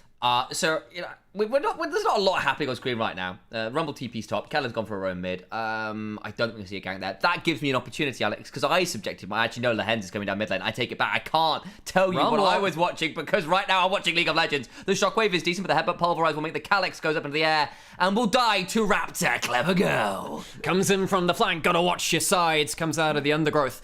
A Raptor sinks the fangs in. First kill for BFX. That was good. Thanks. I've been I would say I've been practicing it. I haven't. That was actually That was impressive. We can work with that. I'm not really sure what other dinosaur puns we can fit in here. We can certainly try though. Oh, Curtains G was going calls. to curl the curtains. Diablo gets hit by one. Has to flash out of the area. He's kind of trapped under the turret though. Will dodge the deadly throws. Raptor now coming on up. TP behind. G, you need to go for the killer. It's over. In they go. TP's there. Kellen behind. The deadliest cow is the flanking one. Don't think he counts as a Velociraptor here, though. No. Longchamp will go towards another large reptilian and take down the dragon. That one won't be shown on Parks here. Be taken down and put around as a prize. Down. Okay, I'm gonna stop. I'm gonna stop arguing about guys. Alien Earth. I'm gonna stop arguing about it because like it's gonna really get to me. It's just a very poorly executed story for what it is, especially in the alien genre as well. Raptor will be found out in the jungle here, and the hunters will not get him this time. You're looking at a very big alien aficionado here. So. Yeah, Alien is perhaps my favorite movie of all time. It's up there. Yeah, Gideon now going towards the Raptor camp. Oh my god, there are so many of them. We've got a full pack of them. Is the electric fence up to try and stop Nongshim from encroaching into the pen? I'll be able to get out of this one. I'm going to need more Jurassic Park references. Sam. I will try my best. We don't have a goat here. No, well, yeah, I don't know. Who can we choose as our goat this game? Diablo is a goat in the making. He's a baby goat. Yeah, okay. Diablo is now our goat. So if he gets fed to a dinosaur at any point, we can have T Rexon in the top lane. He's kinging. Sam, There's a Rex. Rex. No, Sam, Rex means king in Latin, Sam, and therefore kinging. Just awful. Ugh. T Rexon. No, Sam, no. This, your delivery needs work, my friend.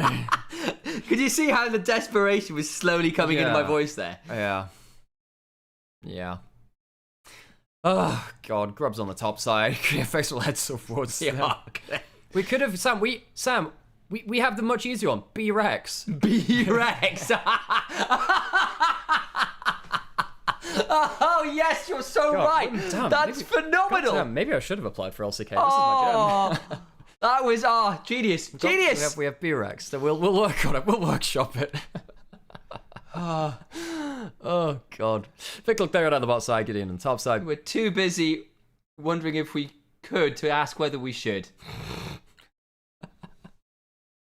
I have to say, my favorite scene from the original Jurassic Park is that dinner with the lawyers and the scientists. Yes. It's like, oh, it's meant to be the blood. I've only got the blood-sucking lawyers on my side. You're supposed to protect me.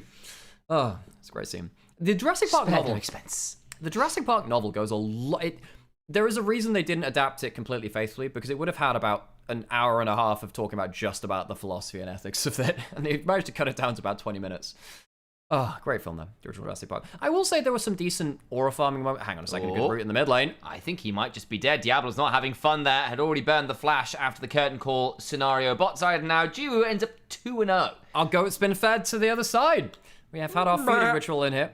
And actually, it's looking pretty good right now for Nongshim, it has to be said. The 2 kills going onto the gym feels pretty good. It's still early on. We're still looking only at 500 gold lead, but a little bit of a contest over this Raptor camp again. A little bit ironic, of course, the Raptor then being forced to leave. There's a collapse coming in from BFX, but they don't choose to commit to it. Didn't have the full numbers to get a numbers advantage, especially with Diablo coming back out of base. And Diablo's now 0-2 for all. Diablo has been talked up. He's been focused on quite heavily here. 1 kill in lane, 1 in that mid lane. Uzua left alone. Left a little bit prehistoric with the way he's been, the amount of time he's been spending dead. Kingen farming out fine in this top lane. Nongshim. We did say they have the easier combo to pull off later into the game. Need to see Gideon start to pull things off. Now, of course, we know a little bit, well, I know a little bit more about Gideon because Gideon was in LPL in 2023. Yeah. He was on Invictus Gaming on the Band of Misfits, really. He did okay, actually, for a little while there. That was when they started to, make things work. That was the YSKM roster as well. Very exciting team. And then what happened here? Was it a Deadly Flourish angle? Deadly Flourish just gets caught by all the CC.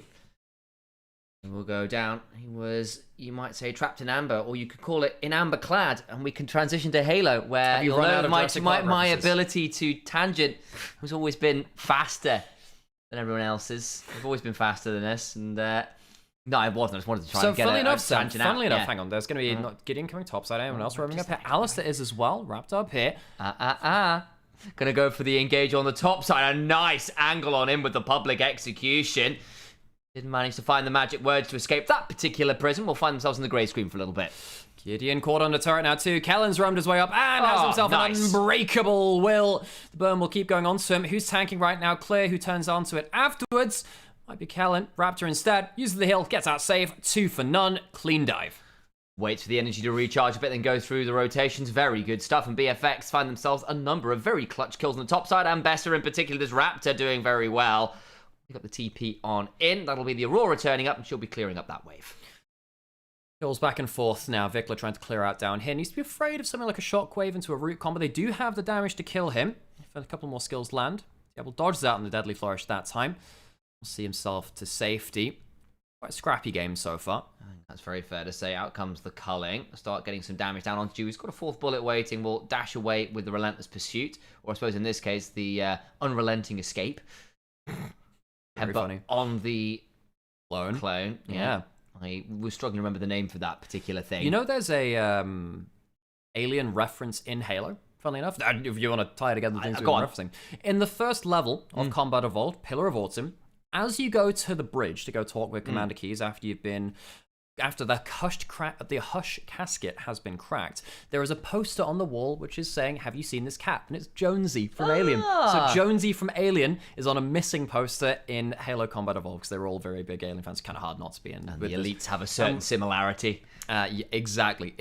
Now over the wall, Kellen looking for his combo. Where's that cow gonna go in? Ooh, Flash, nice dodge away from Jiwoo, keeps himself safe, but all the while the turnaround begins to come on through Gideon in a potentially dangerous spot. They blow up, the ambassadors get traded out. Dragon taken before they fall though, so Gideon happy enough with this trade. Jiwoo trying to trade out onto Vikla. Out comes the shockwave! Vikla cannot get the kill on Calix, who drops out of vision, and now Diablo will unfortunately be going down to Dia de los Muertos. The death continues to stack here in the river as BFX fall to the might of Nongshim. And as Fearex leaves the fight, Fearex Enjoyer follows the channel. And then the first message is just Angie. I don't blame you, my friend. I don't blame you. So for those of you who are watching over on Onivia on YouTube, I feel like you've missed out a very important point of comedy there. Just as they get blasted by that shockwave from Calix, see the follow emote join in. Bit of a facepalm moment. Kellen tries to go for the invented flank, is spotted over the wall by the command attack, and only gets the combo onto the clone. Vikla comes in to try and get some damage down, but can't really manage to get enough done before the dunk comes in, and the smite secures the objective. So Gideon ends up getting that. And after this, it just feels like the damage is so much easier for Nongshim to get out than BFX. Jiwoo and Calix with the extra slows and CC coming throughout the fight. No way he survives. 23 HP, 18 I think was the lowest it got to.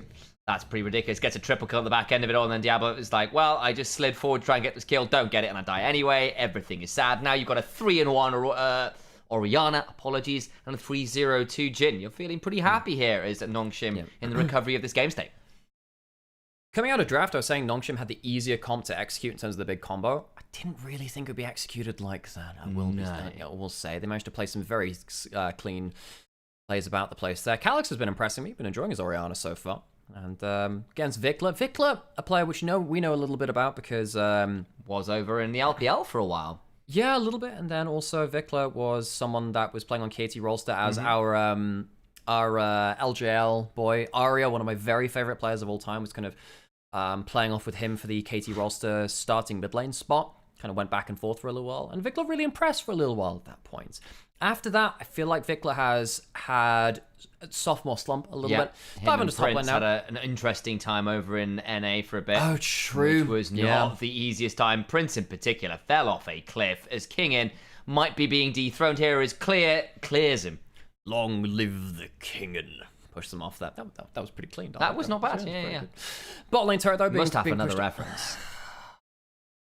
Is that Mustafa because of... Yeah. That's great. I'm very happy with that. Yeah. Sorry, I didn't understand that. I must be in ranked Jeremy Iron in references.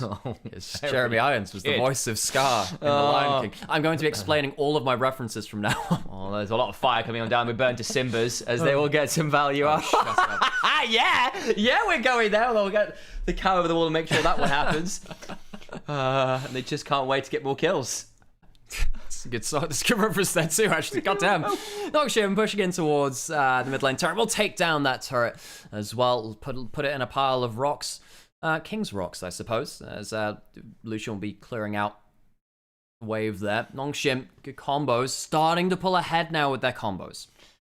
Yeah, they really are. And again, look at the gold lead. It has begun really to cycle towards Nongshim at this point. It's in some very scary spots. No team has actually got feat of strength yet. We're still waiting on the last objective to decide that. BFX did at least get the first set of kills, which keeps them in the running here. That has to flash. Yeah, but where to? Will turn into a cannon briefly, and then manage to get out with the blast gun. The equalizer comes down, but kind of sucks. I'm not going to lie. Yeah, doesn't choose the right escape path to cover with the equalizer. Gideon was there behind him too. It will still lead to... That was a knee... Was that your knee cracking? It was my ankles. Did that come through on the mic? I don't know. I've got very clicky ankles, guys. They do that quite regularly. God, I was taken off guard. They're King and trying to teleport out. No cancels on the Rumble. Can they kill him? It's not bad, but I don't think it's enough to finish off the Aurora, who does get back just about in time. The Redemption might have even killed him there, you know. Doesn't quite get it in time. Good teleport away from King, and Clear very close to take him down. He's very far ahead in the matchup now, too. The Aurora was picked into the Rumble, mind you. Didn't get as much as Nongshim would have liked. Clear is starting to become quite a threat now. Really is. Clear genuinely be a way back in for BFX. This is a scary old Rumble building towards... I think that'll be a... I'm not sure whether it's going to be a Rocket Boat or a Shadow Flame second. We will find that out when it happens, honestly. Has the swiftness boost to help him keep moving forwards a little bit further forwards as well and chase down what is largely quite a long-range team from Nongshim. Even the Jarvan can stand out of range, then engage into range very, very quickly. Again, has ult and flash back up again. Can't really go onto him now. Dragon coming up. Nongshim would like to get themselves onto that third dragon, threatening Soul later. Prove yourself in fries, guys. We're not quite in the fries department as yet. We do need like a fry cook rumble skin. That's true. We need it. That would be... I feel like... Can we either a barbecue rumble or like... Yeah, I feel like one of his arms needs to be like a deep frying basket. I need like his harpoon on his arm to be a spatula. No. That's the other one. That can be the flamethrower, which can just rotate around or whatever. That can be fine. Yeah, fine. On the other side, I need it to be just like a bag of fries, and it throws fries out instead of harpoons. No, I can see that. That'd be very cool. Yeah. And when it overheats, it can go into like a deep fry. Yeah. And then also with his ultimate, it can just be like just molten ketchup. It can be the ketchup across the sandwich. I feel like you could have some really disgusting Rumble BFX. Durner machine, also fantastic. Yeah, I could see it. Yeah. Just call everyone big man. What can I get for you, boss man? Yeah. Oh, you wouldn't understand. You wouldn't get it. Somewhere out there, Jamada is just sighing in relief at the thought of this. Well, maybe he genuinely... Deep Jamada lore, when he was in Berlin for a bit, he literally subsisted on only kebab. He had a kebab every day. Yeah, but I think he was doing also, for like double meals. Like he was doing for breakfast and dinner. If you would like to respond to anything we've said on stream, he must first complete an episode of 6 Grubs and Chips. That's true. And then he can get back to us. I hear he makes one every 11 months. With Right. They really have, content is king, and they are crownless. That's true. Yeah.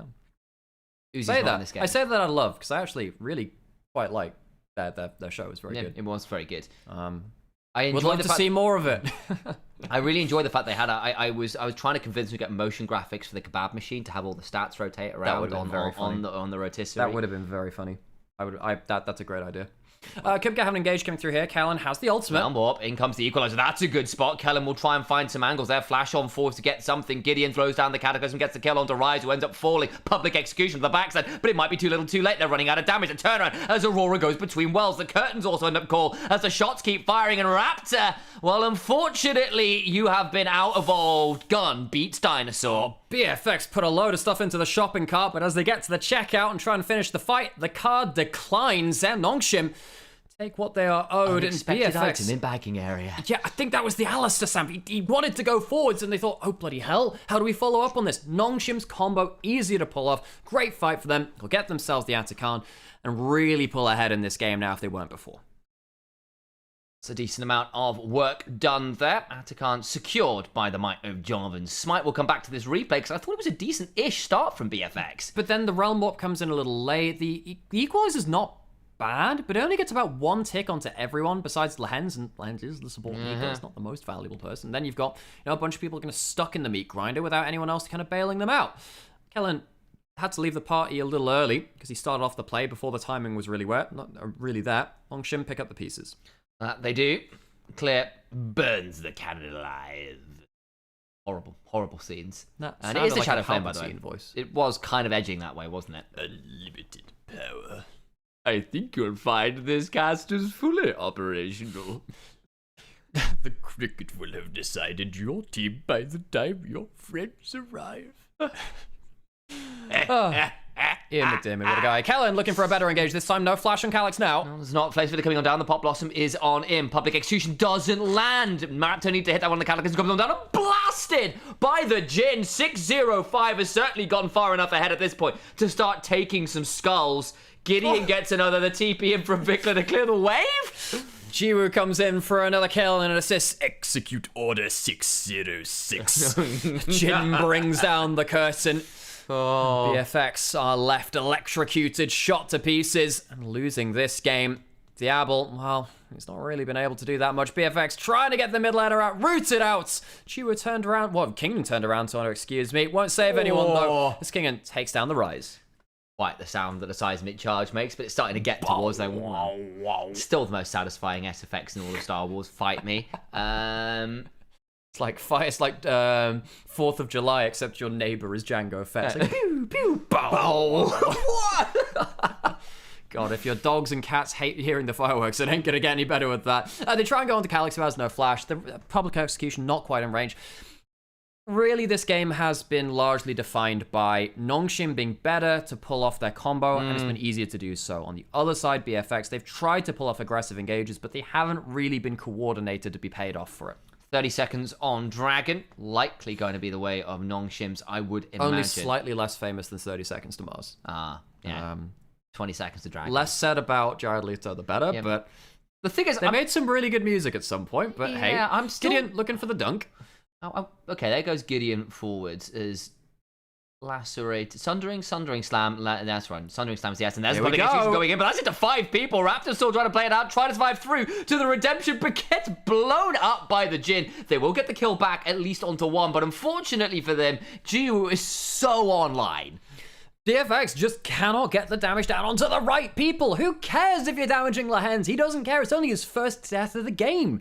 8-0-7 for Jiwoo, 4-1-7 for Calyx. Gideon's having a fine time of it too. Despite them putting a lot of damage into their Jarvan, he still makes it out alive.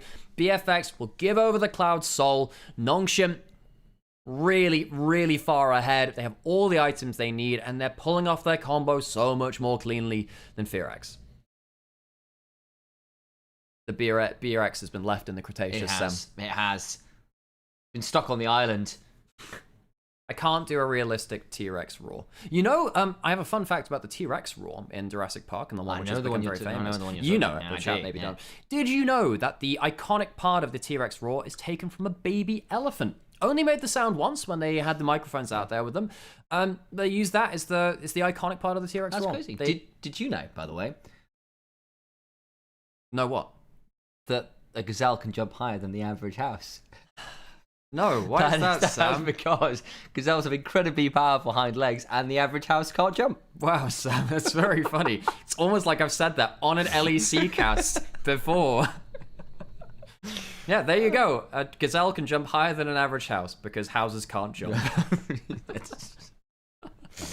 Oh, it's too good. King caught out. This could be pretty good. The Rumble's strong. Ooh, does go between world, just about escapes. Does have to burn the ult to do it, though.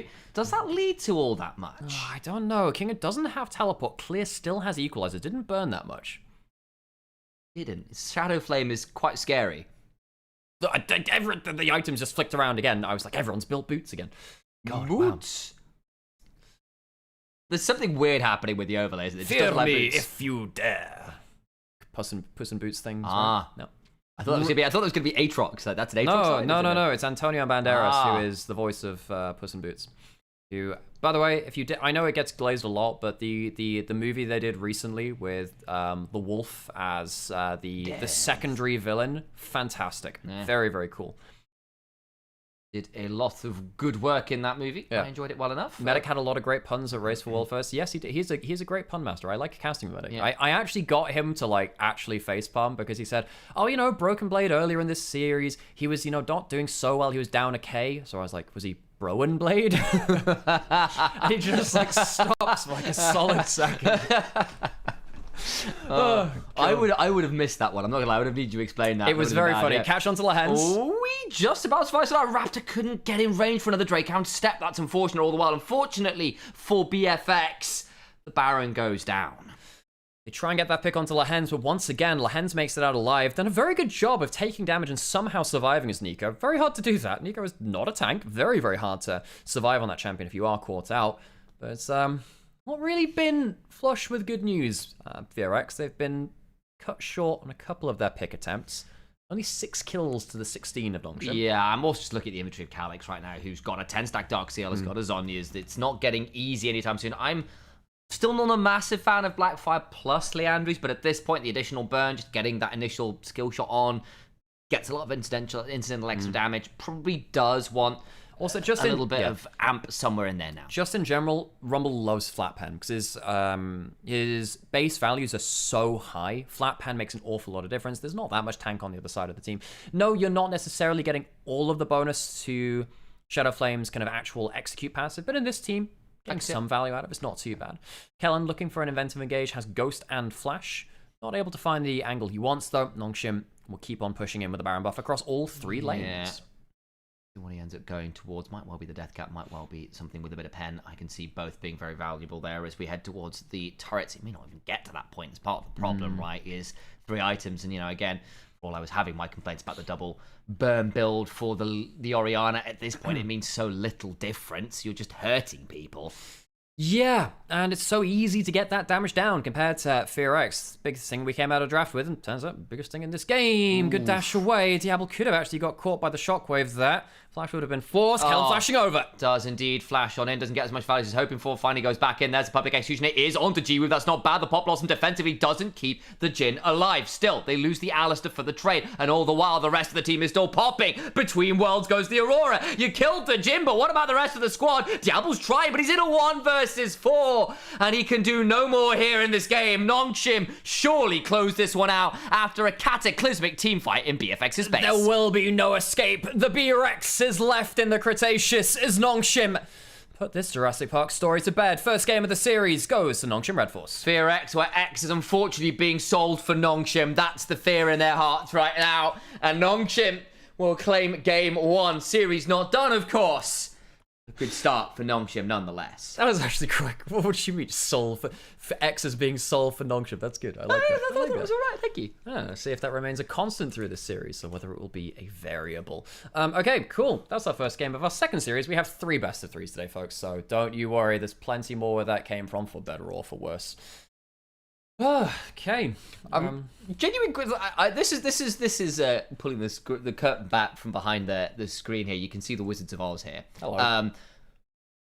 I didn't talk about Rumble items, so you kind of had that little that little good discussion about the Shadow Flames. Like, yeah, but was it Orianna? Yeah, it was Orianna. So I was like, where did this come from? It's like, that makes sense. Because earlier in the game, you talked about the alternator on going to Shadow Flame. So I did build a Shadow Flame, yeah. I thought that was onto Rumble. Yes, I did. And then you were talking about Shadow Flame. No, I thought I did Blackfire, Torch, and Leandries, unless I just misspoke. I thought you said Shadow Flame alongside the Leandries, so I was like, that would be Rumble. No, I think I was talking about Orianna with Blackfire and Leandries. I'm like, I'm not as sold on those 2 items being built I'm not together. gonna lie. I don't think people will remember us messing up item talk. I think they will remember the cricket. Is it Jiminy? That's a great question. Is it a moralistic cricket? Is there a Jiminy cricket equivalent in China?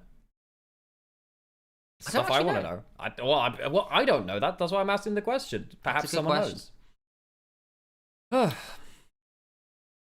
You've been watching Alien Earth. I subjected myself to the first couple episodes of Supergirl last night.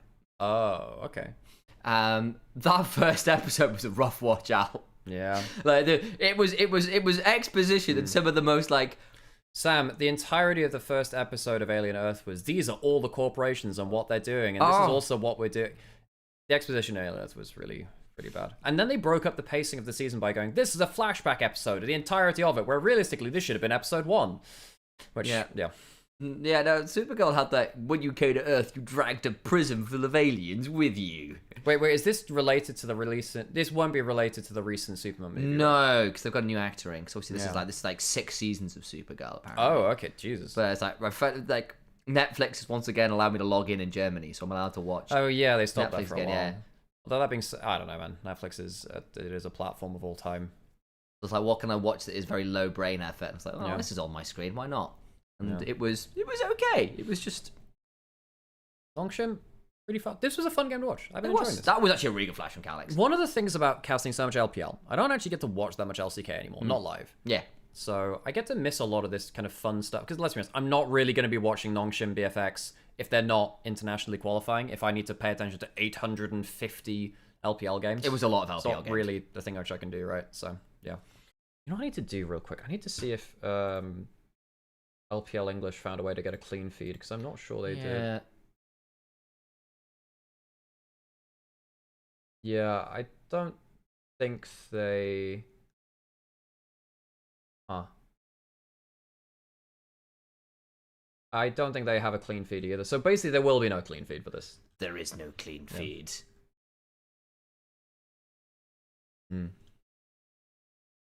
What time is it?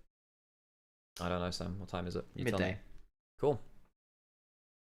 They're trying to get to the Indian audience with this cricket. India does love cricket. It's true. Yeah. The West Indies as well. Mm-hmm.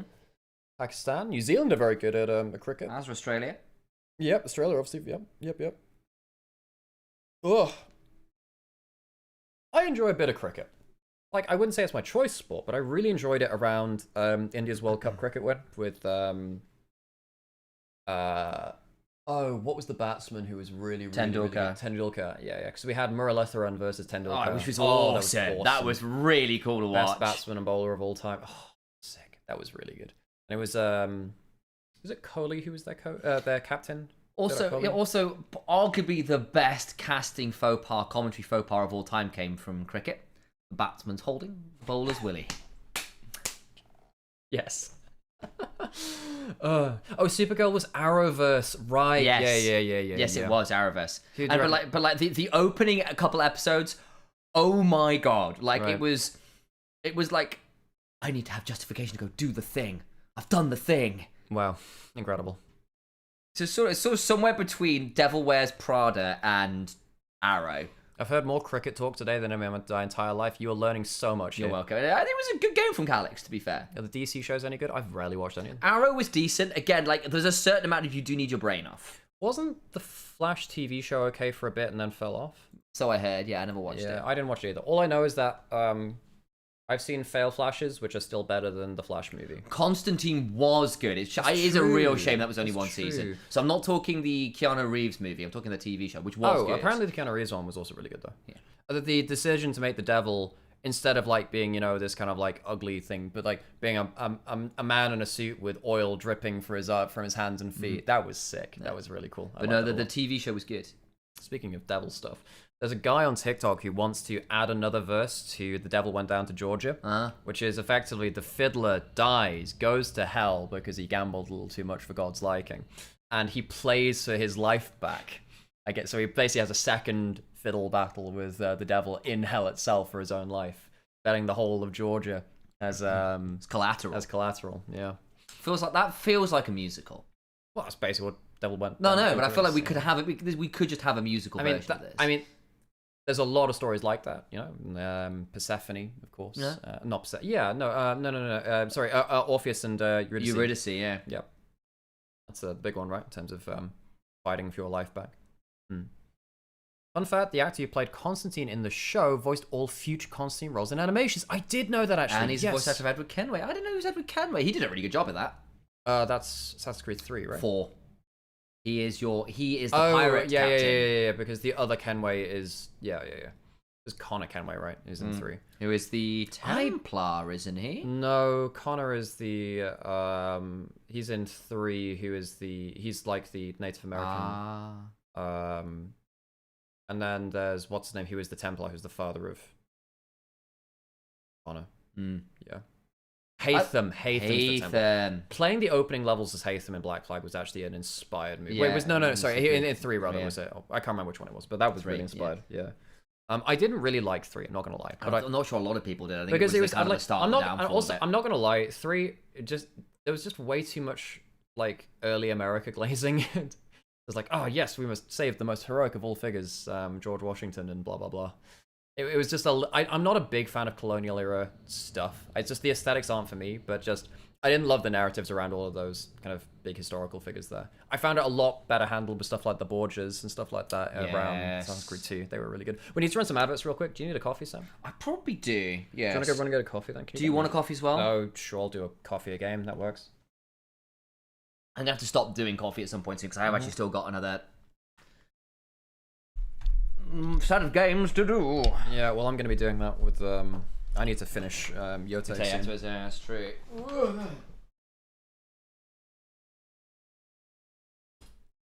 Everything's creaking.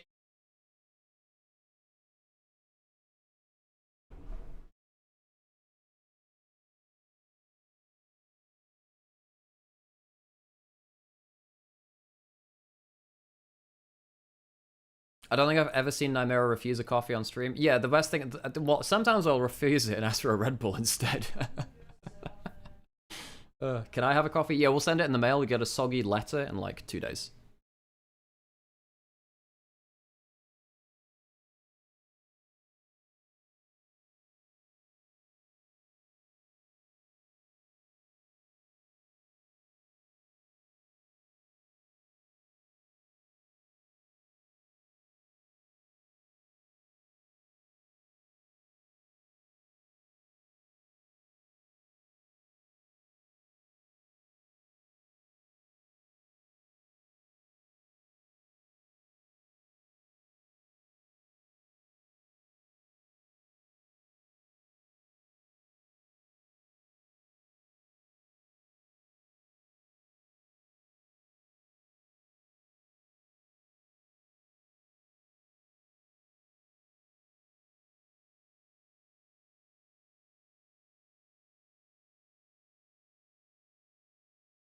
I also read in here? Yeah, I read in here too. Yeah.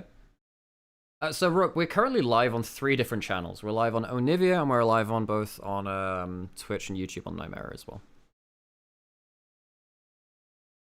Okay.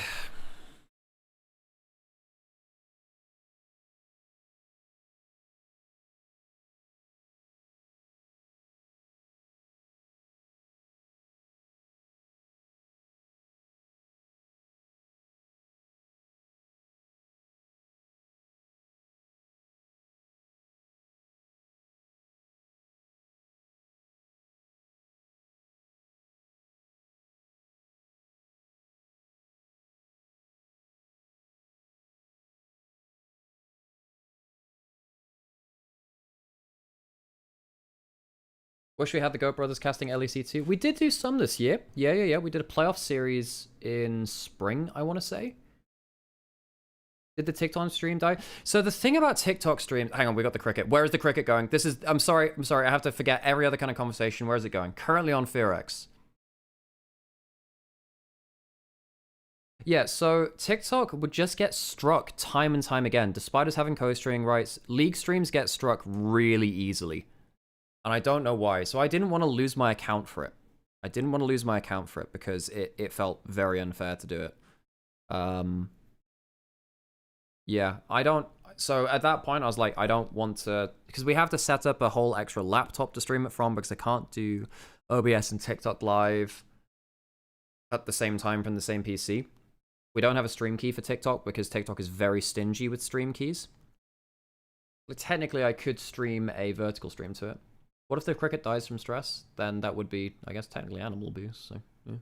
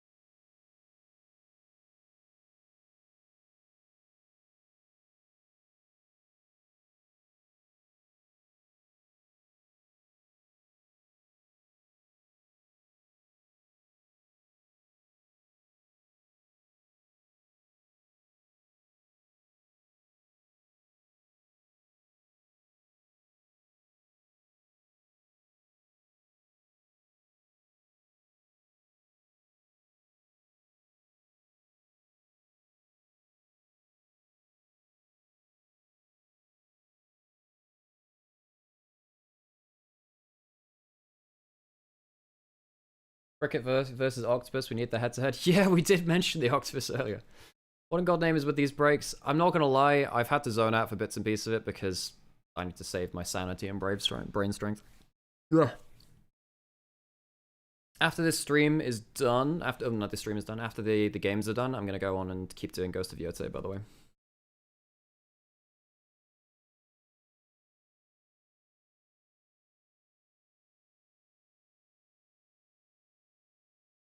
Luckily, it's not that hard for me to shift from this to that. I've got the setup down now. I've not actually streamed off a PlayStation or a console before, but it's now working pretty well.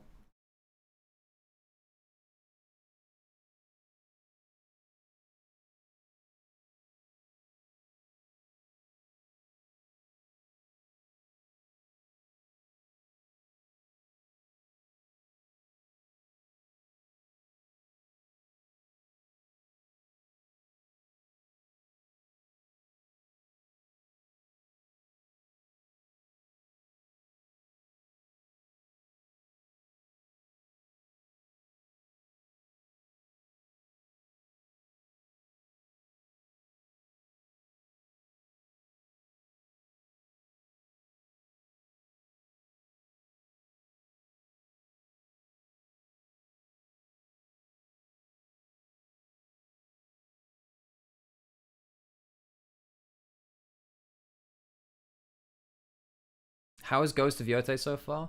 It has been... Okay, so the start of it is poorly paced, but as soon as it starts running, it starts getting on its feet, it is very, very good. Oh, I'm so sorry, Fearex. Fearex Enjoyer, if you're still here, the cricket has something against you. The cricket has chosen its victim, and it has been Fearex. I just can't believe that we've got cricket-based predictions. That's just far too funny. Yeah, Ghost of Yotei, the environments have been some of the best I've ever witnessed. The exploration is very, very cool. Some of the best exploration I've ever seen in gaming.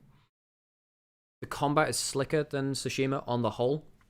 I think that it doesn't have the same level of set piece from Tsushima. Tsushima, the battle at Komoda, the retaking of Castle Canada and Fort Shimura, were you can't really beat them very well. And of course the duel at the end of the game of Tsushima as well. That hasn't been matched for me yet. I haven't finished the game. I'd say I'm about a little over halfway through now. I've done the Oni and Kitsune quest lines.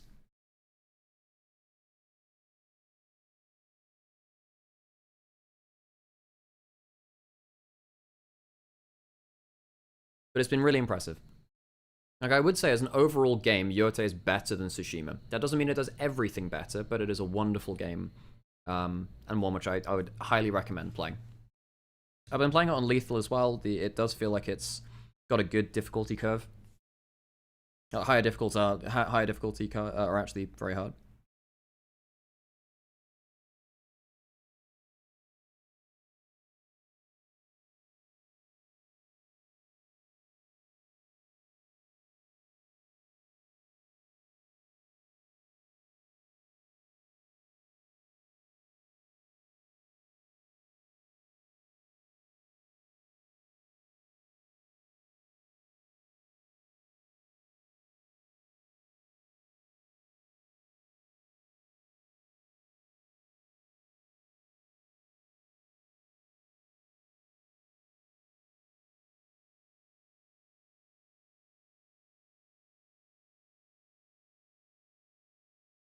Can't play it until PC release? Well, have I got a stream for you where you can vicariously live through the game? This is a long break. Maybe they've had some issues.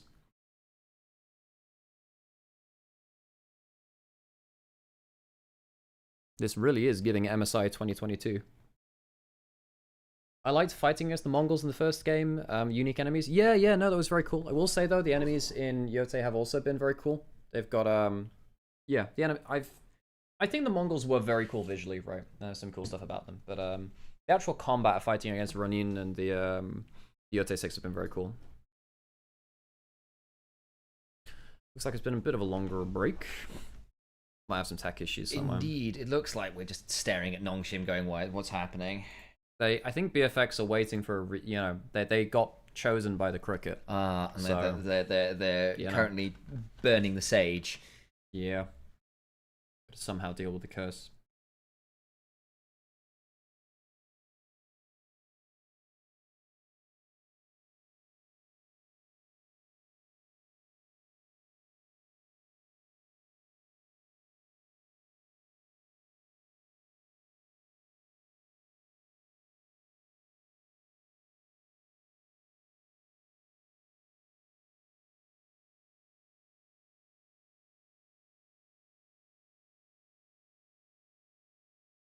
That's a grasshopper. Apparently it's a cricket.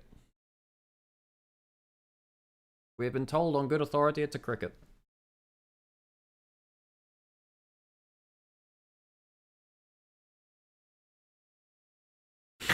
They're burning the sage. The sage, for his part, is very against this state of affairs. Would simply like to return to his hermitage in peace and not on fire. That is a straight Terry Pratchett line. That is a Terry Pratchett. It's like Sam Vimes had a near-death experience. Subsequently, Death had a near Sam Vimes experience. Alright folks, we're into game, into the draft. Took a little while, let's get into it. Second game of BNK Fearex versus Nongshim Red Force. Lysandra being banned twice this series. Poppy's been pretty... what? Red Force, Red Side. They won on Red Side last time around, Alex. It's all coming together. Incredible. Found it out, guys. I found the reason they're winning. It was a LeBlanc ban, and it is no longer a LeBlanc ban. Okay, it's back on screen again. Good. I got worried. It's alright. Got Taliyah's potential first pick has fallen a long way from being a regular first pick. I want to say that it was 0-13 or 1-13 in LPL. Now, this is LCK teams. Very different. It's two LCK teams against each other.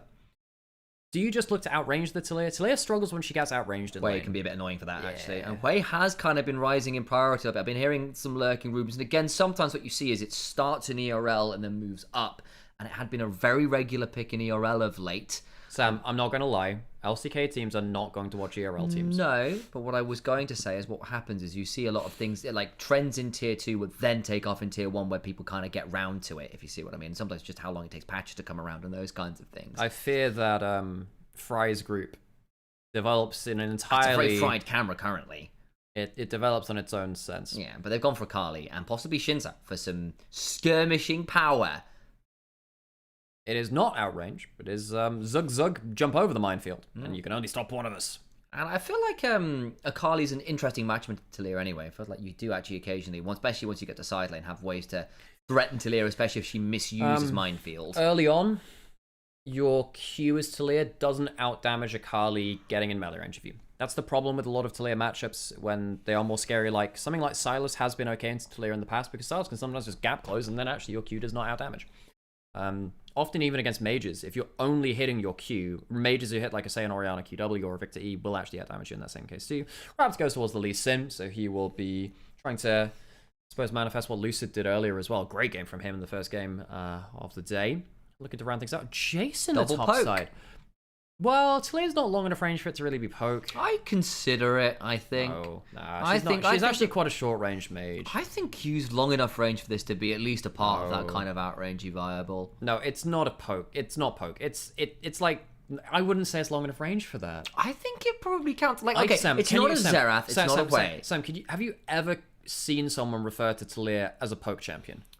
Within the context of this draft, I think she's long enough range to be at least adding into that.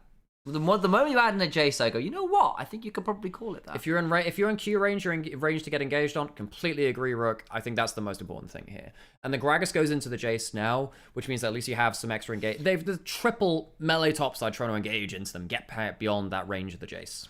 We'll say that we were having this conversation the other day that Gragas, with a lot of his sustained nerfs off his passive, now has a much harder time into Jace. Because before, he used to be able to shrug off a lot of the incidental Jace poke and kind of build up against you. That's a lot harder to do these days. And just Jace, generally speaking, has a better matchup into the Gragas than he once did. Gragas was so meta for such a long time in top lane and across everywhere, really. But then Gragas, yeah, the passive giving you some sustain was nerfed quite heavily because it was just so everywhere for a little while. And that's meant that Jace can get a leg over that matchup a lot easier now.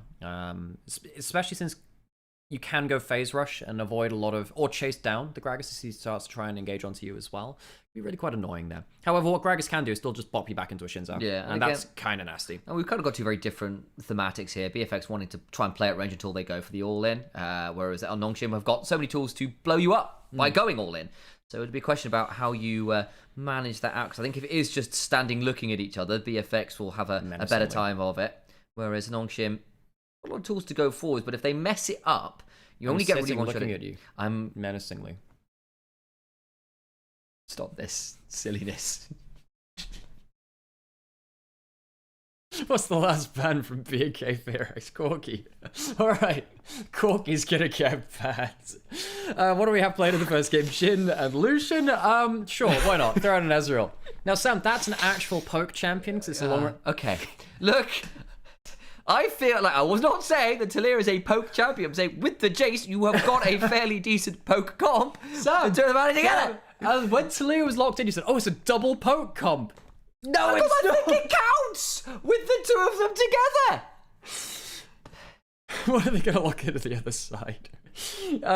Right, so obviously Varus is kind of not really a champion anymore. Xayah feathers with minefields, not bad zone control to potentially manage the dive somewhat. Yeah, you are playing triple dive, triple melee going into the Zyra Kalan. I think Karma last pick is pretty good here now on the whole, even though it doesn't fix the rest of your comp.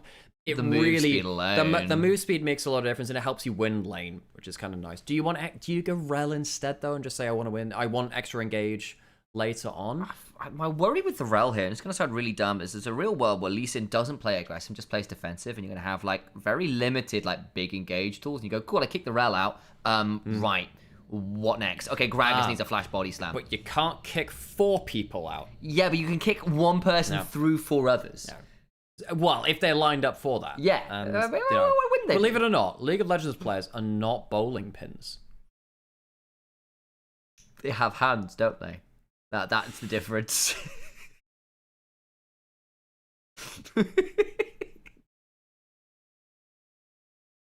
Figured it out, guys. You know, like you get those bowling pin spare videos and stuff. Like maybe they do have animations. Yeah. Oh god.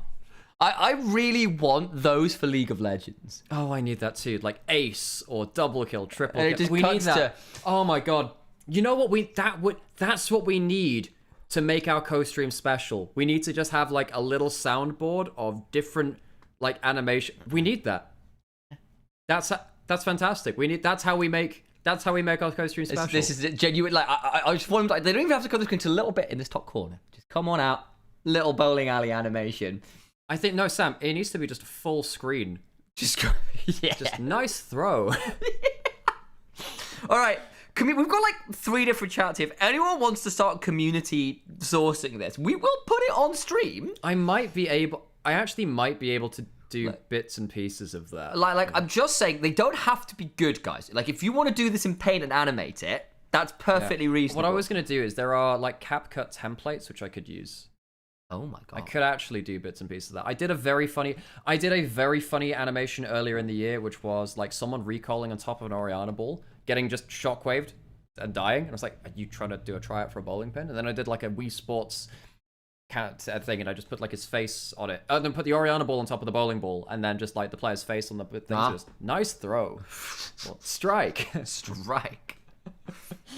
Oh god, I think that would be that. Yeah, that would be a way to up our co-stream. Yeah, it has now discovered there's a YouTube chat as well. There's actually a third one as well. Yeah. So so there's actually 3 chats. Actually, there's 3. Yeah. That was a meme from Into the Spider-Verse. Oh. I want Unreal Tournament sounds in League. Unreal Tournament sounds are so good. They are really good. I think I prefer the Halo voiceover because it's got a class. Double kill. Triple kill. Running riot. Overkill. Kill-tacular. Killing spree. Zombie killing spree. Kilimanjaro. Jaro. Is it Jaro? It is Jaro, isn't it? Yeah. You know the announcer for that does requests on TikTok?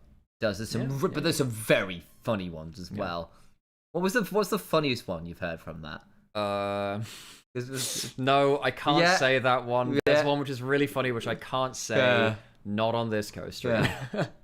We met both Jen and Sam. Steve. Steve. At Comic-Con a while ago. We got our Halo game signed by Cortana in Chief. Yeah, actually, let me go see. Let's see if I find them. Looks like we're loading it a little slowly. With quotes, no less. They were very lovely people. Yeah. Oh, in fact, let me go show you. Yeah, so a couple of years ago, Master Chief and Cortana's voice actors were at a Comic-Con, so we Ta-da! we got our Halo Combat Evolved signed by Cortana and Chief. And I think I got Halo 3 Yeah, signed. so we got Halo Combat Evolved and Halo 3 signed, which, Yep. very, very cool. Anyway, that's our signed Halo copy. Sam and Alex. Very, very cool. Only played Halo 2. It's a very good game, in fairness.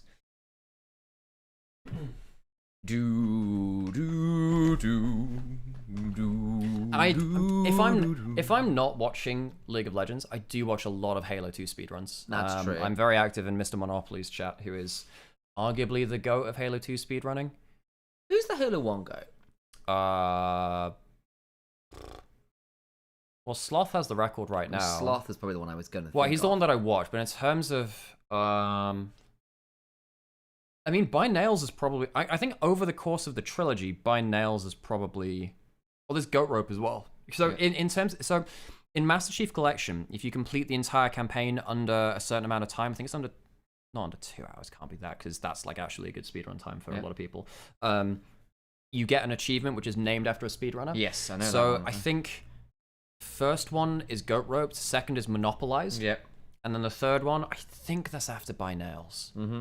But yeah, By Nails has the trilogy speedrun. That guy is just a freak. He never streams. He only like records, no voiceover or anything. Just occasionally comes out and just blasts a category into oblivion. So it's just like, oh god, By Nails is running my category. That's a problem. Then there's so the current Halo 2 legendary holder is Zoo, and Zoo is running multiple games now. He's doing trilogy runs as well, I think. I think he holds trilogy. This is complete tangent now. Yeah. But I feel like once we're into off season proper, we need to consider doing a joint Nuzlocke run on stream. Just, I mean, we're gonna. I remember watching GB and Hiprain doing one of those. Oh, really? Way back in the day. But it was like random Pokemon. So like GB had a Zapdos and then they ran into like an Onix. And he was like, oh no. Yeah, because so for those of you that don't know what happens with Nuzlocke, basically in each new zone you encounter, you have to pick up the first Pokemon that you encounter, and if any of them faint, they are quote unquote dead, and you don't get to use them again. Which is, I think we're finally into game, folks, so we can actually. Oh, yay! Anything hooray! interesting? That's a very yellow-brown team on the it left-hand is quite. side. It's like there's a lot of poke. Yeah. Maybe a lethality Zaya for more poke It's out. Grasp Jace. Oh, I swear to God, Sam. Thing is, though, poke Zaya actually wasn't. Was a thing, I know. And you know, the funny thing is, Zaya Q outranges Talia Q, which is why, you know, that but works. she's such a good kite back poke champion now. Kite back is not poke. But you can kite back and poke at the same time. Like, Ari can kite back. She's not a poke champion. It's true. It's a game. Yeah. There's a barrier on both 80 carries. No cleansers. What is that barrier of? Is it like a police line do not barrier cross? of faith. Ah. Yeah. Which comp do you prefer here? So Nongshim are clearly trying to dive in. BFX don't have that much tank. They do have decent disengage with Talia and Zaya. And the Lee Sin kick. Lane's not awful for it either. No, it's not actually. awful. Hits a Q, shields back. Bounce to someone in quickness. Like, you have got some tools. There is way more damage on BFX comparative to the side. Yeah, I agree with that. Not that it's... Actually, no, I wouldn't say way more, but they have more damage. I think I'm going to give it to BFX, but that being said, Nongshim just played way better last time. Now, put it this way, that's kind of nameplates on. So in terms of comp, I think I would say BFX, but in terms of prediction, Nongshim were just way better last game. And my worry here is they have gone for the Taeyun lane swap as well. WE still here in spirit. There is a world, right, where you get ahead enough as Nongshim that you don't actually get to keep the 5 meter distance that is required to stay alive versus the all-in. And you hit a point where BFX just don't actually... I feel like there's a certain fragility to BFX's comp if you end up too far behind and then people keep diving onto you and you've got not enough health bars, not enough tools to survive the all-in on repeat, and it just ends up snowballing really hard against you. Jiwoo, of course, as the Ezreal here, doing a fairly decent job of trading into the Jace. And Jace is one of those matchups where actually he used to have a bit of a tough time in some of those ranged top lane matchups himself, because he's used to being the bully, and him getting bullied in turn is not great fun for him. Jiwoo. You see the Jace really struggles in the AD carry match with Yeah. Jiwoo. One more Q! The auto attack lands Jiwoo with the Taeyun swap. Puts himself into a matchup to abuse and gets the first blood. It's on Ezreal too, that feels appropriate, and we were just saying, yeah, look, Jace doesn't have that much fun into AD carry matchups, and what do you know, he's in an AD carry matchups. Though again, Jace, you're a ranged top laner in the most part, you don't get to complain about playing into range, as Calyx, trading up with Vikla in the mid lane, gets the Electrocute proc, has eaten a fair amount of damage from that threaded volley though. Lots of poke coming on through. Shut up. Sam, it's not... Oh, my God. Oh, Jesus. Okay, so we're past the lockout phase and top lane stuff. Lahen's up here. Only level 1 on the Rel. Gragas left alone against the Xayah. I have to say, Gragas is not bad against Xayah, actually, because Xayah can't really deal that well with a poke from the Gragas. Xayah's always been pretty bad against poke, actually. I actually also think like what it has also done is it got the Gragas out of the Jace matchup that we were kind of saying, look, this isn't that much fun for Gragas anymore. And again, Gragas notoriously quite good at being still low level 1. economy. Lahen's flash crash down. The Ferromancy is enough with a bit of shielding to keep Lahen's alive. Uses Calculated. the heal, crash down, flash. Rel makes it alive somehow. I'm very surprised at that. Did it take anything from BFX? No, just Not really, no. What it does do is slow down their reset a little bit. Clear, I suppose he wanted to stay here anyway.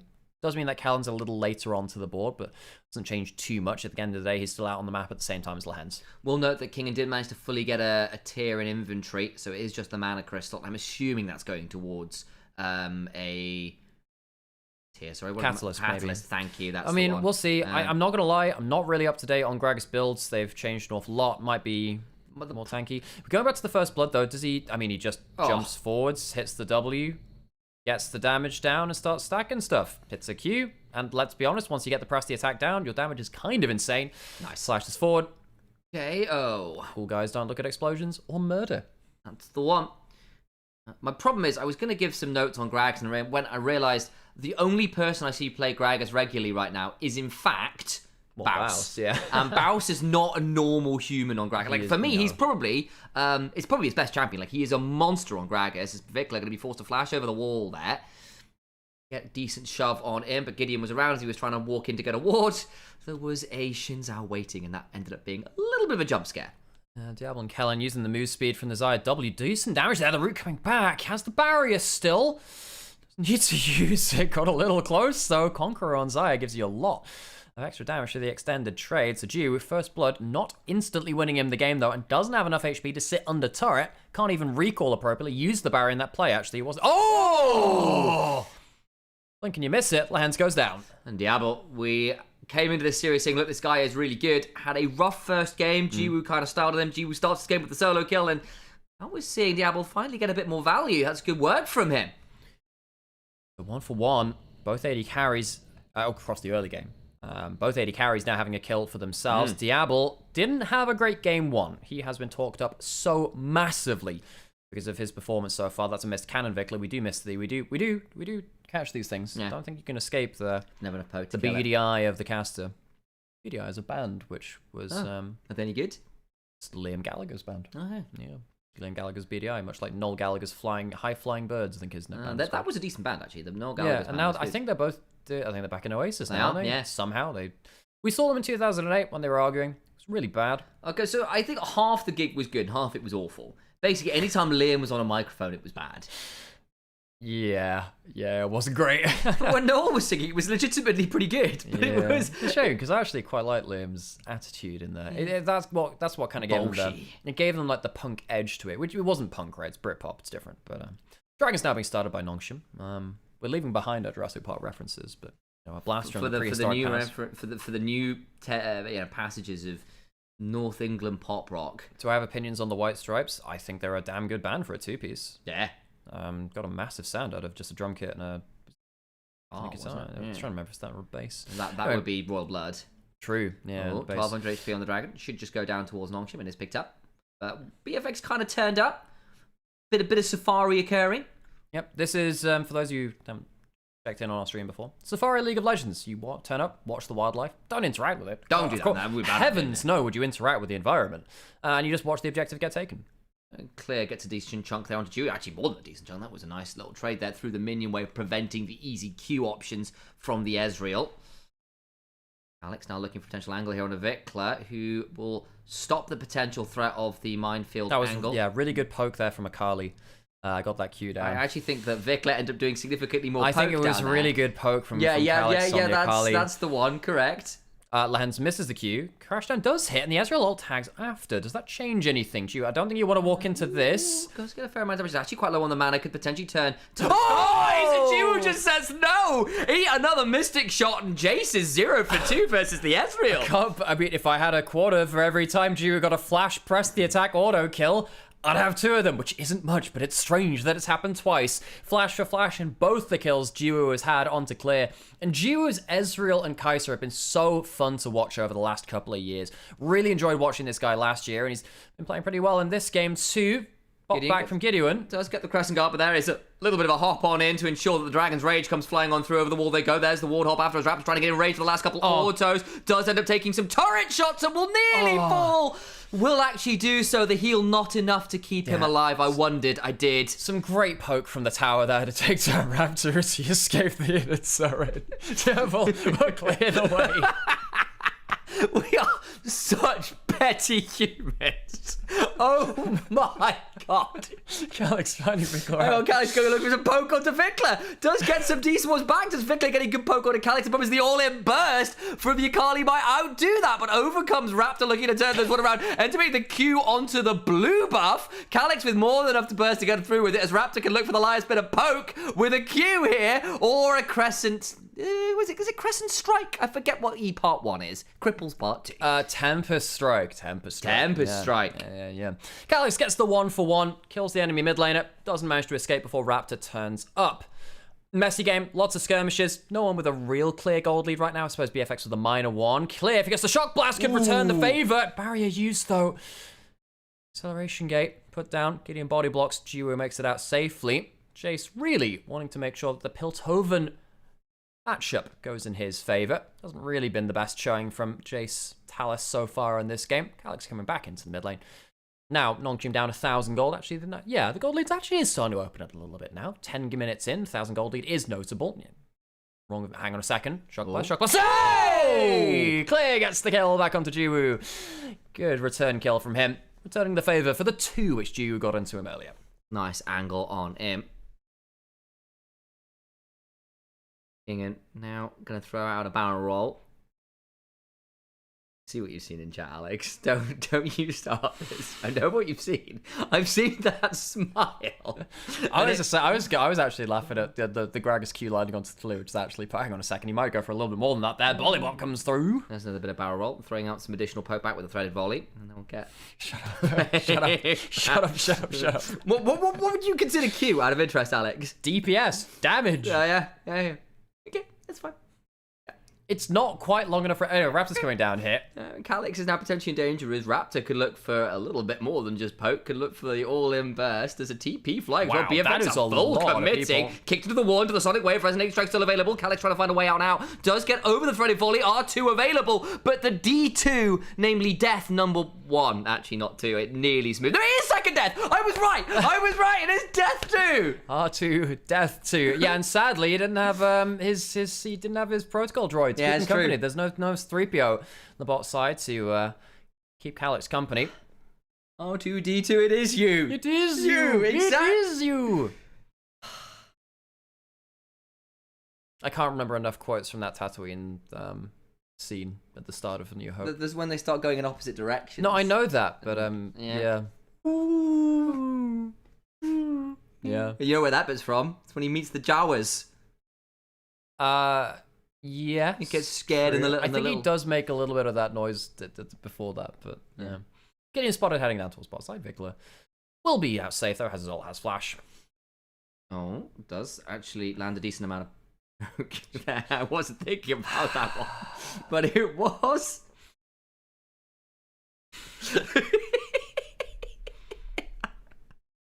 Dragons up. We might see a bit of Yeah, fire. maybe. BFX significantly actually extended the lead to 2,000 at Nongshim. If this team comp falls behind, it really struggles to dive into BFX. So have a lot of ability to kind of close the door. Gideon going in now. This could be the fight they want. Flashing forwards. Nicely done from Lehens. Vikla over the wall, trying to throw out some poke with that Q. Get some value, but Calix now threatening on the other side. Begins to stone surf away. Gets out over the wall, and BFX survive the all-in. And Lehens with a good combo, but doesn't lead to anyone's deaths as yet. Diablo throws down that W. Begins to some deadly plumage. Won't lead to anything more. Yeah, Diablo's pretty scary around this point. Both Summoners and Ult. Does he want to keep on the fight? Raptors healed up off the Raptors. Ain't that topical? Can still probably get the dragon down and do. That's the second objective for them in that marker towards feats of strength. Second one towards soul. They're now 2-0 on that front. Looks like we're going to get a chem soul as our rift. Raptor flies in. Did have the flash, didn't have the kick, so maybe not as exciting as I was initially thinking. I didn't pay attention to that one. Nongshim, we're angling a little bit for a fight there. BFX need to be careful. If they do allow Nongshim into the backline, they will not be very happy about that. Yeah, it does feel that way, as you will clear that out a little bit. Vikla hit by the shuriken flip, but not going to lead to too much more. 3-shot barrage has entered and exited the rift. Flew off. Exit stage, bottom left. Yeah, that's right. That's not the easiest stage directions of all time. No, the hardest one, of course, is exit stage left, pursued by a bear, which is true. a genuine Shakespearean stage yeah. destruction. Which play was that from? I think it's going to be one of the comedies. I want Presumably. to say, is it Merry Wives of Windsor? Ooh, I've seen that play live, and I still don't remember anything about it. Why did you? Why would you have an English lit degree if you were not going to? Sam, that's all you're good for is Shakespeare references. I did do a 7-hour Shakespeare exam. Yeah, and yet you can't remember where. Yeah, I've like memory hold that. What good was that degree, Sam? Sort of got me into esports. True. Anything else? I can quote Shakespeare at you occasionally. What? Not that. Yeah, no, that one. Full fathom 5 thy references lie. Yeah, that was pretty good. That was good, yeah. It's starting to make me believe a little bit. There you go. I can tell you that there are 5.1 atrocities an act in Titus Andronicus. Ooh, pop back. Nice angle, closes the distance well onto the Talir, who gets blasted. Gideon around, looking to try and get some value. Here's the TP's been flying on through. Raptor's gone very deep, gets interrupted with the 3 down strike. The knock up as well. He's so low, gets out with a safeguard. Jace gets the kill. Somehow they make it work. Diablo stood on the mega cone, could have repositioned himself right into the fight. Chooses not to, so it ends up being mid lane for support. That does work in Nongshim's favor, and they still have ultimates to use, like that Akali ultimate. In fact, he might look for Raptor here. There is no flash on the Lee Sin. Protobelt forwards. Flash for R1. Doesn't even need the second part, and the perfect execution shows and best out is done from game 1. Clean as you like from Calix 2 and 2. There is a teleport coming in from the Talir behind the Herald. Where is this going? Is it going mid lane? Is it Diablo will be in the redemption. Vikla flashes over the wall looking for some more value. The seismic shove goes wide. Good damage onto G nonetheless, though. I had to throw the down the barrier. It's a chunk onto G. Is it worth it? No, I don't think so. Because he gets to just clear the wave. I'd be like, flash burn for that as well. Maybe, I mean, G didn't blow flash in turn. If you blow the enemy 80 carry flash, maybe there's an argument, but not on this one, I don't think. And now you have a flashless Talir having to deal against a dive comp. Not really getting much for it. So, Herald taken by Nongshim. They have double dragons. The gold lead has been cut a little bit from 2k to about 1.5. So Nongshim could bounce back from them. Ezreal's currently at 2-1. Calix, 2-2. Feeling pretty okay, though. The bit that I'm a little bit more nervous about is the fact that Jace has managed to get quite a long way ahead after a really rough start. Again, Vikla does not have flash and just used the minefield. That's a problem. Does actually end up getting stun bite nonetheless. Shuriken flip available to go back. The seismic shove not going to actually catch on to Calix. Now the chunk continues to get down on top of Vikla, who's had his range seriously decreased. The slows from the Qs. He's just cycling through it, lands a Shuriken flip. It's easy as you like. It's been a horror minute for Vikla. Blows his flash for nothing, goes into top lane, misuses his E, and Calix runs him down. And now we do have C3-2-0 in the mid lane. The C is Calix. Calix, yeah. Guess you God, yeah. Vikla started up here, over pushes, gets caught by Lehens, doesn't flash early, thinks he's safe for the minefield, is absolutely not. And Vikla, he could have escaped this. Yes, I think that the extra play with Clear coming through, the disengage coming through from Kellen and Raptor was actually fairly effective. But they should have been playing that with an extra to Lear. Not great there from Vikla.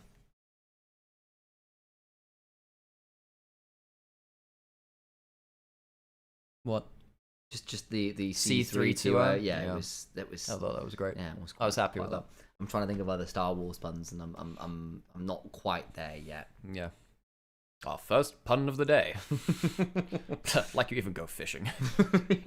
Funnily enough, look, I genuinely have a lot of love and a lot of respect for the Family Guy Star Wars parodies because they genuinely love Star Wars. It is a parody, but it is brought from a good place. All good parodies must respect the source material to a certain degree to be able to decode it. And genuinely, this Family Guy Star Wars parodies were really good. I will say, like, I liked Spaceballs well enough, but I think there are parts of that movie which are genius and parts where I go, They've dated. It's They've dated quite dated. well. Yeah. Whereas it's quite interesting because obviously the scenes that still go around TikTok and Insta and YouTube and stuff, they're the bits that did well, and the rest of it you go, yeah, that just wasn't actually that funny. The combing the sand was very funny. That was good. We have found shit. A bit of cross map. BFX do have 3 grubs. It will help them if it does come to a bit of an objective trade later. Ooh. Raptors stolen away. I thought there might be a bit more Jiwoo face checking, and he didn't. Jiwoo is so close to Jawa. I know. It's not quite close enough to make a pun. If he makes a good escape, is it Houdini? Oh, that's... Oh, God. Yeah. Very clever, Sam. Jiwoo the hut.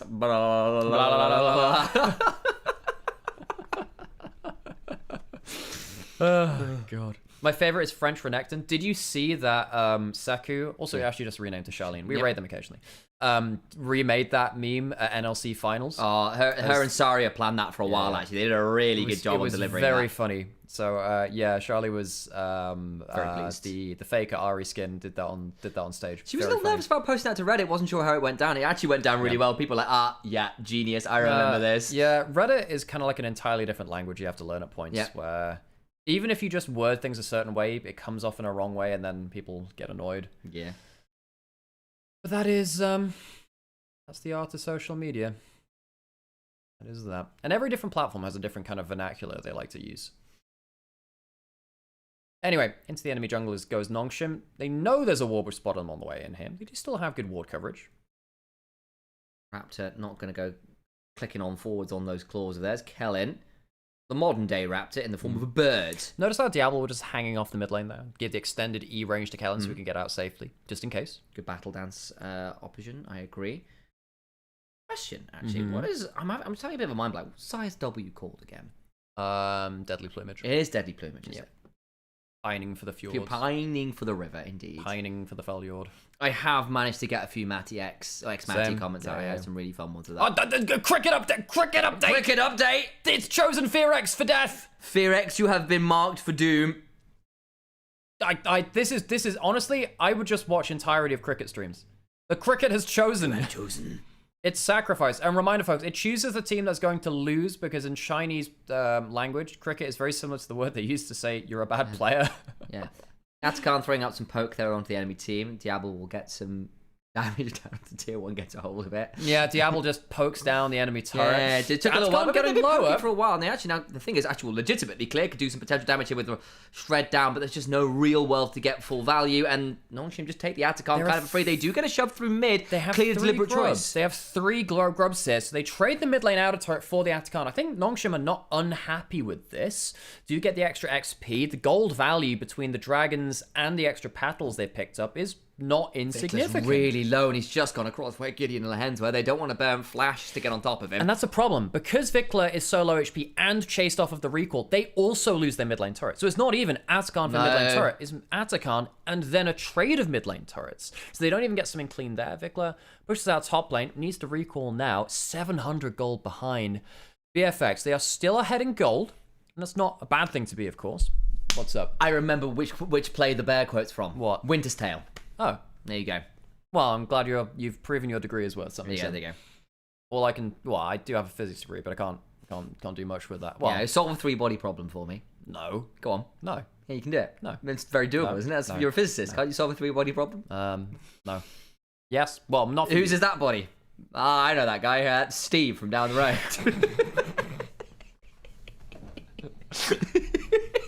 We're going to crash down on the Raptor. Got interrupted mid-safeguard. Won't change all that much. Yeah. Blue buff, it's going to get stolen away. Maybe. I said, is it going to get Is stolen that body away? number 2? Oh, maybe it is. Well, there's our 3 bodies. We've got Nongshim, BFX, and the blue buff. I really think that evolving body standards have really, really affected League of Legends. Or blue buff had to, change away from being the... Oh no, actually it was always a little golem thing, but I feel like it had to change up its, more molded edges into more sharp polygons. What do you think of... Sharp, pointy teeth. What do you think of beauty standards within League of Legends, Sam? Raptor's been caught out. I think you've just got a lot of very attractive people. Because people, generally speaking, and this is very true of video game design in general, depending on your game, but games particularly like League of Legends, where people are often living out power fantasy and stuff, want characters that they can kind of feel are cool, awesome, and attractive. So you will often have overly attractive people because that's what people like. And to that's play why on. I am in the game as Viego. That's true. Yeah. That's why I'm in the game as Misfortune.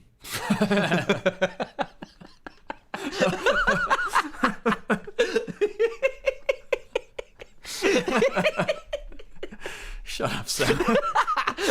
I got him. Okay, shut up. Look, Sam, Dragon's alive. Nongshim would get Chemtech solo off of this. Is everyone coming to the play? King is on the in mid lane clearing this out. He's going to poke down the minion.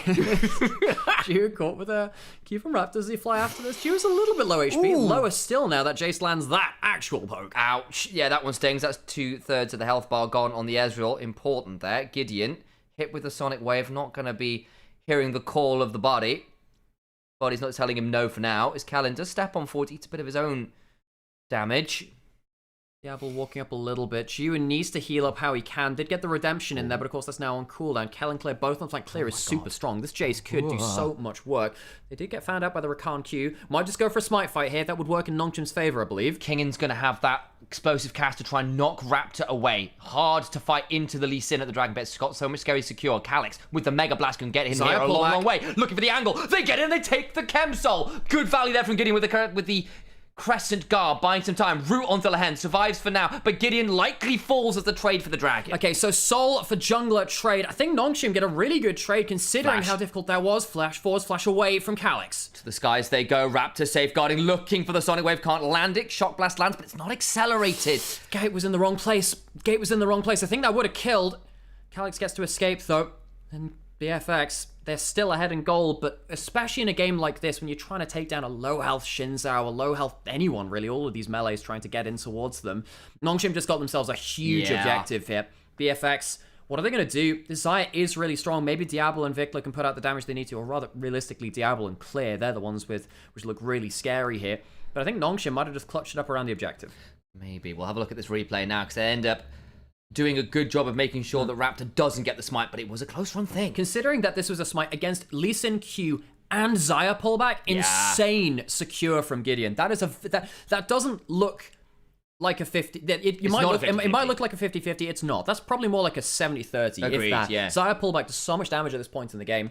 They can't quite manage to finish off that kill there. Picture in picture. They've gone looking at Gideon and failed to pick him off, and now the Magnet Storm comes in. Kellen will get out, but they murder the Lee Sin already. Akali gets that one. After Blast going out goes the Jace. They get the kill additionally onto the Rakan, who trades out at least onto Gideon. No jungle alive. Now Vikla, Diablo in danger. They throw down the redemption. Good stun for a moment from the side of Vikla. Clear can now look for an angle. The Hens may need to crash down over the wall. Missed the Shattering Strike. Jiwa went looking there. I think he flashed over the wall looking for that. There was a number of flashes in there. Jiwa flashed the Talia knockup. Talia knockup. That's what I want to do. Get out the seismic shove. Nongshim do take a 2-for-1 there, and you can already see the problems which the Chemtech Soul is bringing in this game. Nongshim, they were already going to lose a lot of HP dashing in towards Firax. Now what they're doing is they're dashing in the same scenario, but they've got a little bit more tankiness and a little bit more damage because of that Chemtech Soul. Manta Soul doesn't even hurt with that either, actually, even though they're not that tanky. Buff up some of your base stats. So BFX, yes, they hold a gold lead. Will that mean that much? It might get down to an Elder Flip now. I don't think Nongshim are going to get, a crushing victory right after this Soul. It might come down to an Elder Flip. That it might. Elder. Not on the table quite yet. The Baron is there. Just picked up a... the penetration item that I've not seen in a while. The flower. Crypt Bloom. Crypt Bloom, that's the name of it. Crypto Boom. Crypto boom, yeah, well, that's appropriate for League of Legends, isn't it? With all the background stuff, but never mind that right now. I thought it was FTX, not FearX.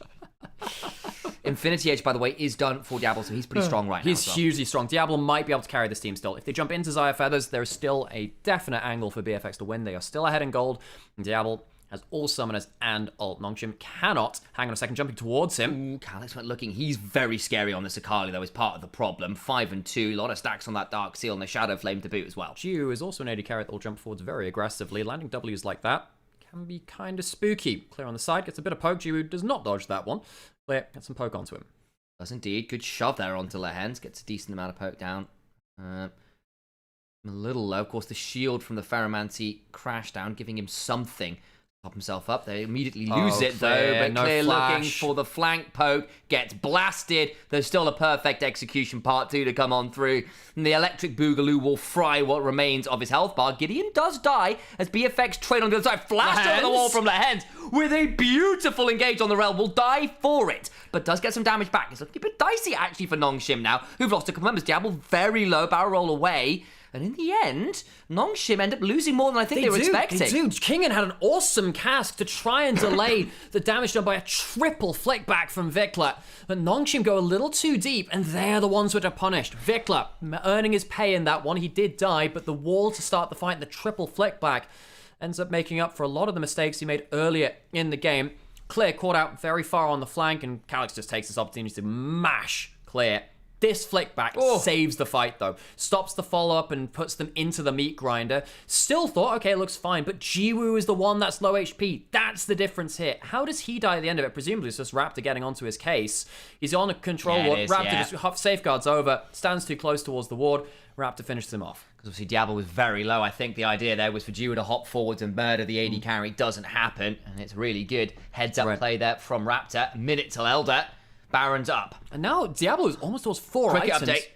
Cricket, it's changed. The cricket is on towards Red Force. The cricket knows. The cricket knows. We are all but disciples of the cricket prediction. The cricket chooses the team that loses, and you might think that that's it and done, but no, it can even update you mid-game. It tells you BFX have defied their fate. That's what it is, and the cricket understands. And Nongshim, the blessing has been rescinded. You now must spend your time in the dark. The cricket has withdrawn its favour. Clear getting some really good damage down, which is actually poke again for all of our jokes about it. Baron up on the table, Elder up in 30 seconds. You'd take Elder over Baron most of the time, actually, especially as Nongshim would hang on a second, flick back, missing that. Calyx on a flank. Yeah, the range from BFX is really helping them right now. Nongshim need to find a way to engage, but they need to do so safely. They couldn't quite do that last time. And the more time it takes to land that engage, the more damage they'll have to take from the range. 14 seconds till Elder. In they go. Quickness comes on down. Raptor into the back end. There's not the best angle ever. The Featherstorm already used Jiwoo low. Dead. They trade it out onto the Lee Sin. Your jungler is gone. Crescent Guard is solid. But AD carry for jungler, it's a weird one. No smite, sure, but your DPS significantly lower for losing the Ezreal. Yeah, the Ezreal is a huge part of their damage. How can they fight without it? Diablo doesn't have ult. And remember, he doesn't. Good stun. So onto Calyx, who will have to immune the seismic shove. Survives for now. Perfect execution. Get to the backside. Victor's gone. And in the end, it still works out well. BFX trading up, and they get knocked around, and the Jace, in the end, falls into a 6-foot hole in the dirt. Awesome angle from Calyx, who finds Diablo and forces them on the defensive, even though they don't have an AD carry. They make sure Diablo can't have a good fight either. They'll claim the Elder. They'll likely go towards the Baron afterwards, and I think that's the play which will secure the series. Nongshim noodle their way through somehow to get themselves into the lead. That they do. Raptors go down. Elder under siege. I need to know now. Where is the cricket now? Where is your cricket god now, BFX? Have we had our first cricket curse? That might be our first cricket curse. I mean, it's a great flash forwards for the CC onto Jiwoo. Kick everything. The feather pullback doesn't land necessarily. The redemptions are actually comes through from blue side, so it's not necessarily from the team of Ezreal. That wasn't a defensive one. But then Calyx finds a massive angle hit while he's on vision, just flashes forwards, goes straight forwards onto the 2 carries. Yagao taught us this best, folks. He's saying this recently. Carries should never stand together. Vikla and Diablo do that, and that doesn't exactly help them. Both of them have to scatter in different ways, or be get cut down. Yep, and of course the Akali just says, well, I have both of you then. Good Zonya's there to immune the Seismic shove. We come back to live, getting engaged on his Kingham. We'll get a redemption, chunking him a little bit lower. Vikla also here with the teleport, now getting a bit of a speed up, courtesy of that rock surfing as well. Seismic shove not found as yet. Kingham His needs to try cask's and in two. get away. Does have a cask in two. Gets one onto Vikla, but doesn't really get him towards anyone super threatening. They do bring down the Gragas eventually. Takes about 30 seconds. Baron's going to be taken. The top lane is being pushed too. BFX have 3 grubs, so they'll push towers quicker, but they can't stay because they're afraid of the end of the game in top side, especially with the Elder. Very, very threatening for Calyx jumping forward to Protobell and that ultimate. They'll take the inhibitor. Remember, they still have that Elder. They are really threatening here. Clear just took the tier 2 mid, might be taking the tier 2 bot as well, so if they can get at least something here, it's decent. Lehens goes on in, damage comes on forward, Diablo goes up into the sky with the Featherstorm to avoid the True Shot barrage, but they've killed off the Rakan already. Diablo has to flash away, nearly an Elder execute threat, just about out of range, looking for some more damage, and there is the GA down onto the Lee Sin Raptor. Crash down onto the early, Clear looking for the angle, can't quite find it, threaded volley, coming on through the seismic shove just wide as Gideon gets a knock-up, but nothing more. Jiwoo's so damn low, they've gone too deep, they're losing with Elder! They're losing with Elder and BFX! Hold the line! Oh, Jiwoo pops the Baron. Does he have enough? Does he have enough? He's stuck in the minions! He was minion blocked! Perhaps! Seismic! The Sonic Wave lands can look for the Resonating Strike, trying to get a kick in the wall. Gideon goes back in, gets the execute, survives, but not for long. Elder is gone. Baron is gone. And perhaps we are all dancing in the palm of the cricket. It did predict Nongshim to lose. We thought after the Elder, after the Baron, surely the cricket had forsaken us. I'm so sorry. I did not have faith. The cricket knows all. I thought Diablo was dead, but then he managed to get just out of range of the execute threshold, and it all gets so damn messy. What do you mean it's changed again? It's changed again. What does the cricket know that we don't? We are simply dancing in its tiny, tiny palms. We go again. It's not done yet. There's an Elder, which is currently dead. It'll be spawning in about, I don't know, 5 minutes or so. Something like that. God, where do we go from here? There's a death cap for Calyx. There's 4 items for Jiwoo. Lehens. Clear. Can you get here in time? I don't think you can. Lehens is out. Okay. I need to know exactly when the cricket changed. Great engage. This was the problem of trying to recall late and go towards this. There was always the threat of the Elder coming through. You lose a bunch of HP going towards this. Jiwoo tried to look for the flash Q, couldn't quite kill Diablo. If that Q hits, that's the end of the game, I think. Serious credit to Vikla, actually. Chunked out Jiwoo earlier out before the play, and then Calyx afterwards as well. And then you land the accelerated shock blast onto Jiwoo, so they're both left on like no HP, while the minions are aggroed onto the Ezreal. And then there's a... Yeah, Jiwoo doesn't have any lifesteal. And then the horror show happens here as he gets minion blocked. I mean, minion block is minion block. He walked into the group of them, and he got caught with them. Gideon at least gets one back there. Makes it, what, I guess a 5 for 2 overall. Not great, no. Not fantastic. A lot of GAs were blown onto BFX. They don't have one on Lee Sin. They did buy one for Diablo. That's important. It makes it much harder to actually cleanly kill Desire now. I think Jace has got his back up now as well, just about. So that's not bad going. I hope Worlds are watching, folks. We better have a cricket at Worlds. I'm just saying. I don't know what I will do without the cricket now. Enjoy the games less, is the honest answer. You throwing out some mystic shots and some essence fluxes. Kingan off on the flank angle. Clear also looking for some potential poke at this point. Worth noting the Talia at 3.5 items with that blighting duel actually beginning to do a bit more damage. Diablo got punted back towards the team. Has to feather storm because of a good cast. Okay, that's the ult down. It is max rank and he has some cooldown reduction. Won't be the longest thing in the world. That won't kill. Some damage, but it means they'll likely lose another turret here. Nongshim rolling forwards, and that might be their first gold lead of the game? Question mark. I think they got it with the first blood coming through from Jiwoo, and then after that, it went downhill. Nongshim will push in towards that. They'll take the inner turret. I think they'll claw ahead for the first time since the very early game. Part of it really has been is where the gold leads are. Like, look, you got a lead for the Jason to the Gragas, but hey, it's Gragas. He's kind of happy to be lower economy. You got a good lead for your AD carry, but then you look mid and you go, this Akali has picked up so much value. That is a 4-item Akali, including a death cap and a dark seal with some stacks on as well. Jiwoo having the bloodthirster changes so much. He has a Sheen now. Wow, okay. Wow, they've just gone into early game builds. The Bloodthirster changes a lot. We've seen Jiwoo really struggled against the poke. I'm kind of surprised he didn't pick up a Vamp Scepter earlier, actually, but now he's a proper late game, very hard to cut down Ezreal. He has the Chemtech Soul, has a Bloodthirster, has the Shojin, which means that if he hits 2 Qs, it's a problem. Cask lands. Where's the follow-up, though? Oh, missed the body slam. That's going to be King and likely going down. We'll throw down the Zonyas to buy some time, but the teleports are coming on through, and King just goes too far and dies. Oh, it's regicide. Kingan's head is removed by Clear and BFX. And now Elder is alive and Kingan is dead for a minute. Numbers advantage to BFX. rough. How much work can Nongshim do? Elder says alive, but again, I think it's still just that bait's not up for a little bit yet. Oh my god, you're absolutely right. Yeah, it's still dead for like another minute or two.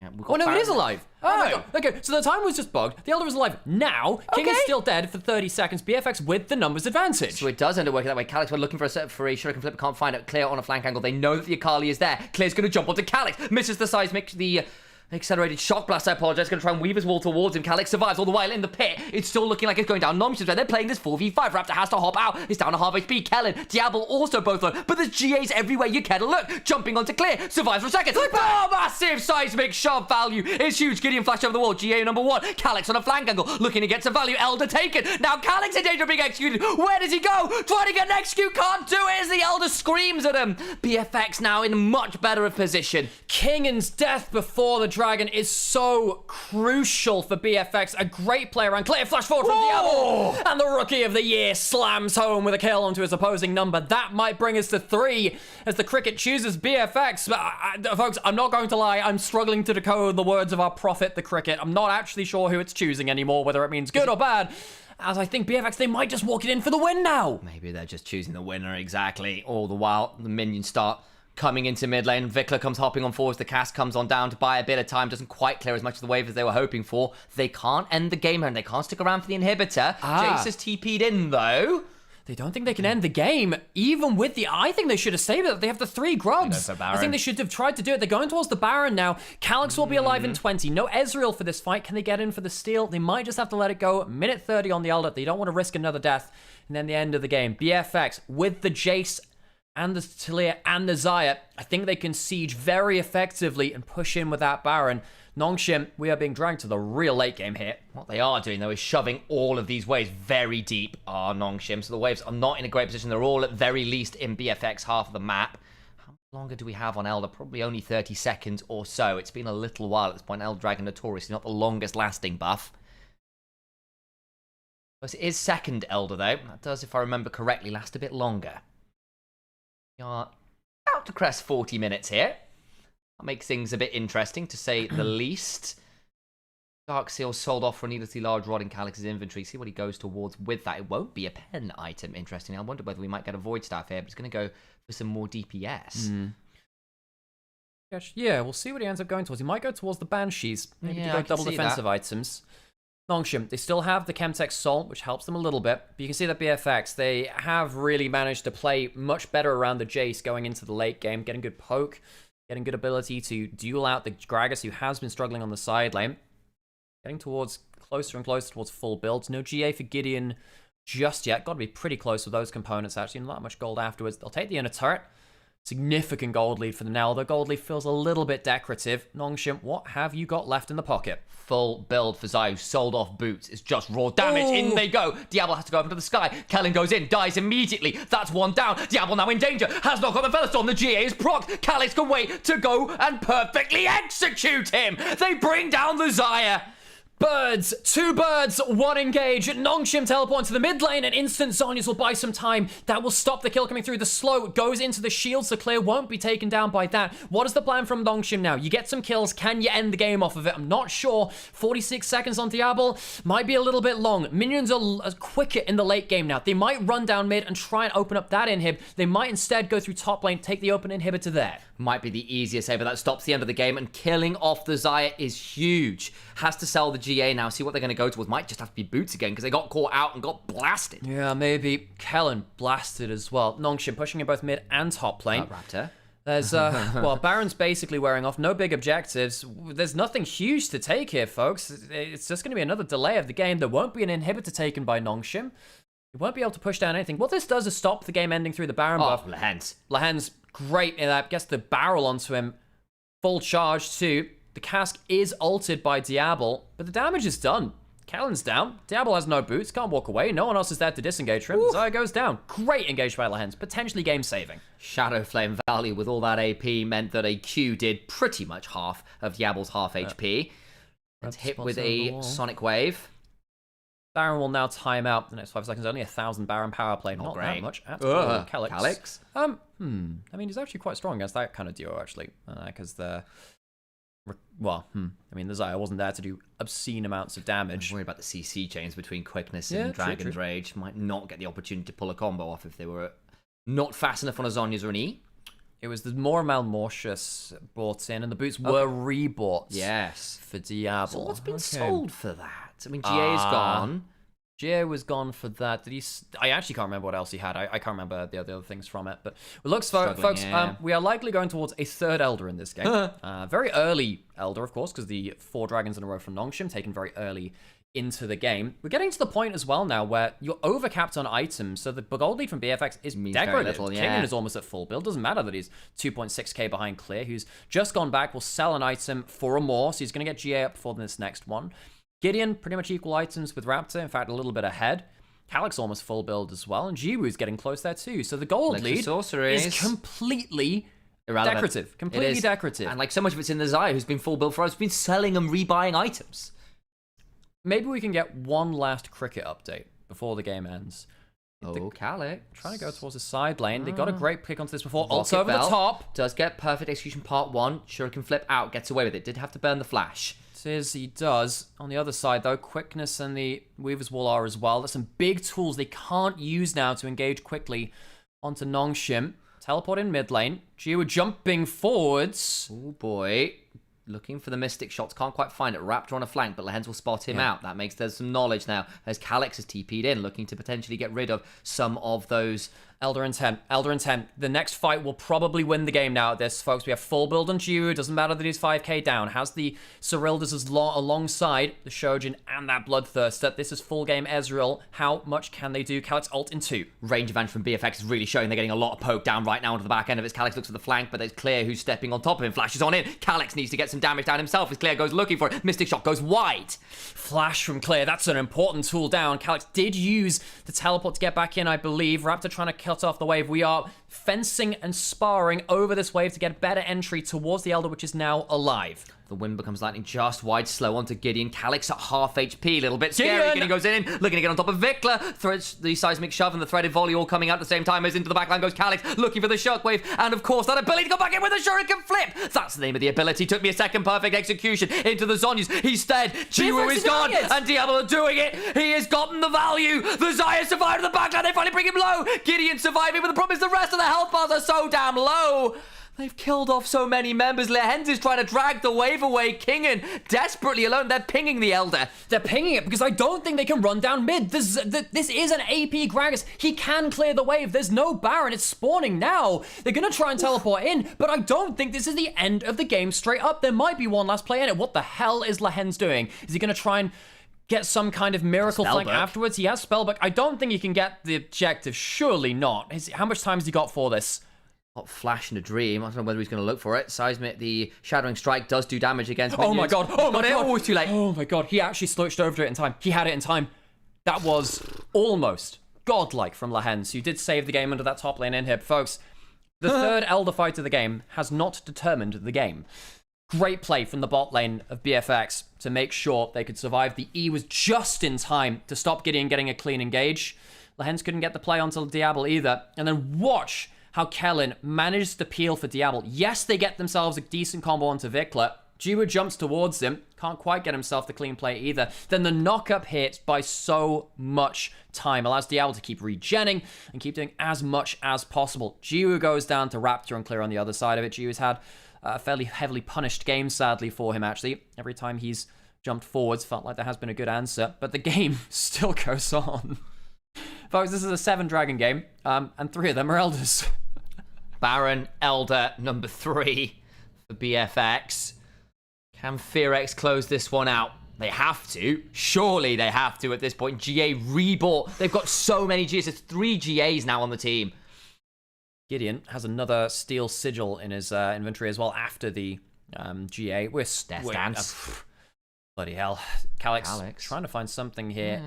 Maybe hop over the wall and do something Can fun. he kill them more? He's got no pen. There's so many more. He's actually struggling to get executes now. Yeah, and I do wonder whether that last needlessly large rod should be a void staff instead. I agree. I do wonder. The Protobot's useful because it does give you the ability to blow spell shields very easily. It's one of the best anti-spell shield tech in the game because you just basically can't dodge it ever, really. Good poke there from Jiwoo.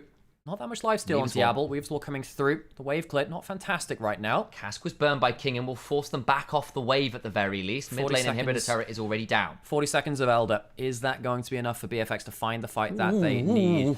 Baron lasting a little longer after that point. Raptor has flash, has ult. Can he do some fancy moves? Maybe. Inhibitor turret in the bot lane falls. Inhibitor in the mid lane falls. That follows suit in the bot lane. Double inhibitor as a result. Surprise, surprise, down. Now to the Nexus turret. Nongshim have got to pull the trigger soon or we're going to 3. 20 seconds on the Elder. They want to see if they can survive to that. How much wave clear have they got left? Cask in 5 seconds. King are trying to do enough. One turret falls, another one left. Damage is good. Gideon goes on into the backline. Diablo up into the sky. The charm from the quickness. Calyx in the backside. Looking for the executes. Goes towards the Zonyas, but they've lost too many members. GA only on Diablo. The bird will survive. And BFX in 48 minutes bring us to 3. 3-game series for our second of the day. Peak Fries Group Gaming here in ASI. Our first ever Asian International. We'll have a 3-game series between BNK Fearex and Nongshim Red Force. Oh, Jesus Christ. We got another one, folks. We got another one. Which, oh my God. Yep. Questions upon questions. Okay, we need a break desperately. We're gonna we're gonna put on some adverts. We'll chill out for just a minute and we'll figure out what the hell we're gonna do.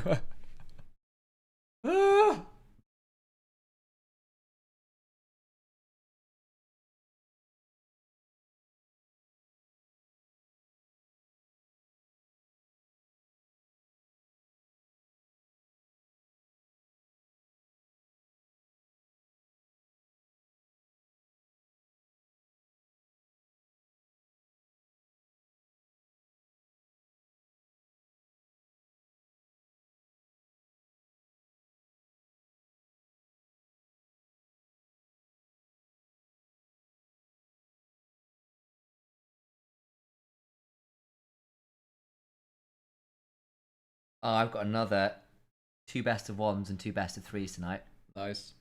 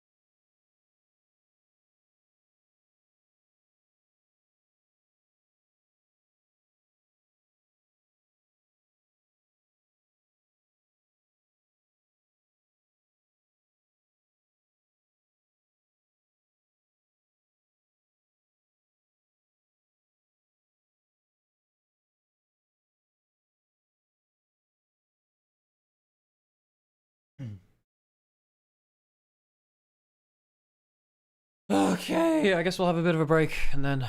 We go again. Yes. The English casters believe that the cricket is picking the winner. From what? The graphics said winner, which does make me question things. But from what you were saying on Twitter and from what some others are saying in chat, cricket, cricket basically sounds similar to the word for bad player in Chinese. So they might be picking the loser.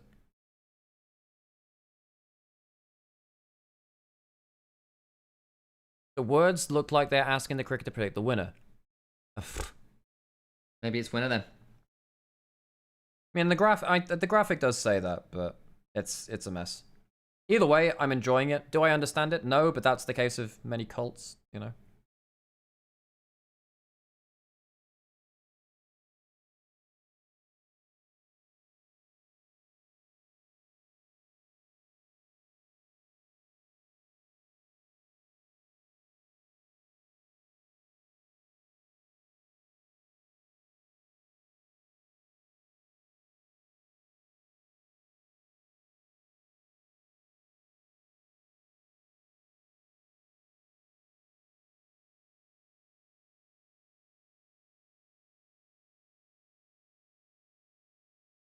I'm gonna go have a bathroom break. Go for it.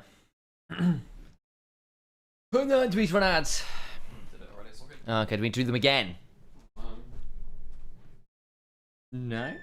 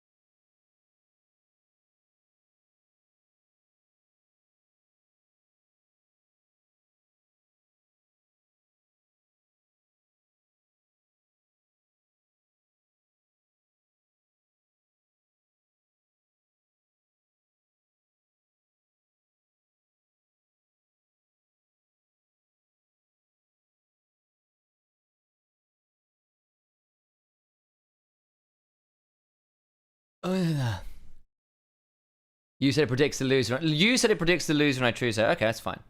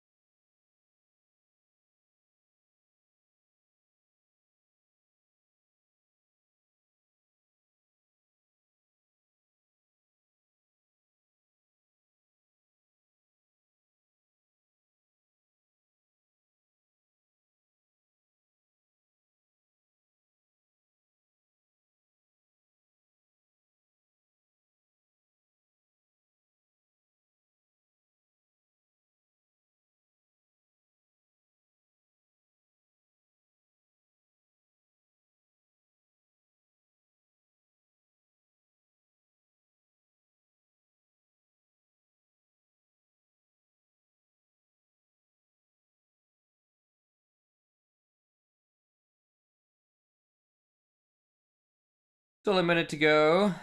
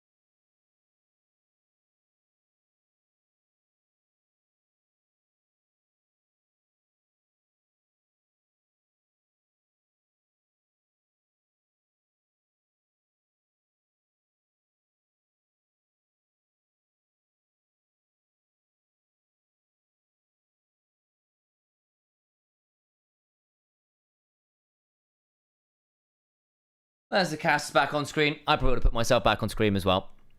Scream. Ah! Hello, folks.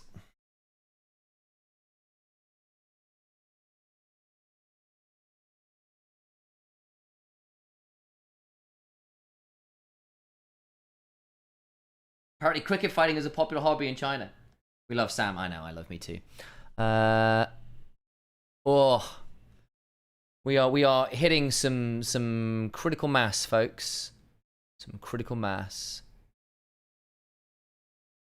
Oh, one more game of this one at least, and then I'm probably gonna have to call it, I think, because I've got me and Masters for like ungodly amounts of hours this evening as well. So I've got another 2 best of 3s and 2 best of 1s. So I'm potentially going for a 2, 5, 7, 10. I could have a 13 game day.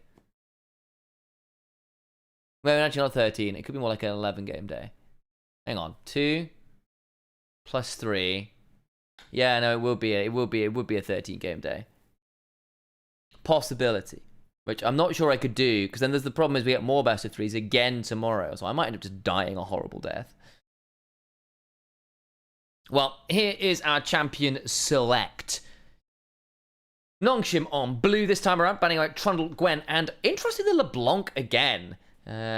Clearly raising in priority here at ASI.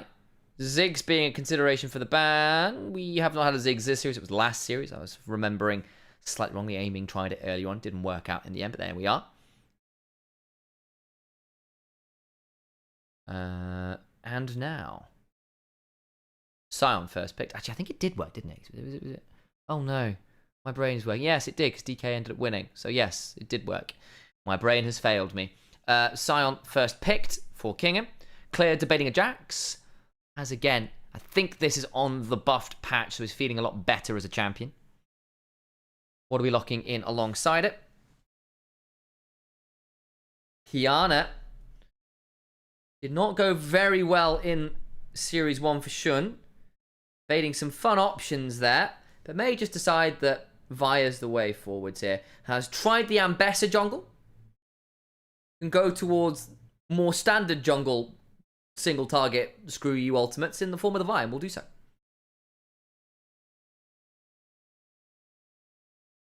What's the response now from Nongshim? Probably want a jungler of their own, I would imagine, or it's going to start getting a little bit thin on the ground unless Gideon has something spicy to pull out. Lost the Jarvan, lost the Shinzao, 2 major AD skirmishes. The Lee Sin's obviously down as well. Nefiri's kind of not feeling so great. Vi's taken away. You could Poppy here. Wouldn't be awful into the Jax and the Vi, and that makes some sense. And going to lock in a Caitlyn as well to deny it from Diablo, of course. He plays it a bit himself, but I feel that's more a takeaway than necessarily a straight-up lock-in. Vikla, of course, famously a big Ahri player. It's a good pairing with the Vi. so may well be the lock-in here as well to give yourself a nasty pick engage combo there to work with. It's another dash though, so Gideon's value continuing to skyrocket here, assuming this does get locked in. Currently only a hover, but I think it is at least a viable option here, unless they want to go towards something with a bit more of a control mage type of variety. You could maybe look at something like a Victor or something like that, but as we were kind of wondering, the Vi and the Ahri together seemed like a pretty potent pairing. What are we doing alongside it?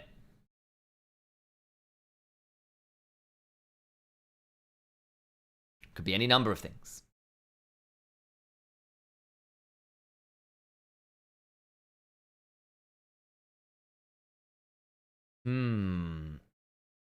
Bans away, I suspect, on support. Karma, Elise. Lehens isn't.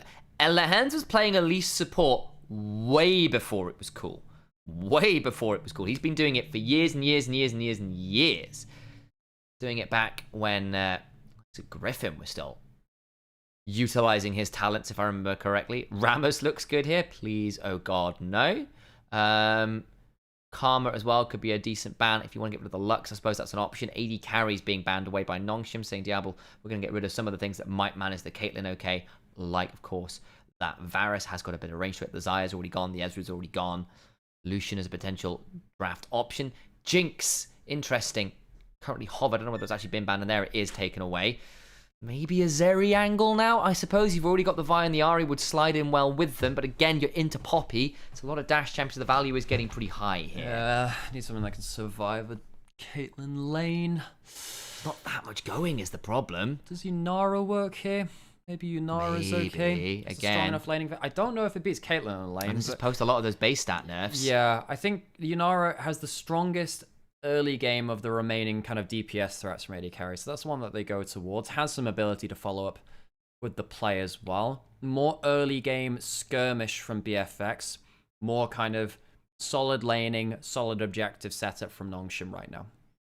We looking to go with it. Cassiopeia into a lot of dive. I can see that miasma being pretty valuable here, and there it goes. Calyx picking that one up. Braum a consideration for the Caitlyn. A little bit of anti-dive, and it's a decent kill combo, even if the shove isn't fantastic from Caitlyn. If Lehens has a good game, this is a very difficult way to navigate the dive from BFX. Yes. Which is actually what Nongshim had to do the last game, of course, and they failed to do that. But say, you jump onto the Cassiopeia or the Caitlyn, shield goes up, ult goes up as well.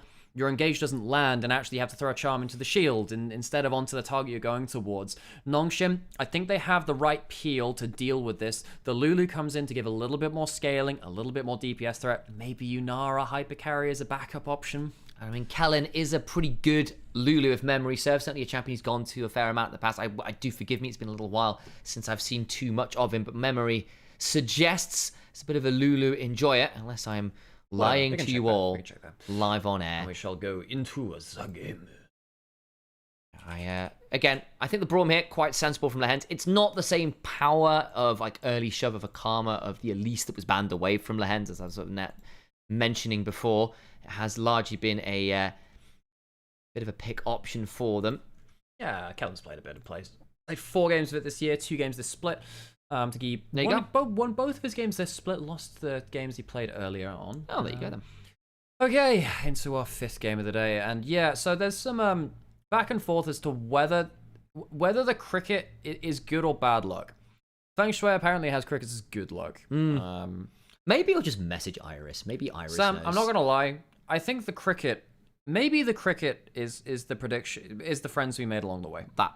I don't think that's how it works, Alex. It's an actual cricket. That cricket is not my friends. I think, are you implying I have no friends? Sam, far be it from us to assume what the cricket means. I think reaching your own answer of what the cricket predicts is actually the most important thing. It teaches you to discern the signs around you in life. Look, Alex, I think they're going to have to get a bigger cage with the bull that is required for the amount of poop you are spewing right now. Yeah.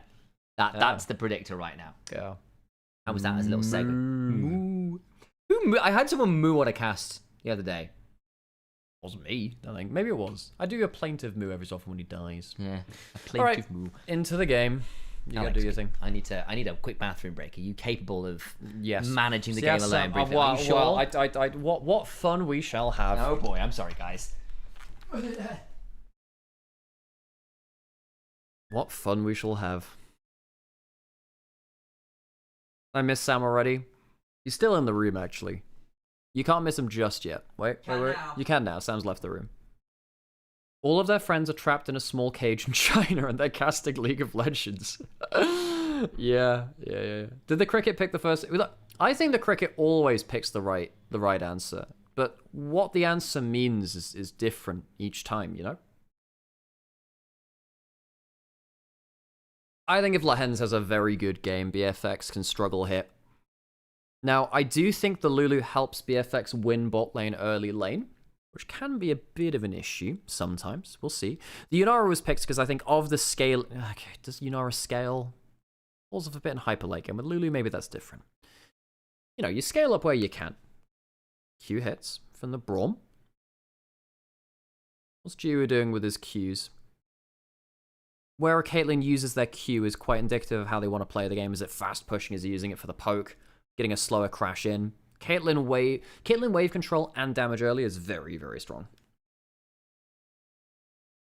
I'm enjoying getting my hands on some LPL casters. LCK games, rather. Blech.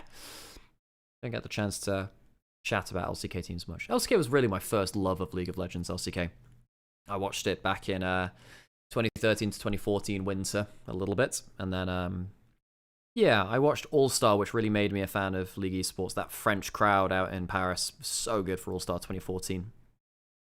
Yunara used to scale until they gutted her. I don't think that's necessarily true, because we saw a lot of games in LPL where Yunara would reach full build, and she'd struggle then.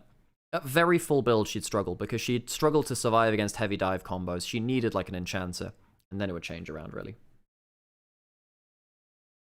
More damage from, not bad from Calyx here. Charm flashed away from by Calyx. Calendar roamed in.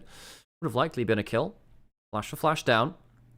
Maybe giving options to Raptor to return back to that lane. Now a little harder for Gideon to impact the mid lane.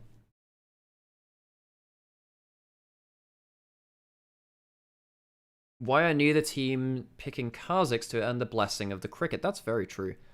This is an entirely unprecedented, unnavigated area of League of Legends. Gideon taking enemy Gromp. We did, of course, see the a little bit of the whole Taeyun swap. Reminder: it is the Taeyun swap. It is not the Viper swap as some have coined it. Taeyun and Team W did it first. Dive onto clear potentially. Does he have Counter Strike back up? Yes, he does. Doing a little bit of damage, doing some poke, but not going for the full damage just yet. Take a little bit of HP off. Has the door and shield running. Braum passive lands. Charge him out of tower range. Has a Counter Strike. I don't think it'll matter though. It does. All right. Call me a liar. On the other side, though, not even a kill onto Kingen. The dive goes wrong. Yunara goes down. Diablo, what the heck are you doing there, my son? Kills in both of the dives to the top laners. Clear will teleport down back towards that bot lane, pick up the rest of that. So what happens here? Roar of the Slayer for the damage coming through. Flashes over the VIQ. And Diablo takes aggro. Diablo takes aggro. Oh, disaster. Disaster for BFX as Calyx is actually 1v2ing in the mid lane, by the way. Great damage. Runs out of mana. A charm lands from Vikla he can kill. There's no mana left on Cassiopeia to turn back. Wave held against the Cassiopeia now. Vikla doing quite well now. Vikla was always a pretty good Ahri player back in the 2022-23 meta. Jumping forwards, getting some damage onto Jiwoo. Caitlyn almost there to proc the passive. Nets backwards to get into range. Good damage onto Click, and they get a second kill onto the Jax in this early game. Gideon's down. Would assume he'd get the kill onto him. Counter-Strike not going to be up for quite some time. Kill to the Caitlyn. Second for Jiwoo. Struggled a bit in the Ezreal game. Went down 5k going into the late game. Diablo zoning Kingen off this top wave. Probably a bit put out by the fact that he died in that dive. Diablo has had an awesome year. Awesome year. He struggled a little bit in this series. Say that. Might just be able to return the favor for that kill earlier, and does so. Good to get one on the board. Failed to do so for the dive, and importantly so, this is a kill against the Scion without teleport as the wave is stacked. So Kingen loses an awful lot for this. Nongshim were in a great lead before this point, but losing that amount of farm for your Scion in what feels like an unforced error is not a great feeling.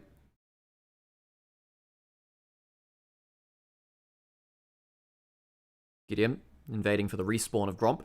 Wait, has he got 2 for 2 in terms of Gromps early game? I think he has. Damn. He frogging out here. Clear. Wall stun potential. Braum passive after. Clear, does he have a leap strike?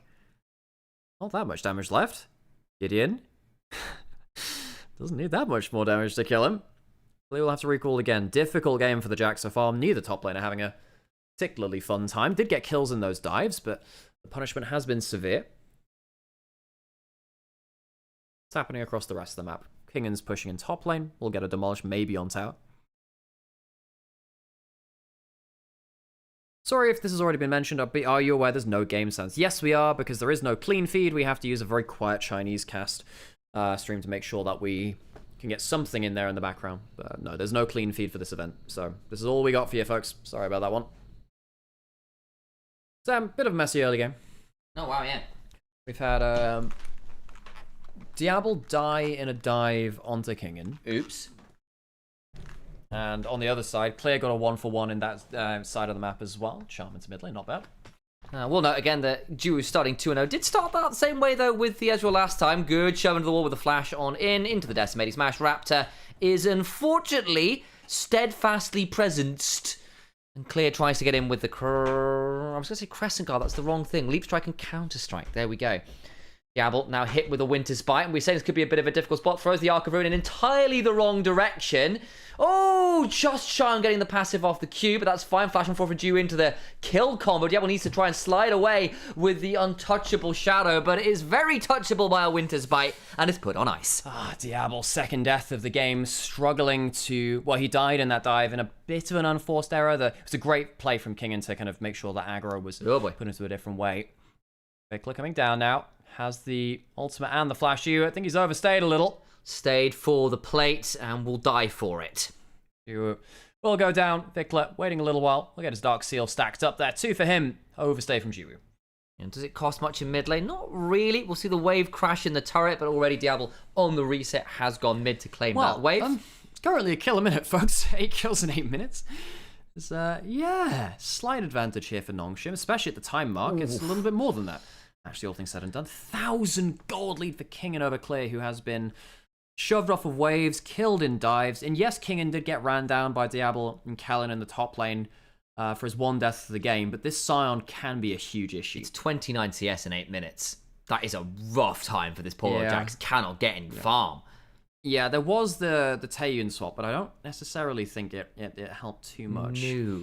Dragon, taken by BFX. Nongshim, looking for a fight maybe. Calyx coming on over. Gideon also looking for an angle. Jiwoo now looking to get some orders. Good charm will deny the Caitlyn DPS for a second. Flash over the wall into the heroic charge. Combo comes on through and Diablo cannot manage to dash away because he's trapped within the steadfast presence. It's Cassiopeia who screams with a petrifying gaze to get a hold of the kill. Charm again onto Lehens. Vikla though, eating a lot of damage from Calyx, throwing a lot of twin fangs. Raptor has to Vault Breaker over the wall in danger of the noxious blast coming on forwards as well. Awesome kill combo coming through there. Knew they had just enough damage to take down Diablo yet again. This Yunar has been painted.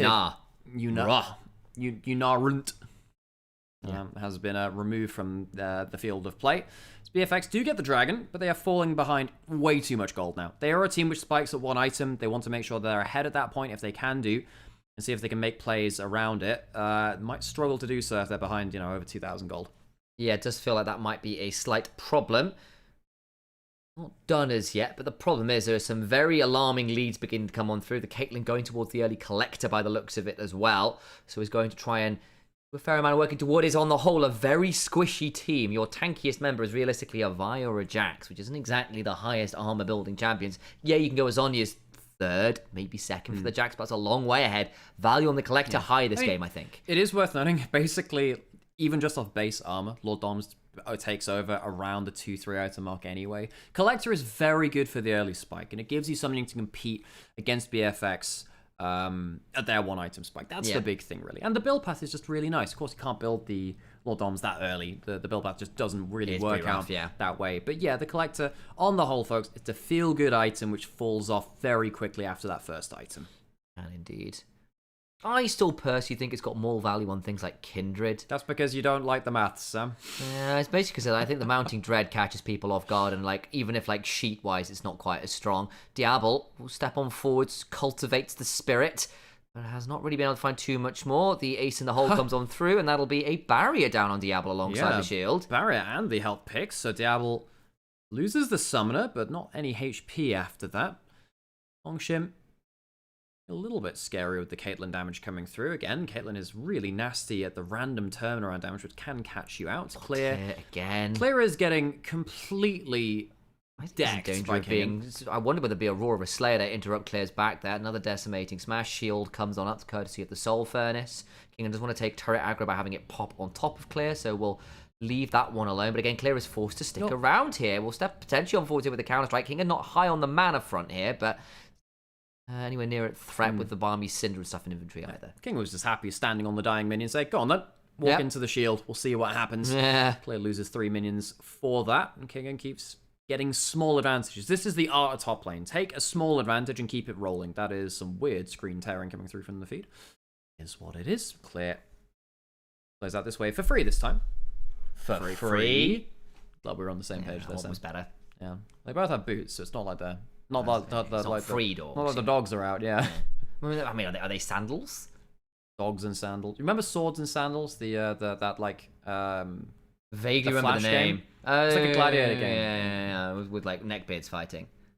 Well, not neckbeards. No, they were like gladiators. No. I thought it was like neckbeard gladiators. I don't remember this game very well. I'm sorry. No, it's just I don't know. Early 2000 Flash game animation. I think for some reason I thought you said socks and sandals. And I was thinking of like the kind of pudgy men in socks and sandals fighting to the death in some Flash game. Swords and sandals, Sam, not socks and sandals. Which, yeah, that's fair. Okay, clear.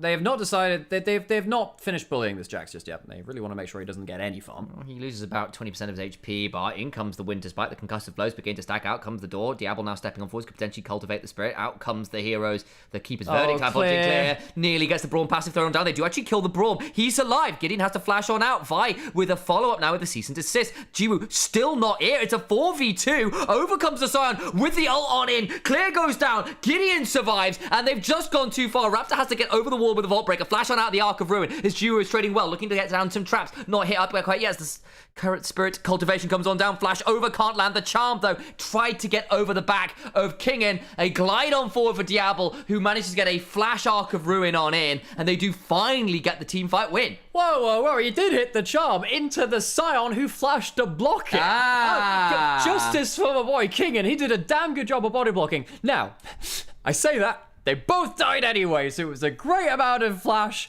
for not that much gain. Nongshim overstay on the top side, and BFX, they're entering their power spike around this point. They get themselves a great fight to bring them back into contention. I was really thinking Clear was going to die for free. It was going to be an awful play for them again, but Lehens dies before the redemption comes through. Raptor gets to follow Gideon with the ultimate, and that means that the fight keeps going, even with Scion roaming over. You have the Lulu, who's buffing up people into play. Diablo gets to get rolling. Clear does die eventually, yes, but the extended play with Ari coming over as well works out in the favor of BFX.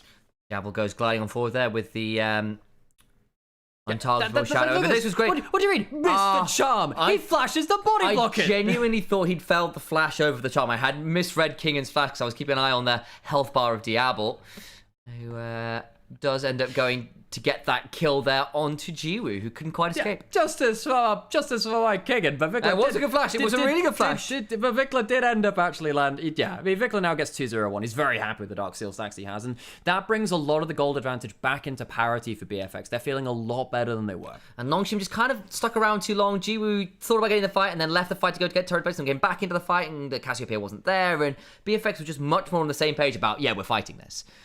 Damage from Diablo got the Q stacked up. Yunara with a Lulu behind them is a very different champion. Here we go. Oh, Arc of Ruin comes on down, and that is a very dead Caitlyn. Who's gone from 2-0 to 3-3 into in very short order. We're just saying the Yunara with the Lulu behind them is such a different champion. Jiwoo goes too far up, and Jiwoo has been struggling in this series. His first game was pretty good, but the second game on the Ezreal and now this one on the Caitlyn. Been caught out a little bit now. And while Diablo had a bit of a rough early game himself, starting to take off, and this comp really does work well with the Yunara in a good lead. Well, part of the problem, though, is they did just lose 2 turrets. Bringing so many members mid has cost them quite a lot on the side lanes. Nongshim end up getting themselves a little bit more of that gold lead. They just lost around that top lane. Sion is a problem. Is it going to be enough of a problem for BFX to care? They have a lot of people that can somewhat ignore the Sion. King's positioning and his Q channeling is going to have to be very, very on point, because if the Sion goes into the backline, sure, that's cool, but he needs to make sure he's still disrupting. Feats of strength were picked up by Nongshim by picking up those turrets as well, which is good news. And, you know, give some leeway to G with that mid lane play, because he did have a Braum and a Poppy near him. It's like, surely this is up to stay safe. No. Yeah. One of the problems is just a lot of the damage that comes through from BFX isn't always avoidable. Like Vi doesn't care about the There's not a Braum. lot you get to do about the Yunara that, W yeah. doesn't get blocked either, because it's a laser, like the Zeri W and stuff like that. That's what happened there. Turret goes down. Nongshim get themselves the full outer ring of turrets.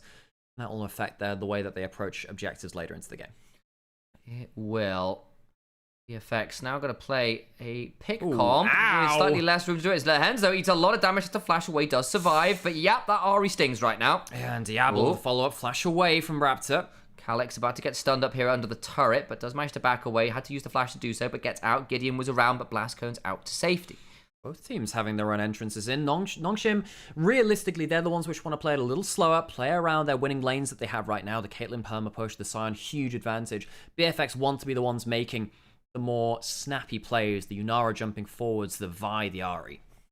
Cull's finished cashing in for Diablo, who's now picked up 2 items, got that Hurricane alongside that Crack. So you are into a relatively short-range comp on the whole, lot of melees, or at least close to melees from Nongshim, so theoretically quite a lot of value there from cycling through all of the AoE of your spirit cultivation. Spirit, is it cultivation? Cultivation of spirit, that's the Q, which you can unleash, which is the Q active, and then with the Hurricane, additional AoE on that one as well, can feel pretty good. The only thing, of course, is because BFX have been doing a lot of roaming as a big marauding band of pick champions, they have been giving up a fair amount of value in these side lanes. That's some big shoves on in from Kingen and Calyx, both. And I thought Vikings were playing tomorrow.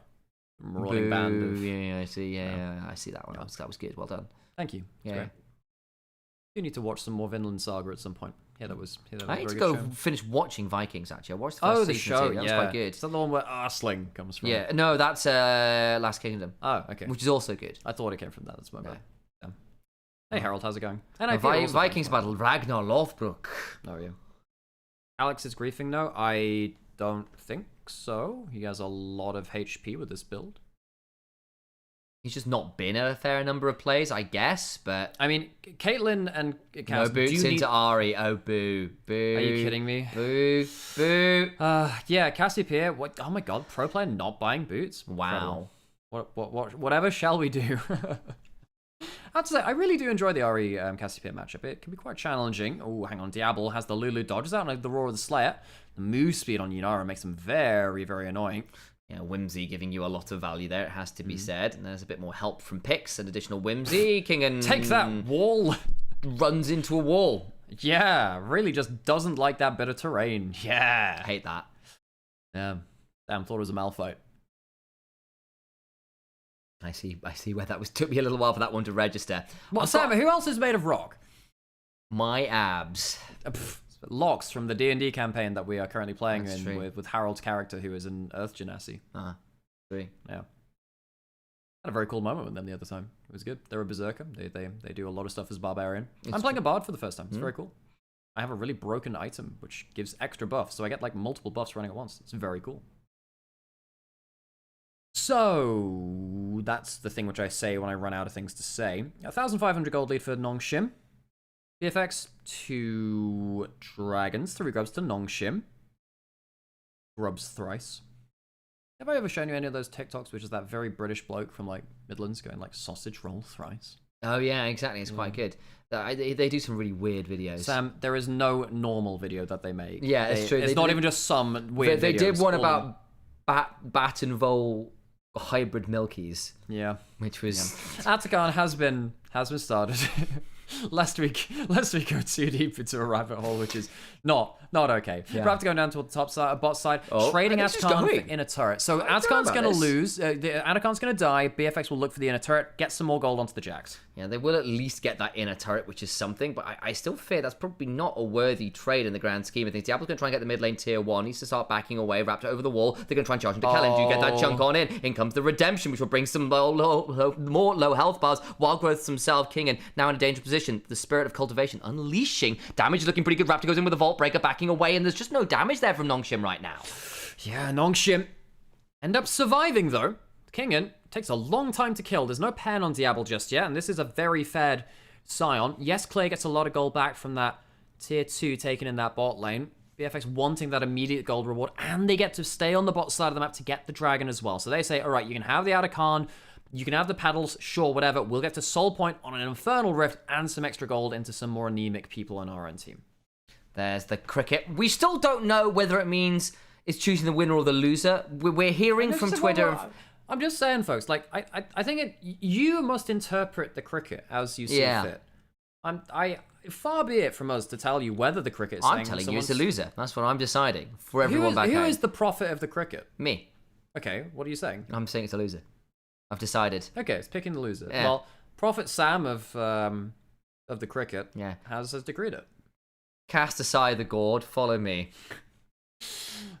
He's not the Messiah, he's a very naughty boy. Yeah. We're all individuals. I'm not. Pause. Could you imagine? Oh my god, so many years have been... I can't believe that the LCK cast has never done this. This is a free one for you. Why have you never done the life of Brion? That is so true. Have we just reached a point where the current demographic that watch these sports just doesn't know Monty Python, even on a global sense? Yeah, maybe. I feel like Atlas and Orcs would do Monty this. Python, the life of Brion would go. It would go unfathomably hard.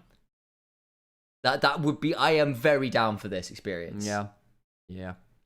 Diablo walking forwards again. Fearless he is. 1,000 gold up. Has the Lulu behind him. Here goes Raptor. In comes the Arc of Ruin. The door does block a fair amount of it. Flash over from Vikla, who doesn't land the charm onto Jiru. Still can try to trade, but the problem is Diablo is out DPSing. Finds a wonderful angle with the Yunara, who continues to go over the wall there with the untouchable step. And of course, that amazing old Arc of Ruin. Lehen's now just out of range of that charm, but is running the wrong direction. Calyx has no mana and wasn't at the fight again. He's just going to get run down here. Will probably survive, but it's looking messy for Nongshim in the mid game. There's a flash still for Calyx. Picks up a little immunity from the little cinder thing on the floor as well. Yeah. Vikla will finally finish off Lehen's, and Kingen didn't teleport to the play. Great pick off by BFX with their skirmish heavy comp.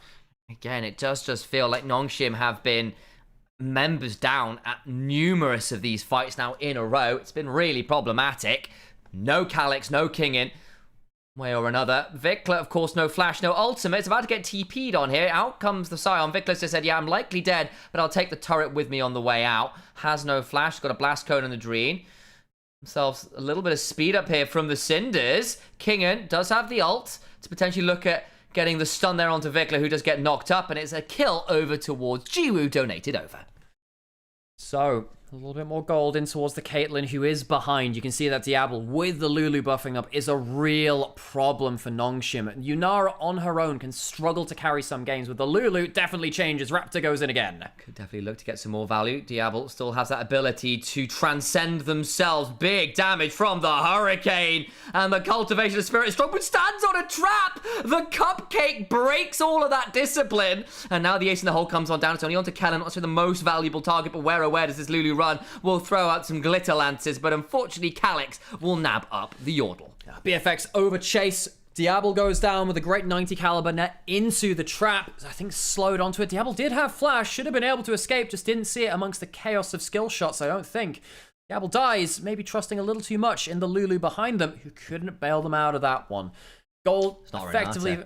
Yeah, doesn't have that small loan of $1 million. It's got a little fairy thing, which occasionally helps.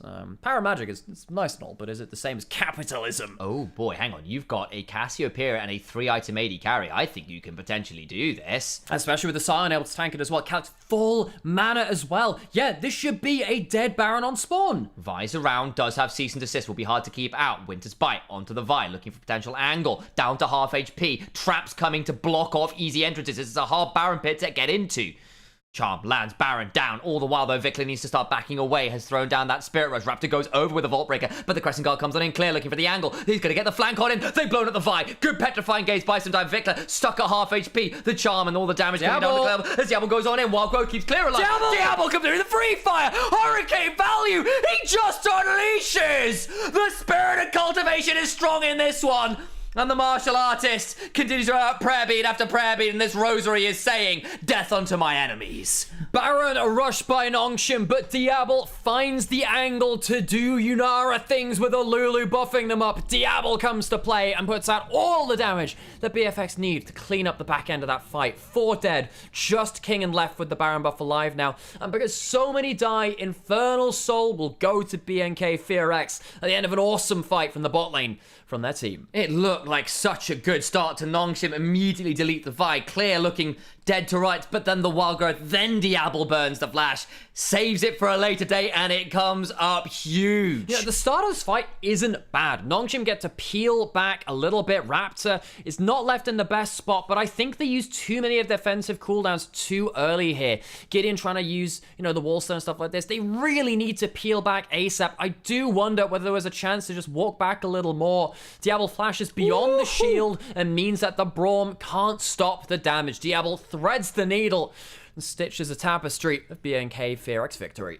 Nice work. I actually think that was a really good Mikhail's. I think it was like almost an instant cleanse on the Petrifying Gaze. It was very, very nice. Either way, Diablo wasn't really CC'd for all that much time. The keeper's behind, here comes Clear. Clear has the ultimate. Calyx not here either. He's a little late to the play. He's still walking here. There is no Cassiopeia. They're too little, too late. And the Infernal Soul value is pretty damn huge. Lehen's looking for an angle over the wall. Can't quite get it. In the end, actually, no one ends up dying. I thought it was going to be more dangerous than that. Oh, my days. That Arc of Ruin nearly took Lehen's. There's your Infernal Soul value. Great damage from Diablo, who has had an awesome game on the Yunara. A little bit difficult early, did die a couple of times unexpectedly, but has picked up the pieces wonderfully as it's come through to these 5v5s. We now have, oh my god, we got another Elder Flip in us. You reckon we got another Elder Flip in us this series? I reckon we do. I reckon we do. BFX fought back magnificently in that game 2 multiple times after, well, it was a fight back on both sides, really. It was a 3 Elder game. Rare to see one of them. Peak Fries Gaming. Nongshim were in the Legend group, but they were kind of like the Fries representative. Yeah, fun old year for watching a lot of the Rise group in LCK. It was messy. It was fun, though. I think that is sometimes something which is overlooked. Sometimes it's completely fine to just watch entertaining League of Legends. Sion coming up. The train horn being signaled brings them very close to the play, but not into the engage. Vikla has flash. Maybe he has to burn it. Oh boy, Diablo finds G-Wood. Yeah. The Arc of Judgment certainly slow down that potential collapse, and Raptor and Vikla managed to escape, and that leaves clear space on the bot side. The push and the pull currently favouring Fearex, who continue to find some good value here. No one finding that clean engage just yet. Again, gold lead, somewhat decorative. Stuff like the Infernal Soul, not decorative at all. That one just hurts a lot. Hurts an awful lot.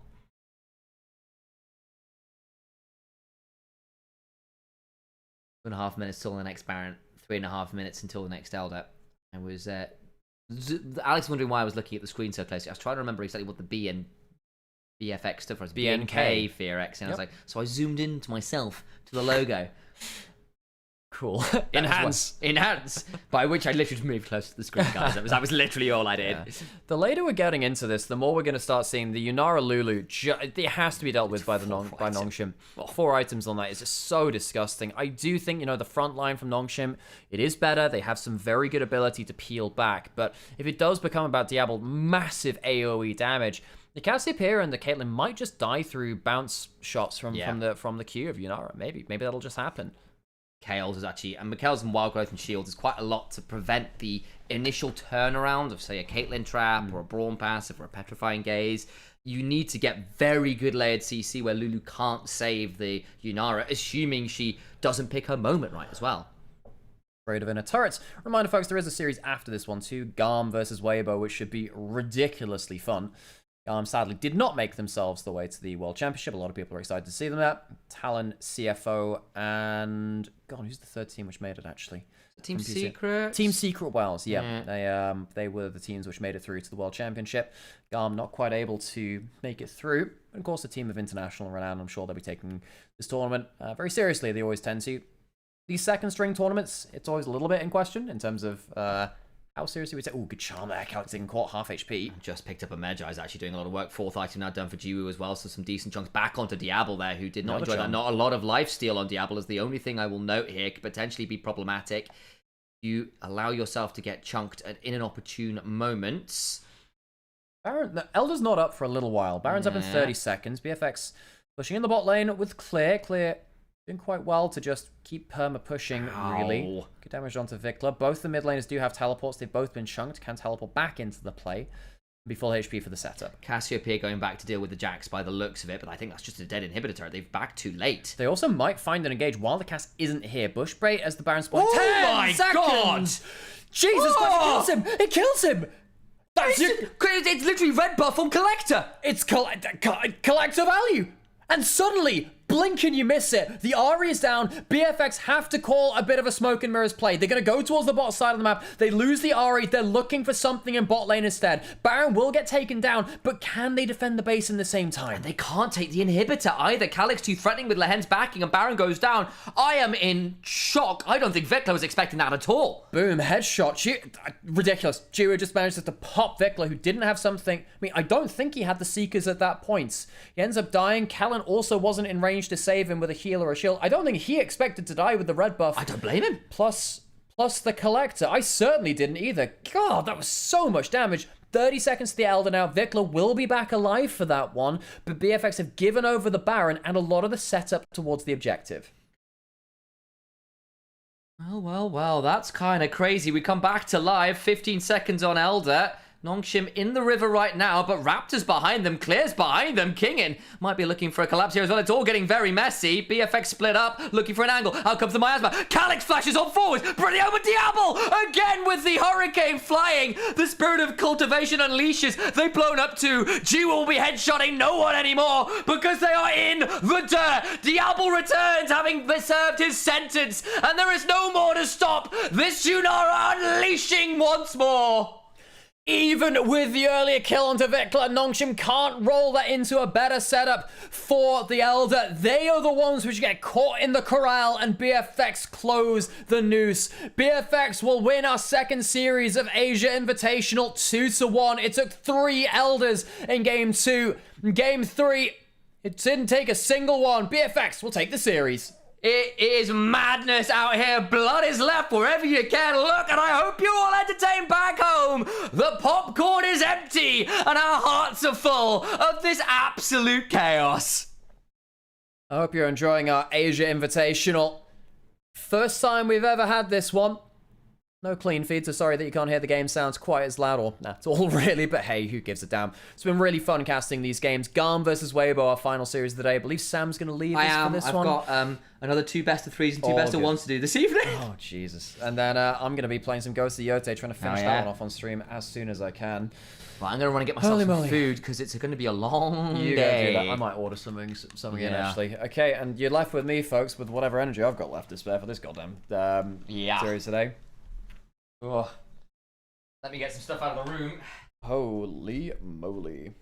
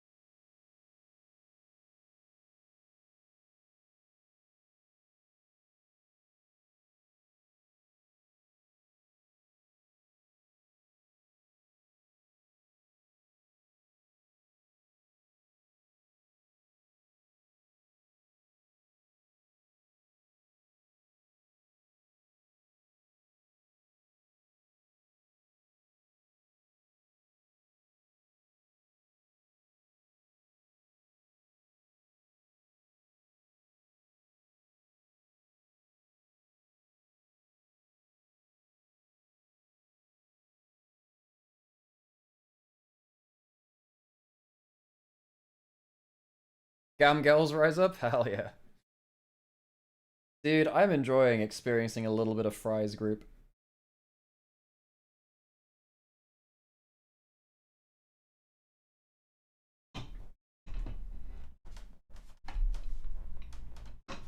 Dankeschön.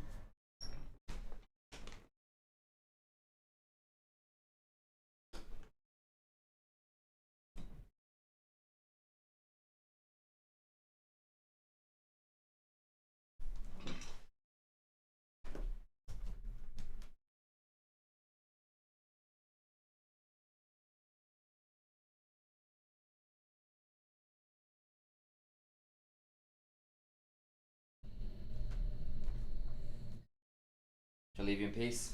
Thank you, Sam. Can I trouble you for a coffee? Yeah, I Oh no, what? I'll get him a I might go out and buy one. Sure, possibly, yeah, that sure. way. And I'm gonna order some food in for myself, maybe. I also need something. Yeah, I know we got Lunchables. I think I need to get some Yeah, sure. space in because I'm going to be going till Yeah. imagine 10, maybe 11. Oh, I'll be going for something similar, to be honest. But Be a long few days.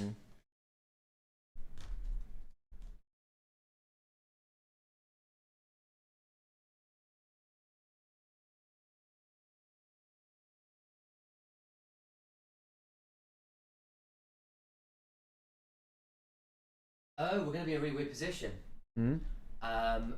What are we going to do about Anivia's stream? Is it gonna happen at the same time? Well, yeah, because Mere Mass is happening at 3 p.m. Can you be live on 2 things at once? I have no idea.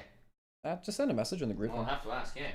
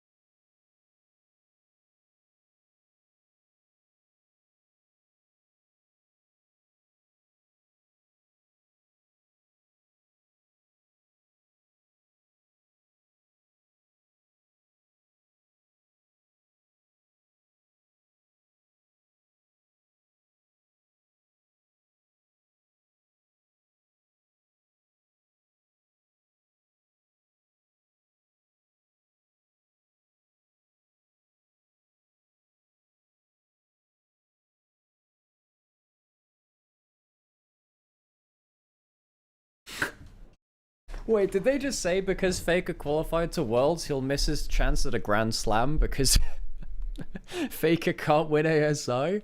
That's kind of hilarious. That's kind of funny. Wondering how the Vietnamese co-streamer's got a clean feed? No idea.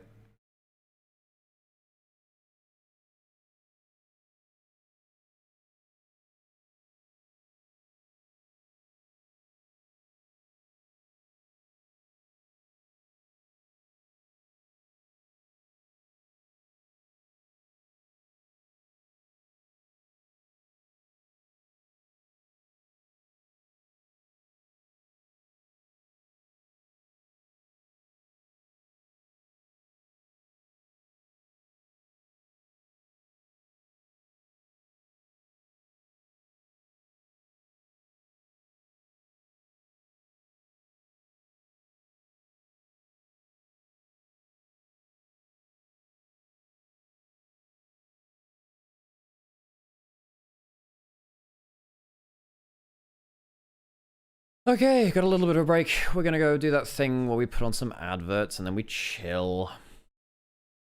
I'm gonna order some food.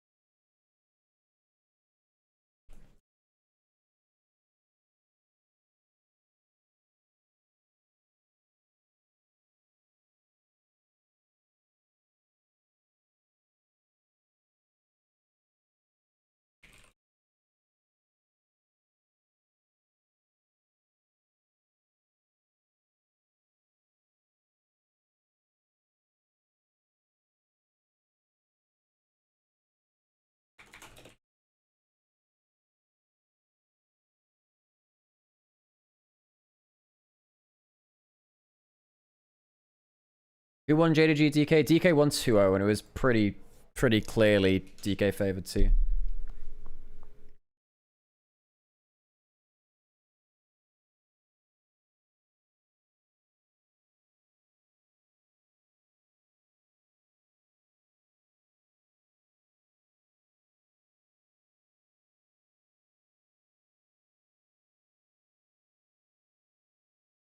Need some music in here? Oh, I mean, technically it's already up there.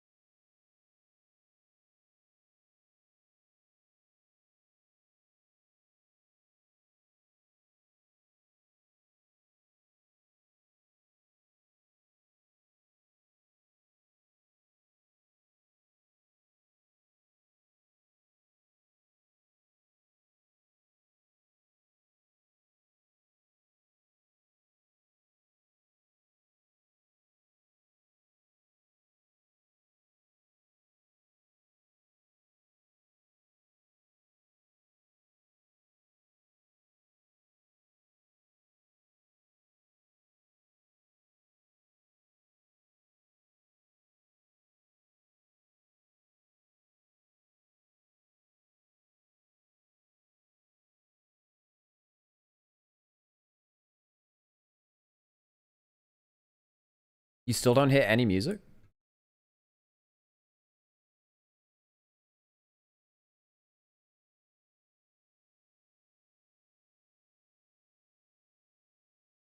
What about now? Do you hear it now?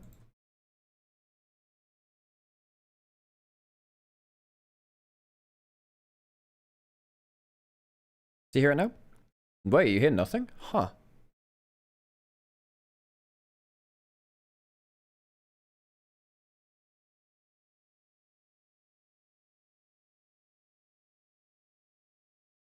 Yeah, okay, what about now?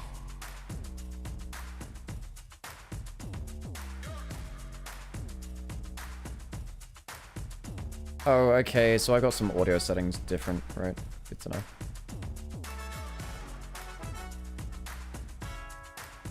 Okay, so that means you've actually been hearing nothing for the rest of the stream, which is... Okay, well, whatever. It is what it is.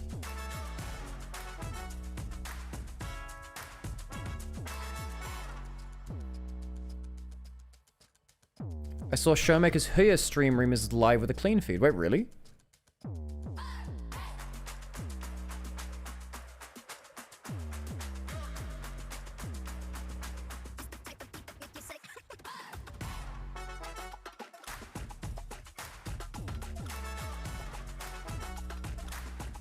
But the screen isn't clean. Ah, that sucks.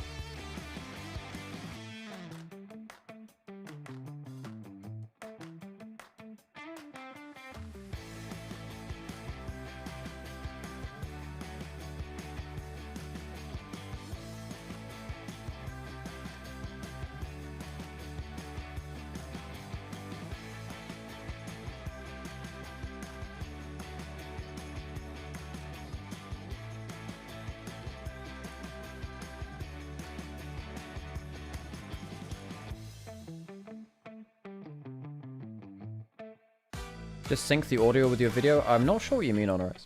No, it's in the advanced audio setting. It's, what do I want to say? It's,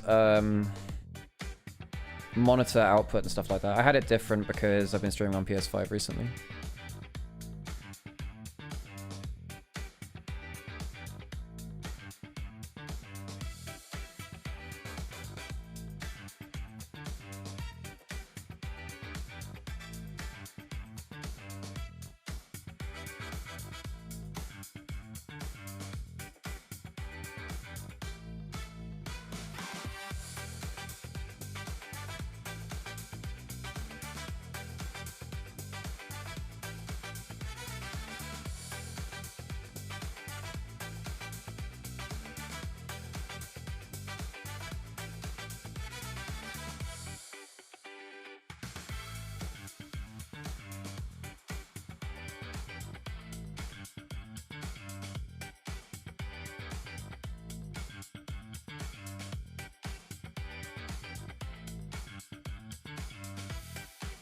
Ah, sorry, you said Showmaker stream isn't clean feed but is audio.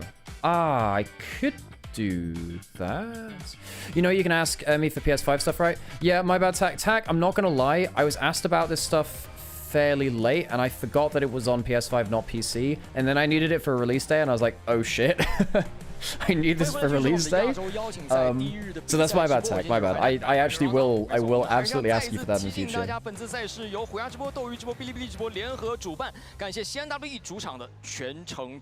That's a very, very useful thing to have, Tac.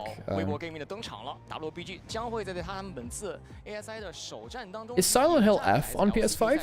Because I might actually do that on PS5. 这么说吧，其实他们现在那边赛区，我记得是有一个合并的一个机制。哎，没错 ，GM 也是个很多的强敌。No, I appreciate you, Zach. I appreciate it. 没有进入到世界赛。那我们就先来聊聊两队的首发阵容。 I have to get myself a different capture card as well because I don't have the right capture card for PS5. Yeah, I might get Silent Hill F on that then. I have to say, Amir, until I realized that as well, that like it was Amir from Fate, whatever. I also like just completely didn't see that. It was my bad. I'm trying to think who my favorite Fate characters are. Rin is a classic. I like Ilya a lot. Very intriguing character. The voice actors in Zero and Face Day and Unlimited Playboys are absolutely nuts. Oh, you're in Ender's chat a while back. Cool. He consistently read it. Yeah, that's kind of funny. I appreciate that. Oh, God. Okay, how are our adverts looking? 51 minutes pre-roll should be fine. Yeah, Fate Zero and Unlimited Playworks have a ridiculous voice cast. I appreciate the energy of these casters a lot. Well, they're welcoming on the teams onto stage. Are they gonna just show the cardboard cutouts again? What's the stick here? Yeah, I think Unlimited Bladeworks it's definitely one of my 10 out of 10. It's on my 10 out of 10 list. It's very, very, very good.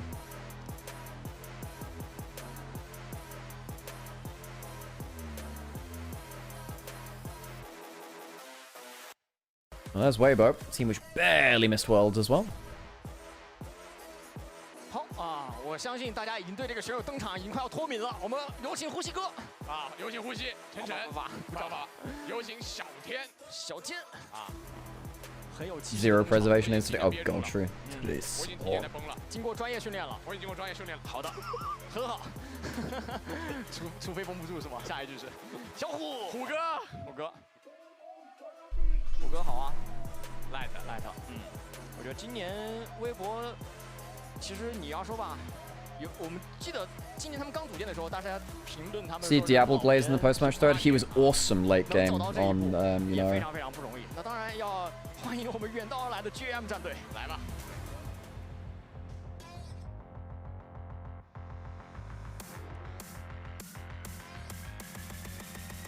And we have GAM on the other side of the rift.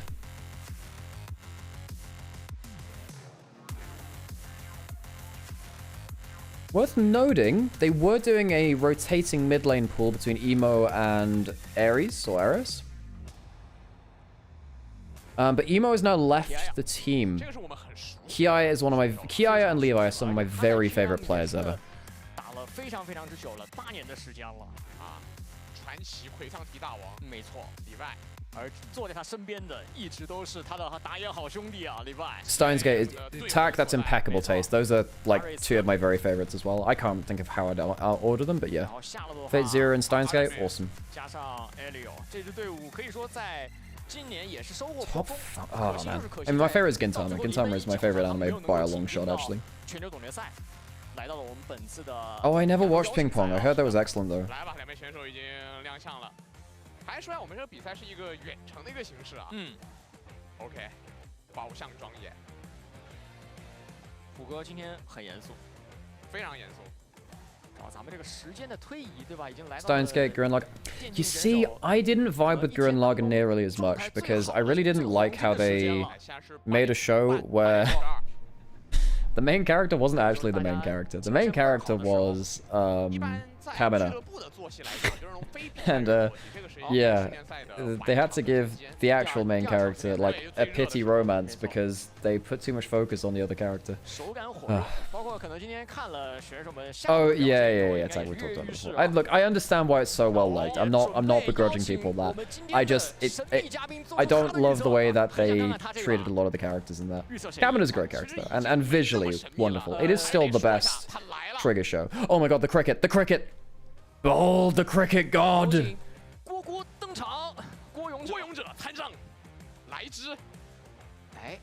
Did you know that Xiaohu... Okay, so funny enough, someone's mentioned Angel Beats. Oh my god, who is it choosing? Oh no! Who will the cricket god favor? The cricket god, the prophet!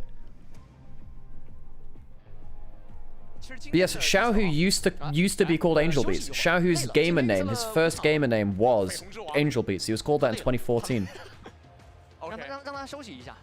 I don't like Angel Beats. Angel Beats was a good show. I believe the cricket did briefly choose Weibo before returning back into its sacred box. Yeah, it is tag. It's one of those few shows, Gurren Lagann, which actually maybe like fist pump in like jubilation. Is ASI a new event? Yes, it is. It's Asia Invitational. It's for the teams which didn't quite make Worlds.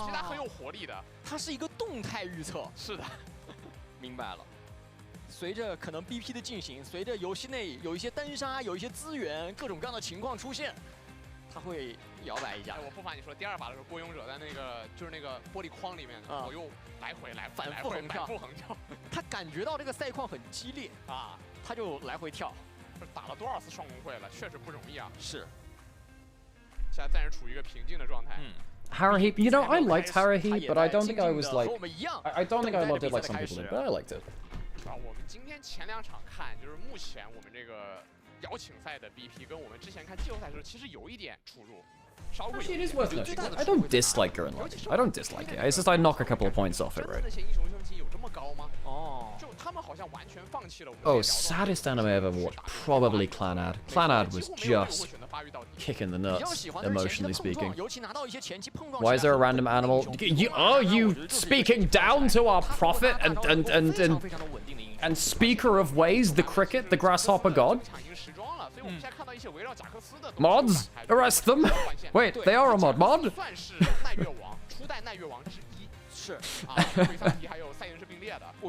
Endless 8 killed the anime. I think it was, which is why when they re-released it, kind of like they condensed the Endless 8.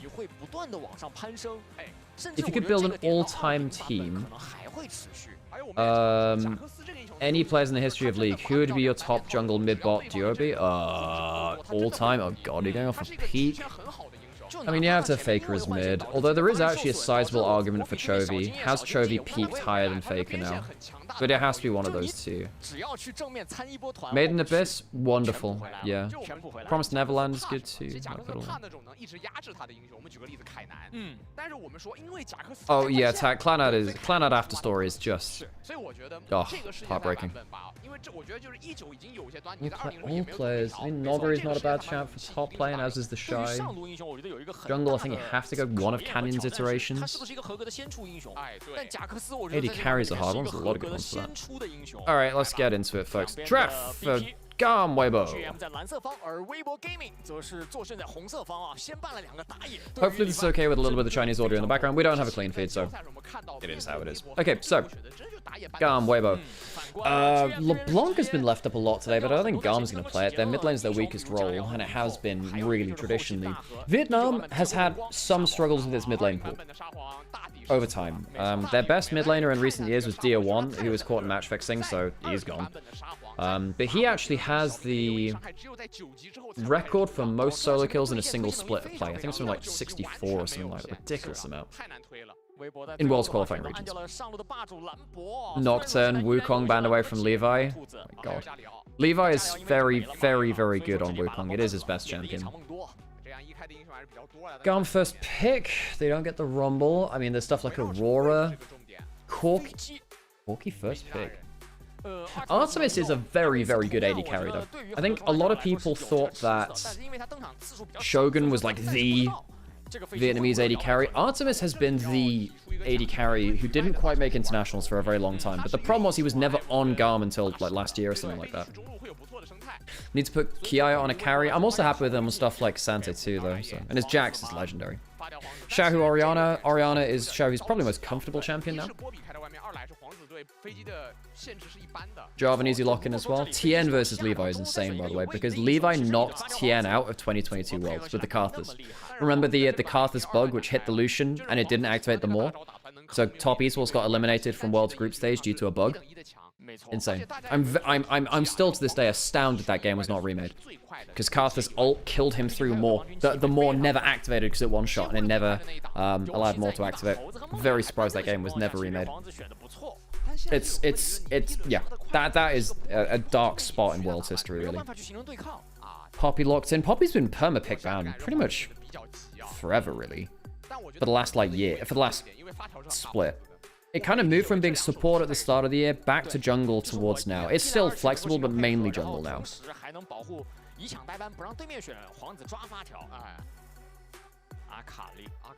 Okay, Akali for Ares. I'm just gonna call him Ares. That's not always true TFC, but yeah. Oh yeah, Rogue got through. I forgot that Rogue got through because of that. Yeah, damn, I forgot. Yeah, Rogue 2022. Because they were Summer 22 champions with Odo, yeah. Wait, did they get through? God, I can't remember now. Oh, yeah. I think they did, yeah. Scion for Breathe. Breathe was one of the better Scions in LPL this year. I can't remember. Worlds 22 is fading from my memory now a bit. It would have been tiebreakers otherwise. Right, okay. Yeah. You watched the Rogue Quarters in New York. Awesome, Honoris. That must have been awesome. Yeah, Top Esports did beat DRX. You're absolutely right. DRX. Yeah. 22 it's a great tournament, but a lot of the group stages faded out in my memory now. Okay, bot lane being focused away from Light and Crisp. What would you go into Corki? I mean, Yunara is the big one right now, right? I mean, even after the nerf, it's still probably Yunara, right? Unless he does want to go for the Kai'Sa. Light is a big Kai'Sa player. You have a Jarvan. Playing Kai'Sa into Poppy is not great, but Light might do it anyway. Wayward is a lot better than people give him credit for. At which point, in 22 he was good. In 23 he was straight ass. I cast a lot of that guy in 23. Wayward was not good then. Is it possible to mute the Chinese commentary? I can do, but then there's no audio at all. Oh look, I'll turn it down.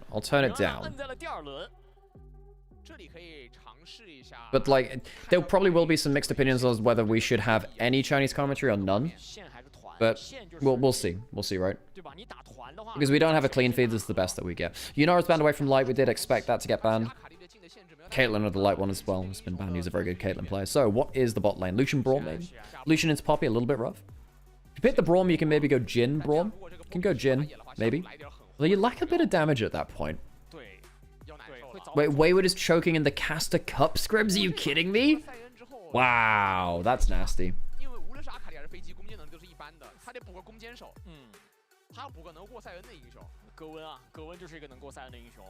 Okay.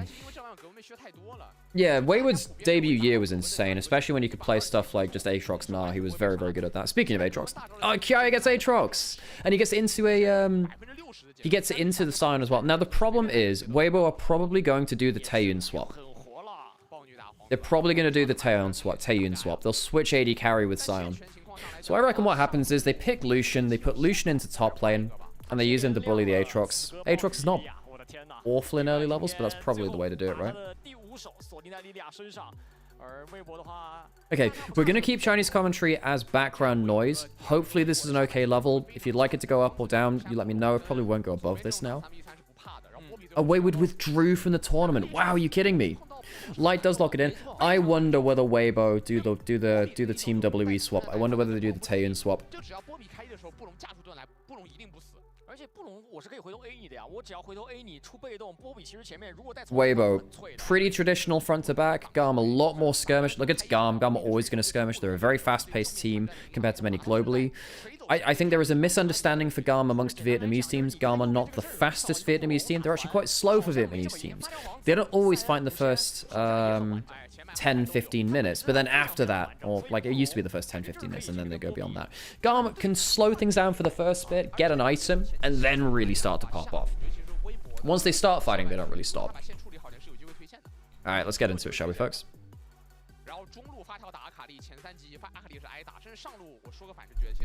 Lilia into Braum Shield streams rough. That's true, that's true. Lilia for Kiaya. No, Lilia for Levi.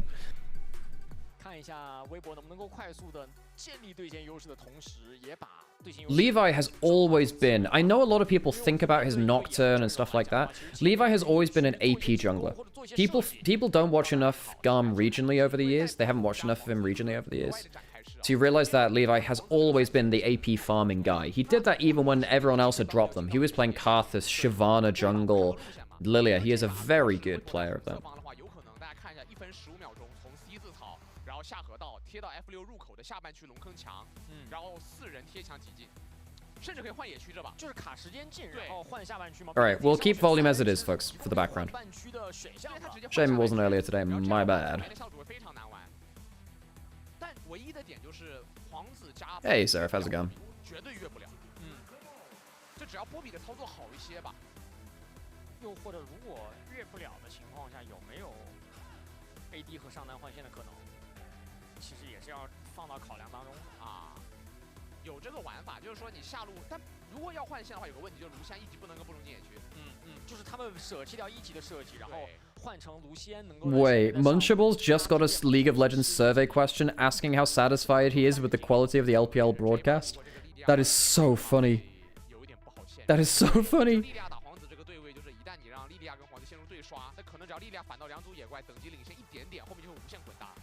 看怎么处理吧，但可以说这把在，应该说是在第2轮也刷完前都是皇子的绝对优势，还是游戏的前中期。我觉得在前中期上，如果说微博能够抓住对线的优势，甚至抓到野区的对位的一个领先的机会，可能到后面打团会越来越好打。但是如果这个雪球没滚起来，一旦让莉莉娅飞机阿卡丽发育到2件以后，其实会很难。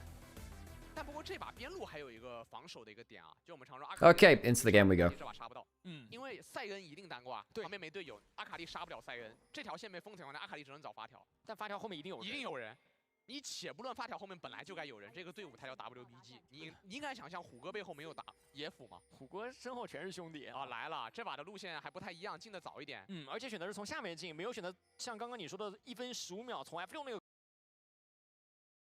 Oh, that is a freeze. We good there, folks?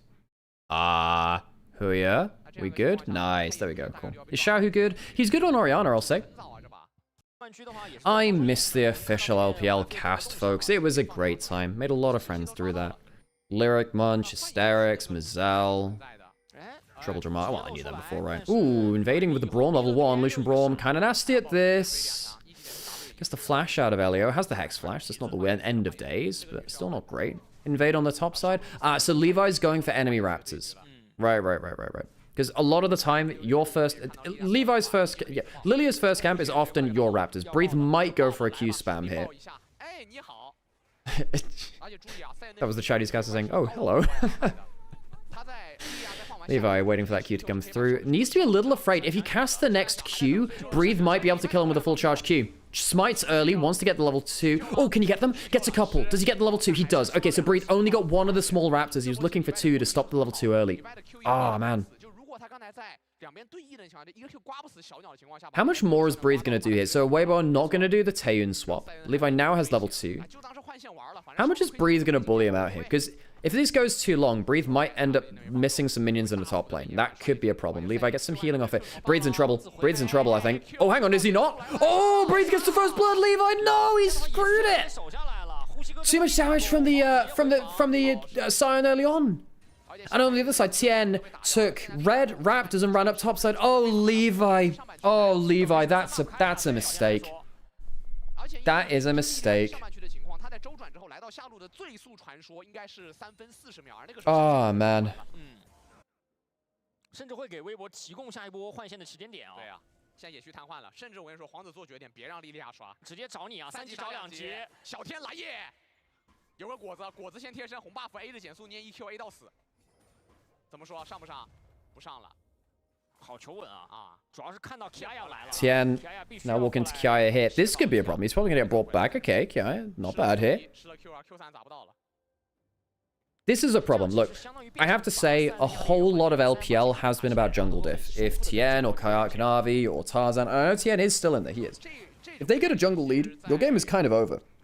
And Tien, he's been less likely to get those leads compared to the top tier junglers than at some points in the past, but he's been doing some damn good work when he's been ahead. In fact, when Weibo beat anyone's legend in LPL playoffs, it kind of was due to that. Tien just dunked on Tarzan a couple of times. 对，所以说在皇子装备领先的情况下，无脑的找莉莉娅球，让莉莉娅会有点受不了。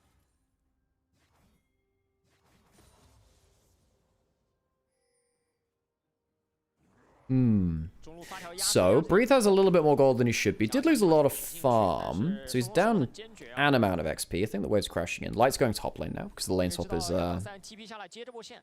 fallen off. OK， 把线卡住了，下路又是波肥线，啊，这波呼吸好舒服的，下路接这个线。而在上路对 Kiara 来讲，这个线的情况是比较糟糕的。 但是这一轮 Q2 命中给了他有机会把这线顶完，对，这波就全力清线就好了。GAM forever been a team which wants to take early options and run with them. Levi on an AP farming jungler needed to get ahead. Ah, man. If Tien can go Raptors to Raptors, that is really, really bad for the Lilia. It's going to be close. Levi gets it. That's a really good pickup for Levi. It's a really good pickup for him. It's actually a little bit of XP ahead of Tien now. And now he can go Raptors to Raptors, maybe. With Crisp coming up to protect them, that's a good response from Weibo, though. If they hadn't brought Crisp up, I think they would have maybe given up extra Raptors to Levi. Now it's a bit more contested. Crisp is here because he wants to protect Raptors. He can't go too far, though. Elio on the Poppy support. So he's to be a little bit careful here. Flash status at Fast Brothers. Crisp gives up his summoners here to make sure that Tien gets Raptors. Make sure he stays on par with the Lilia. 对，出去了就难受了。对，好在自己前面小房间也垫起来了。 Breathe has the Bramble Vest, but the thing about Aatrox into Bramble Vest is that he can just use his Qs until he really wants to start doing more damage. Ooh, hang on a second. Breathe has Flash as well. Kiaya! Breathe doesn't have cooldowns, doesn't have an auto attack. Doran Shield and Pop was running. But Breathe, damn! We did say he was one of the better Scions in LPL. Damn fine job here in the early game. 这波最后单下差一点，主要那个同步闪现。 如果说呼吸哥那个闪，或者说 Kiaya 闪再慢一点的话，应该 Holy moly！ 闪慢点就死亡闪。对对对，闪慢点死亡闪。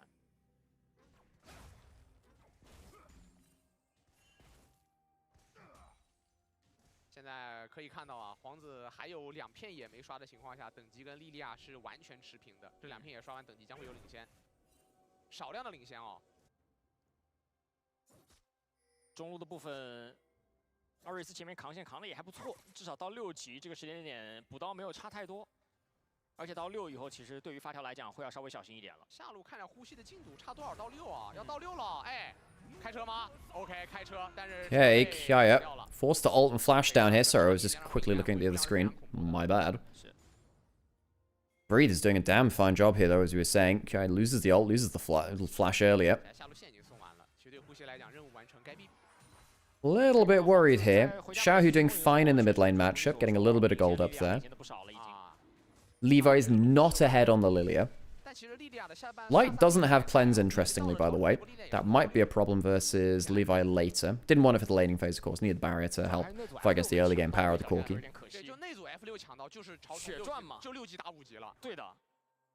You know, in this skin for Lucian, he has so when this skin was released, it was before Senna was released as a champion way long ago. And this was like 2014, 2015, I think. Maybe 2015 when it was released, actually. So at that point, they were trying to go through the story arc of, well, maybe Lucian can finally move on and find love after Senna's died, killed by Thresh. So they had in this skin, the Valentine skin, him and Quinn kind of paired up, where Quinn sent a love letter and Lucian gets it in his recall. So the love letter of Quinn sends off a letter and then Lucian's one gets it. It's very sweet, actually. The champ of this event will get to Worlds? No, no, no, no. This is a separate event. This is for Pride and a decent cash pool. I think the winner gets 84k, something like that, in dollar equivalent, I think. Ooh, Levi flashing forwards, but the sleep goes through. This Storm Shield's not going to land it. Wall stun comes through, and the light is snuffed out. A candle in the wind, blown out. Wait, but can they get anything else back? No, level 6 from Tian. Levi hit the level 6 first. Tian couldn't quite get it. Xiaohu has Shockwave. Ares might have gone a little too far, but he does have the ult to get back out. So one down. None more than that. Levi doesn't have flash. Shockwave will bring him back, and Levi's overstayed. They killed the AD carry, lose their jungler, and the grubs will go to Weibo. How many will they get, though? First one will go down. I imagine it's going to be all three. Oh, GAM. They actually had a great opportunity there, but they overstayed their welcome just a little too long. Levi looks like he's getting raptured. The ray of light above him. 但是再打第二波，再去回头吃第二次这个河蟹就有点不理智了啊！还得是中路的线，可以看到 Aris 的血量是不好的，但小虎的状态非常好。这超虫也有了，3重。 那这样的话，前期 Cameras are so overexposed. Well, it is what it is. 来说，前面的节奏是不错的，属于是满载开。对，而且上一波虽然卢仙阵亡啊，但因为他把线处理了，所以导致现在的兵线是没有亏太多的。他刚刚复活出来，接到上路一波满线。而中这波微博选择最稳妥的打法，选择让松松帮小虎把这个线给处理干净。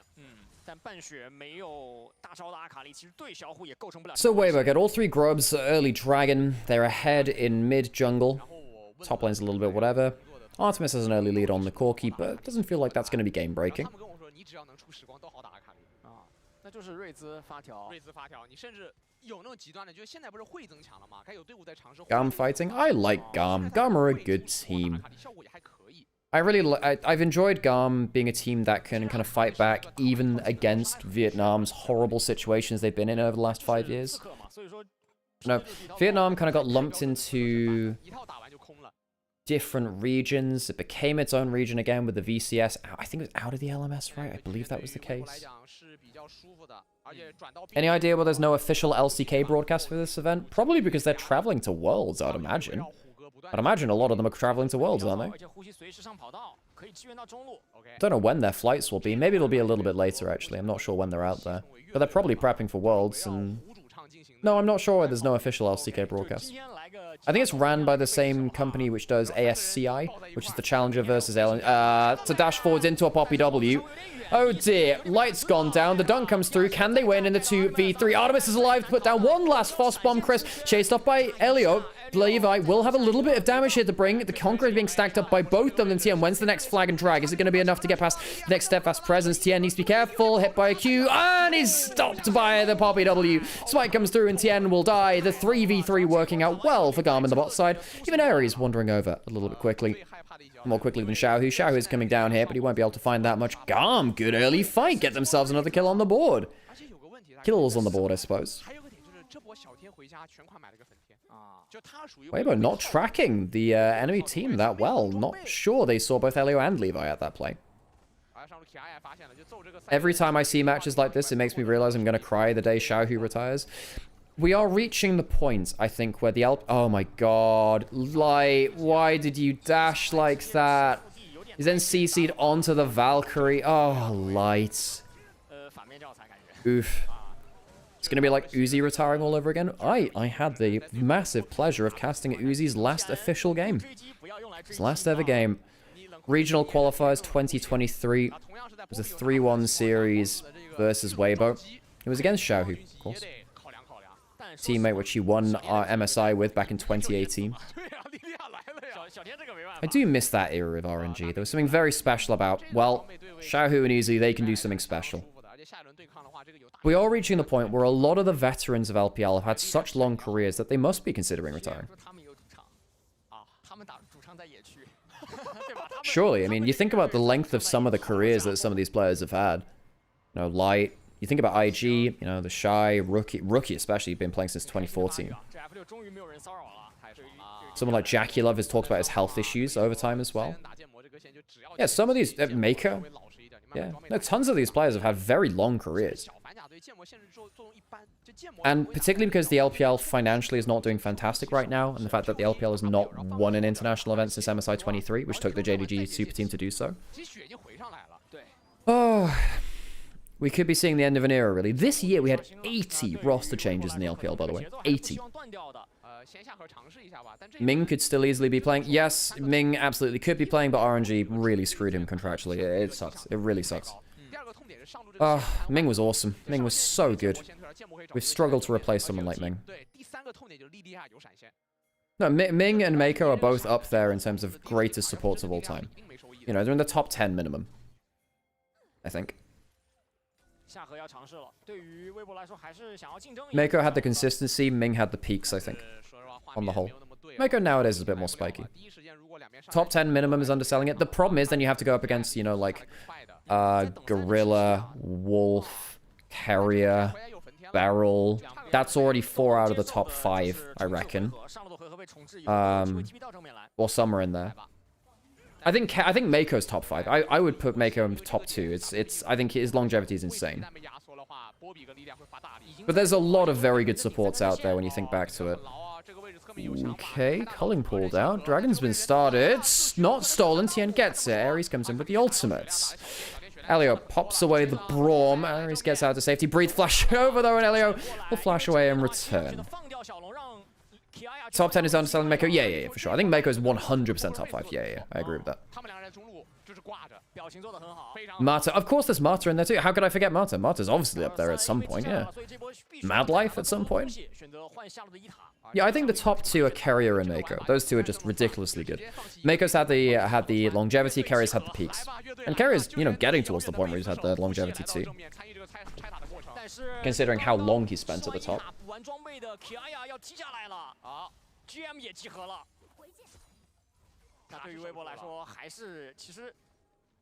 Yeah, a lot of these players that we talk about currently still playing within the LPL. They've had very long careers, and I think with the LPL kind of struggling financially, it might be harder to keep them around. It took a lot to bring the Invictus Gaming Super Team into fruition, right? Because they took a lot of money to come through there. At Worlds 22, you got a Xiaohu and Ming banner from some Chinese fans. Still remember the rhythm and the fans had to say their names. Very cool. Very cool. Beryl Slander, he won Worlds in 2 separate teams. Beryl's definitely up there. Beryl's fantastic. Multi-Worlds winner. Ridiculous. His consistency is definitely called into concern, but goddamn, his peaks were insane. Very creative player. Very creative player. I think that Worlds 22 finals was probably the highest level of support play I can think of in a single series. Ridiculously good. Apparently all of the top 6 in LPL are loss-making in terms of money. Wow. Ridiculous. Weibo down 2k gold. Do have 2 dragons. Getting a little bit worried for the Aatrox getting very fed, and I don't think Weibo have that much damage. They've gone for the Roa build. Artemis, ooh, just about escaping the Braum passive. Uses the Valkyrie. Flash is down as well. Cullen comes out on Telius. Not that much damage.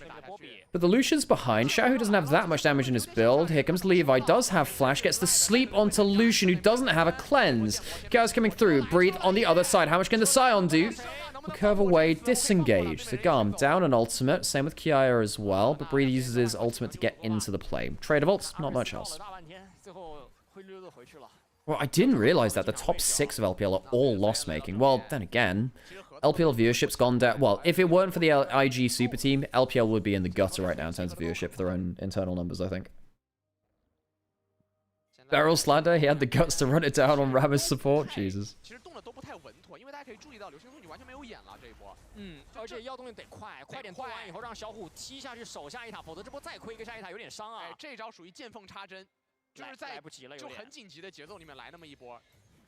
Herald taken by Weibo. Kiaya will look to get the first turret of the game, though, in the bot lane. First blah, blah, blah. Feats of strength still taken by Weibo, though, so this won't impact that. GAM will have to see that go over towards Weibo.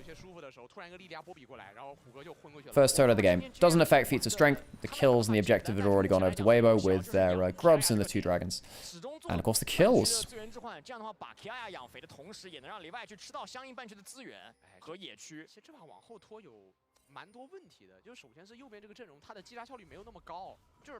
Getting towards 2 items soon now, I suppose. Storm Surge first for the Akali, interestingly. I don't see that item too much anymore. Often the Proto Belt is often very, very useful just to get onto targets. Doesn't give you the flat pen, though. Breathe down 1,000 gold, but again, he is a Scion. Scion is still Scion. Not the best game to be a Scion, because the Lilia can really deal with you quite well. Does a lot of consistent damage with the burn. Levi has flash, has ult, has level 11 now too. I think Gamma in a good spot this game, you know, folks. I think Gamma actually in a very good spot. I don't think Weibo have got enough damage right now. Starting to open up the map a little bit. The overlay is wrong. Gam got first turret.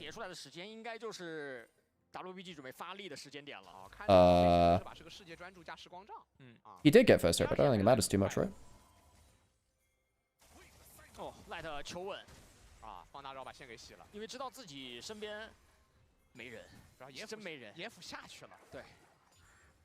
Weibo can't win this set? They absolutely can. Look, Weibo is still a pretty good team, folks. Is GAM winning? They are right now, I think. I think so. I mean, they have the early lead on... They did lose a couple of kills onto the Lilia, which got me a bit worried. Hang on, Ares. Does he have to use the ultimate? Oh, CC chain coming through, uses that ultimate. Maybe he just gets out. Oh, hang on a second, he failed the ultimate. That was a bit scary there. Jeez, what's the latest cricket status? I actually didn't see what happened with that. Dragon started by GAM. Weibo choosing not to contest this for now. They're pushing mid lane instead. They have 3 grubs. If they get access to towers, they will be killing it very quickly. Herald into mid. This should be mid lane turret. Do they get top lane as well? Breathe probably demolished it. So Dragon traded for double turrets, using the Herald, of course. Light will double tap that down. Okay. Mid lane turret will be taken here. Very like, hang on a second, guys. There you go. Cool. Does Breathe stay for top turret? I guess it was too high HP. Maybe they hadn't hit it before. Yeah, they hadn't hit top lane turrets. They can't take both on the same wave. Oh, first turret was at top lane. Right, my bad. Oops, my bad. I missed that one. Oh, the overlay was wrong. I don't know why I said that. Yeah, whatever. The only Western support probably in top 10 would be Mickey. Hylissang is also up there. Hylissang and Mickey are very, very good. Yeah, at some point you would have said Mithy and Yellowstar. I think they've been overtaken by too many other players now.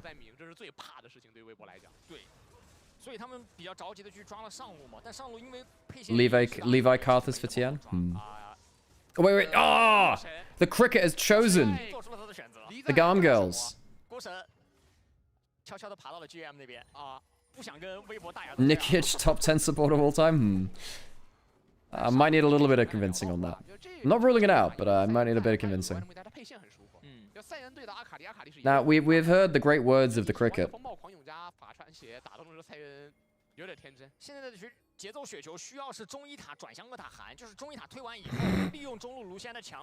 I just got a very funny comment on so I've been playing a ton of Ghost of Yotei recently on stream. In fact, after I'm done with this, I'm going to be streaming some Ghost of Yotei again. But I managed to beat the coin game while all the coins were completely invisible, and someone just commented, "I thought you meant Ari, not Lee Sin." Which, understandably, I found very entertaining.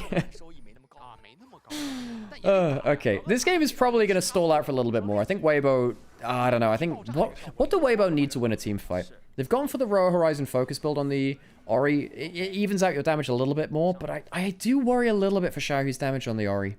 I do worry a little bit for it. Light is likely going towards Infinity Edge third, but Light's been struggling to team fight. He hasn't got a cleanse. There's a Mikhails and Crisp, which helps now, though. Afro had a great spring 2016. He had a great one, for sure. I just got to very quickly answer the door, folks.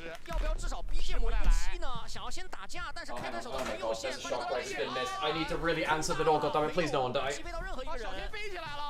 那这样的话，选择先杀对面的波比，差一点点被救赎给奶起来了。松松也差一丝，但上路在猛亏啊，也去逮到个莉莉娅，里外这个位置被粘了。看怎么说，一人的命中，交个税，解个围，税的是2只，但控制抵消已经做到，2个控制甲都做到了，直接改。All good, all good. Okay, right. So Sam and I are both live on different streams, folks. Well, okay then. Levi caught out a little bit here.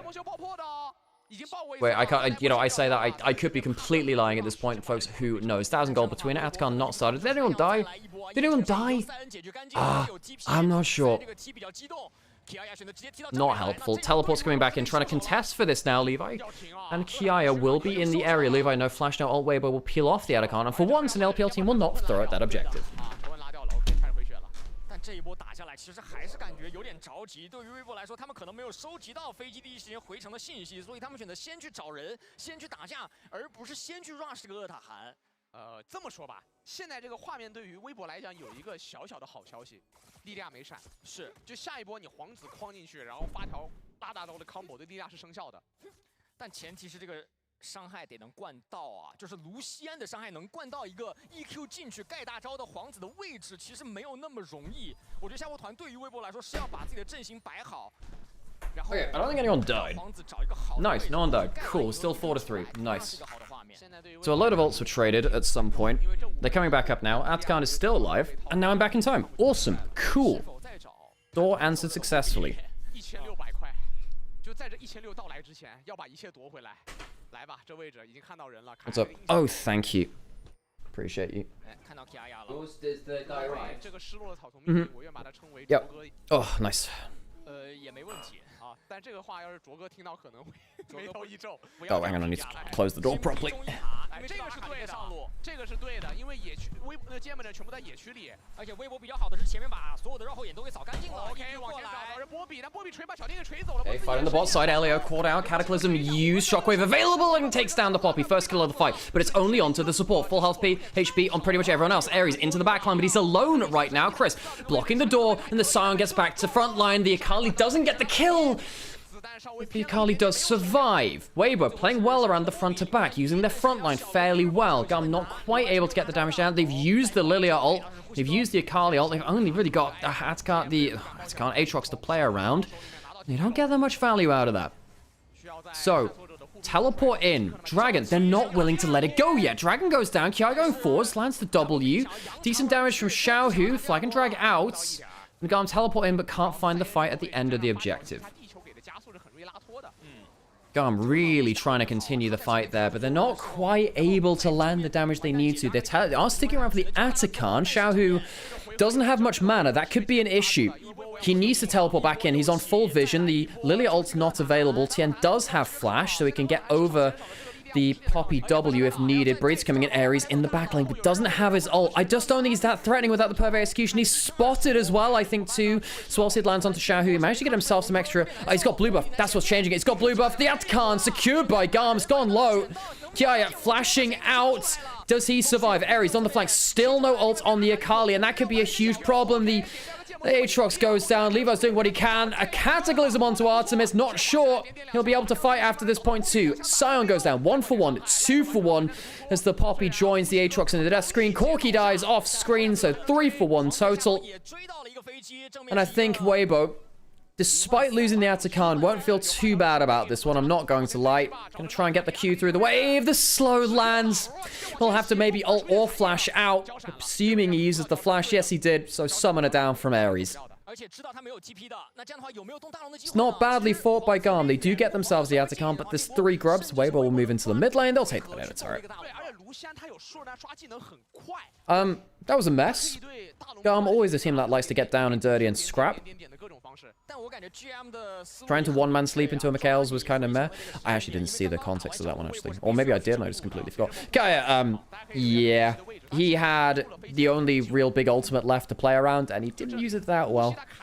Kiaya. I'm a big fan of Kiaya. Did you know, I say this fun fact a little bit. Kiaya, before he joined GAM Esports, couldn't read. He actually couldn't read. GAM taught him how to read. Before that point, he had to get his teammates to describe what the abilities did to him, because he couldn't read what they said. So GAM literally educated this young man. He brought his family out of poverty by playing for esports. Such a very cool, inspiring story, honestly. Yeah. Kiaya and Levi, they've stuck together for a very long time. And Kiaya, before he joined GAM, couldn't read. And so GAM taught him how to read. It's insane.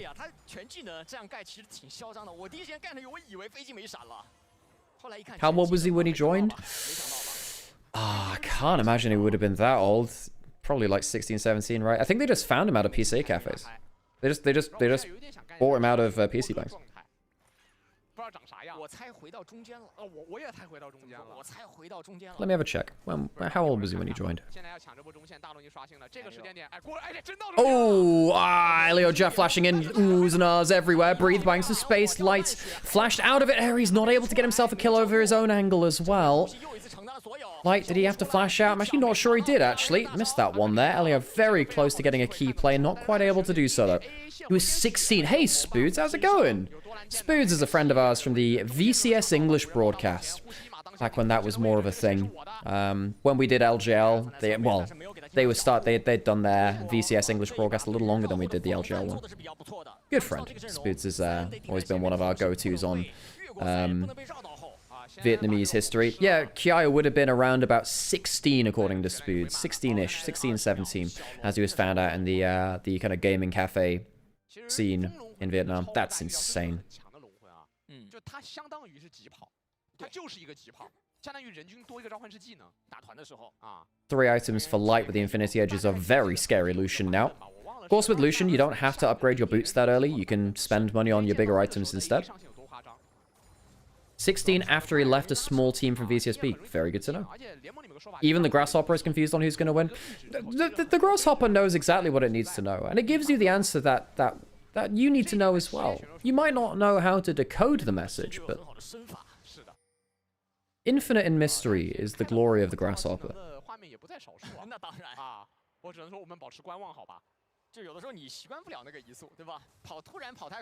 30 seconds till the Dragon will be Cloud Soul for Weibo. Managed to pull ahead a little bit in terms of gold, and they've just been a little bit cleaner in the fights. What am I talking about? Well, the Grasshopper is... There is a Grasshopper at a box, which is predicting games. And we were talking about Kiaya as well, and Kiaya's history on GAM, because that guy is very inspirational story. Loveless in the house. Hey, someone got the Crisis Core reference. Hell yeah. There is a cricket there is a grasshopper in a box which they're making predict the games. You heard that right. Oh god. Okay, jumping forwards. Artemis. Ah, he's caught out. Doesn't even flash. Oh, Artemis probably should have used that one. Goes down. And that'll probably lead to the Dragon going over. A really bad place to get caught out for Artemis there, a player I've got a lot of respect for. One of the greatest Vietnamese AD carries of all time. But sadly, not at his greatest there. Prophet Hopper? Yeah, it's the Prof Hopper. Yeah. Dennis is my boy. Zac is my favorite Final Fantasy character. Zac is great. Crisis Core is one of my top 3 favorite games of all time. I think Kingdom Hearts 2, Crisis Core, and Halo Combat Evolved. Those are the 3 which I often reference.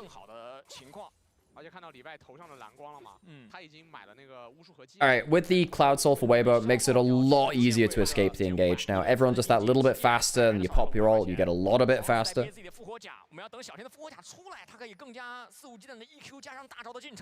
啊，针眼都已经补完了，这波上单补2个针眼哦，打野也补了，补到了，有了。 Oh, hang on, Light.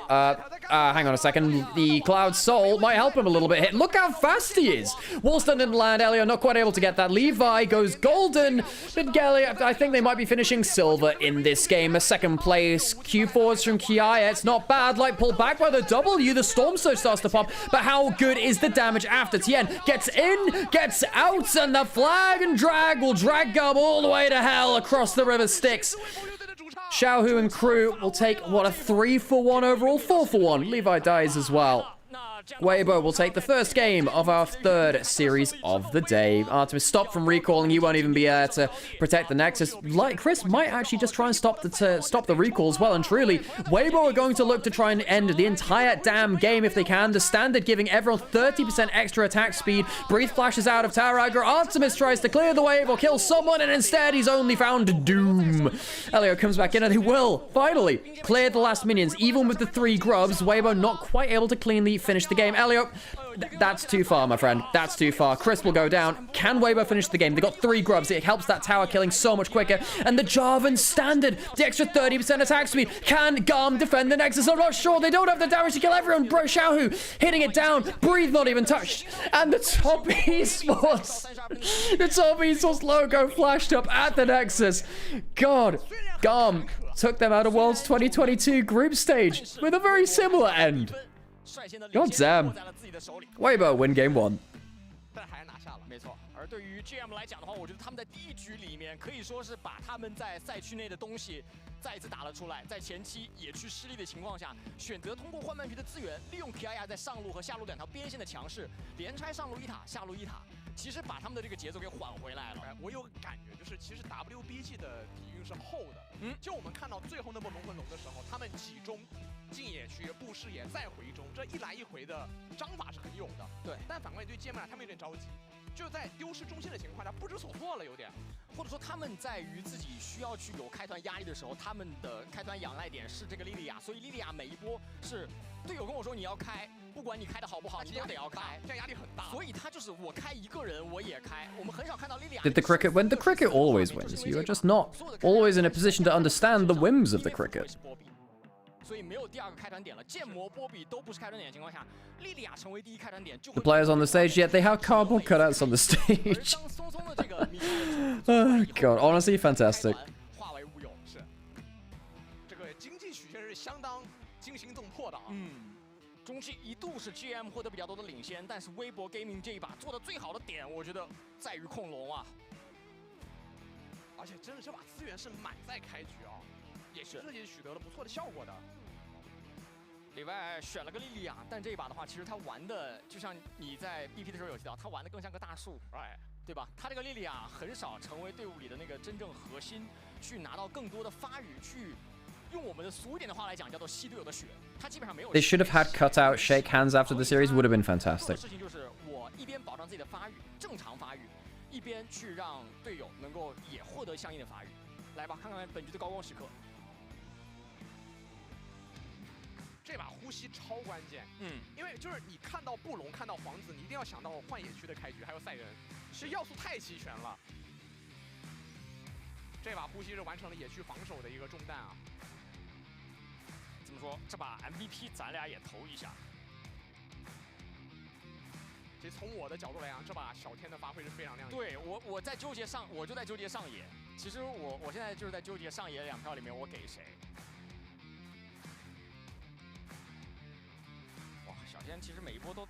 Well, I did get a food delivery midway through that game. I should probably do something about that. 前期的资源方面，真的小天控得很满啊。但我觉得就是我还是愿意把就是这一票投给一切最开始的那个人，我还是把我这票投给呼吸啊。我们1票上单，1票打野。上野一人。而这把虎哥全是2-4杀，叫稳重。这个时光杖一出来，懂的都懂，只能说。 啊，这波其实打团赛人的位置是很好的，他吸引了大量的注意力。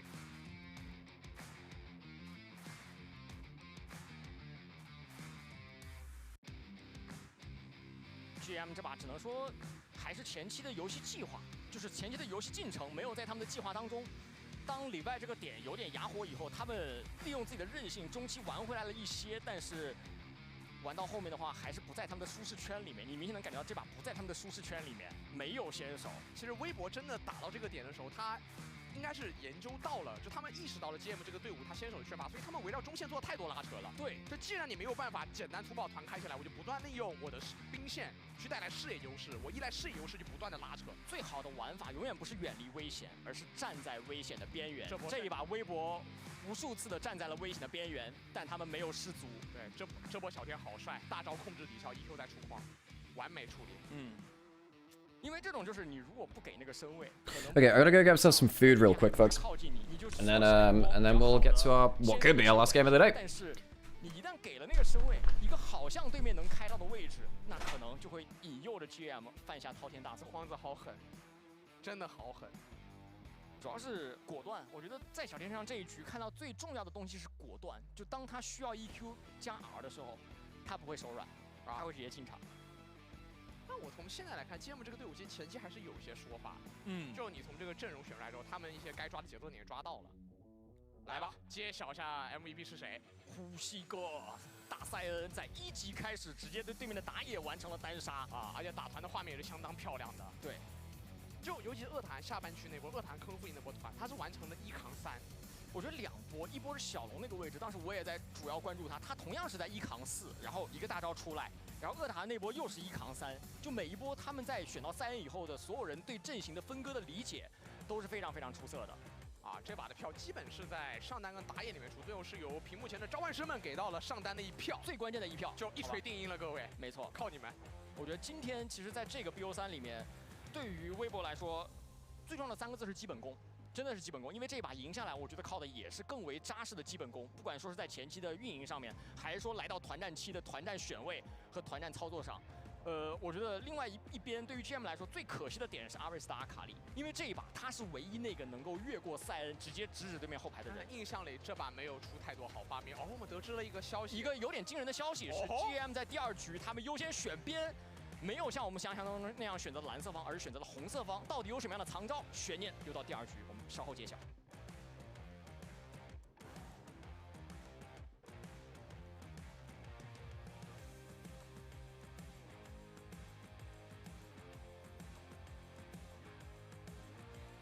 这一回，那个男人将痛失生涯大满贯的机会。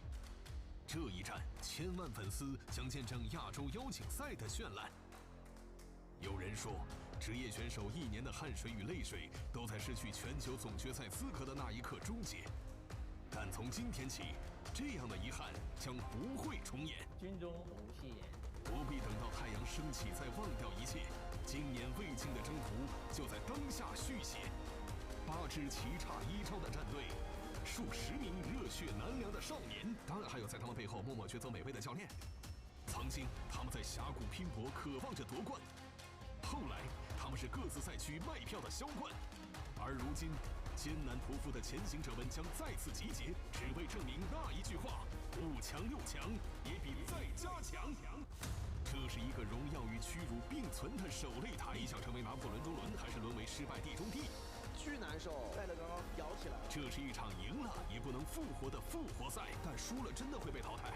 尽管不能给你一次此生仅有的机会，但亚洲邀请赛也是世界赛，让我们一起踏上这条未尽之路。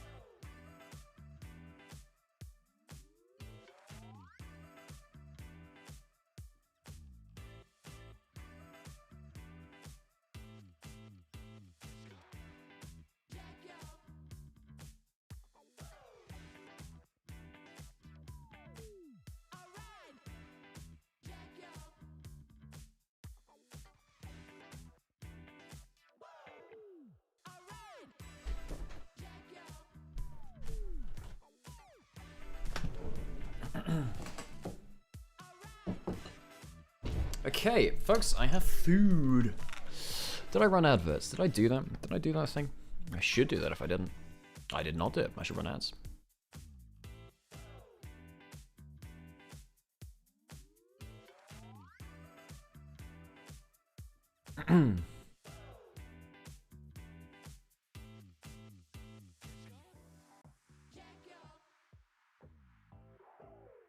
Why are all teams choosing red side when losing? I think it's just not as much of a thing in LPL proper, but I think other regions have done that, honestly, Frag. Also, it might just be a drafting thing with, I don't know, like, Yunara got nerfed, Varus got nerfed. So I think a lot of the traditional first picks got nerfed, so it might be that as well. Yeah, I'm gonna eat very quietly in the background for a second.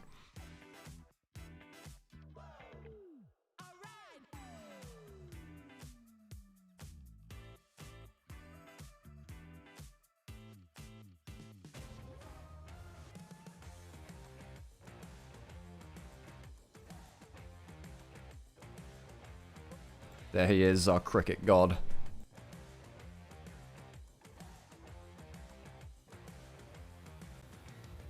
你们有没有看到？看到了，就刚才郭神阴暗的行。 爬过去了。但除了介绍咱们的郭神之外，咱俩也得再介绍一次。大家好，我是海南。大家好，我是王涛。没错啊，您现在正在收看到的就是我们本次 ASI 第1日的比赛直播。那本次赛事由虎牙直播、斗鱼直播、哔哩哔哩直播联合主办，感谢西安 WE 主场的全程制作。是的，我觉得今天其实已经来到了这个点了，对于选手们来说肯定是非常清醒。而且我看到了咱们的这个郭勇者也很清醒，他现在很活跃，他很活跃。 哦，他现在在那乱创，你们知道吧？他现在就是在那个盒子里面左右来回横跳。对，他在一直动，很积极的运动。现在说明什么？说明这场比赛非常的激烈。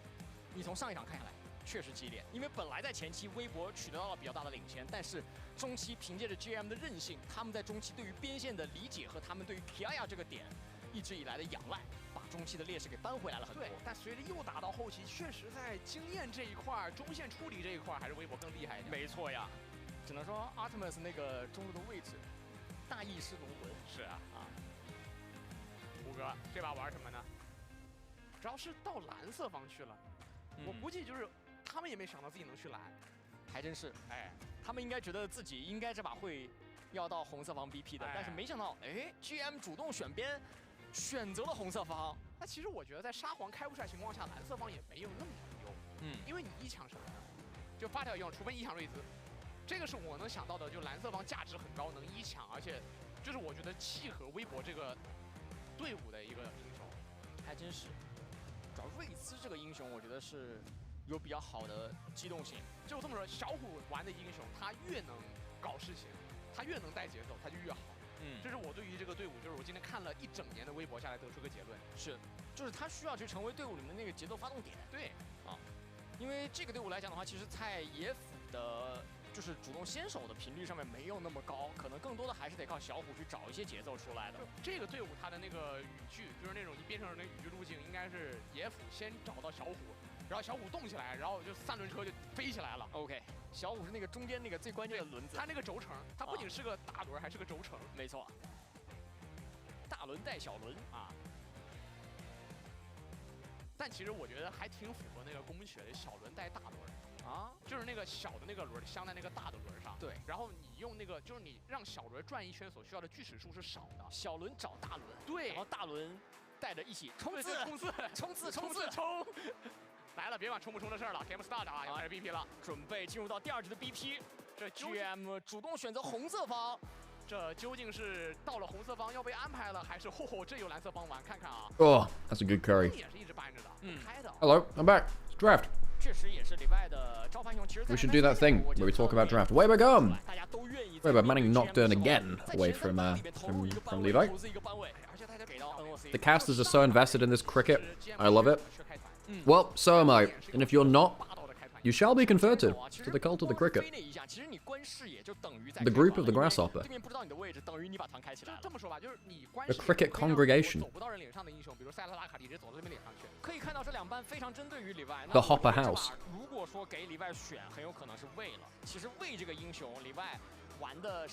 The bug bunch.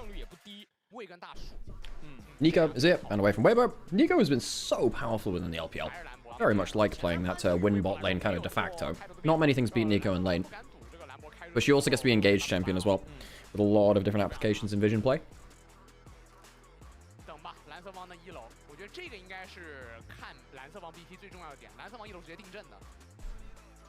可以说就是10手里面的最核心的逻辑基点就是蓝色方的一选。Rumble banned away from Kiaya. Kiaya does need to be doing a lot of damage for GAM on the whole. I think GAM always look best when Kiaya is strong and with a matchup he can get control in. Did they ban Aurora? Yeah. Aurora very powerful for Xiaohu. So Xiaohu's biggest comfort champions have been Orianna, Aurora. I would have said something like Annie as well, but the Rise has been in there occasionally. Wouldn't say it's his top string of champion, but it's not bad. Ares is probably thinking now about Galio, presumably. We might be able to play a Galio draft here. Now, you're going to have to forgive me, I didn't follow all of GAM's games this split, so I'm going to have to choose Gonna have to look up their stats, what they've actually been playing. Harry's played... Yeah, he did play some Galio in playoffs, but he's choosing the... What am I call it now? The thing. The Talia.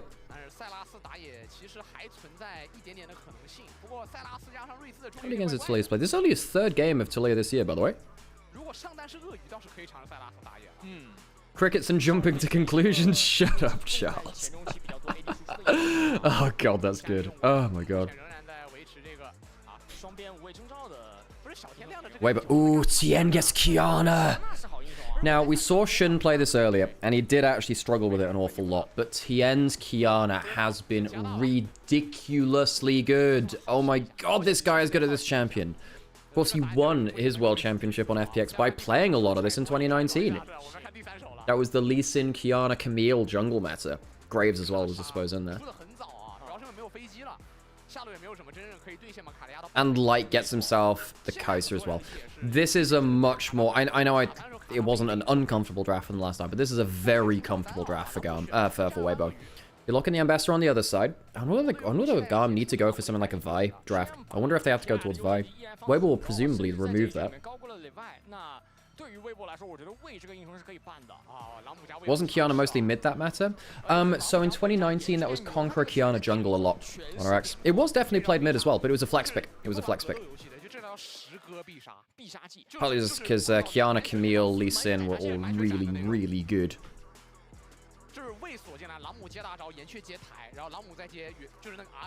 I think Kiana was mainly mid. Oh, was that 2018 or 20? No, it was only 2019 when she came out. Yeah. Yeah, she was mostly played mid, but there was like, I would say like a good, I don't know, 20-30% was probably played in jungle. Probably. Yeah, I would say about a quarter of the games were played in jungle. And Tien played a lot of it.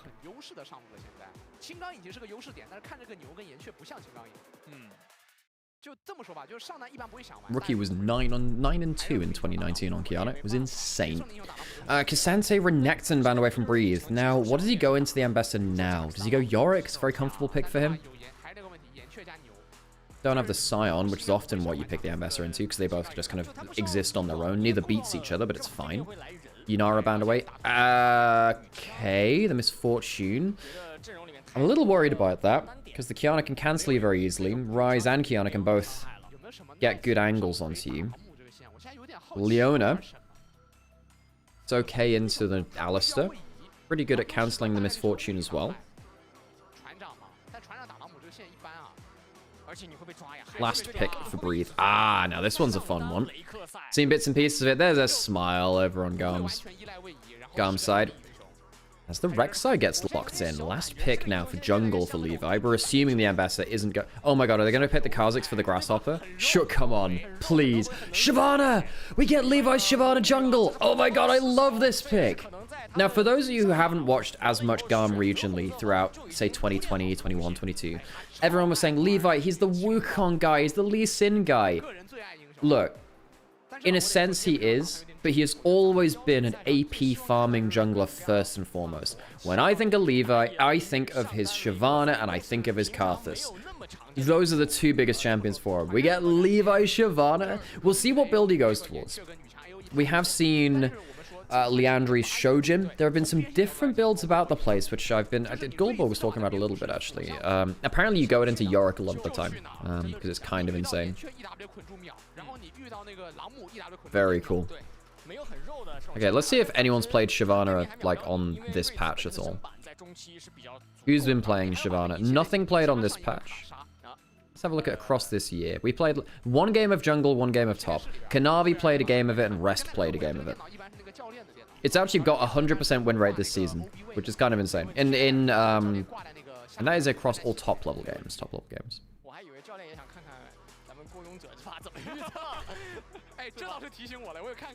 Let's have a think about Shyvana jungle. Yeah, it looks like a lot of people are still going for like the slower burn build right now. In terms of the percent damage up. Because Shyvana's base damages are insane. Grasshopper's picking GAM. Good last game too. Infinite in wisdom are the words of the Grasshopper.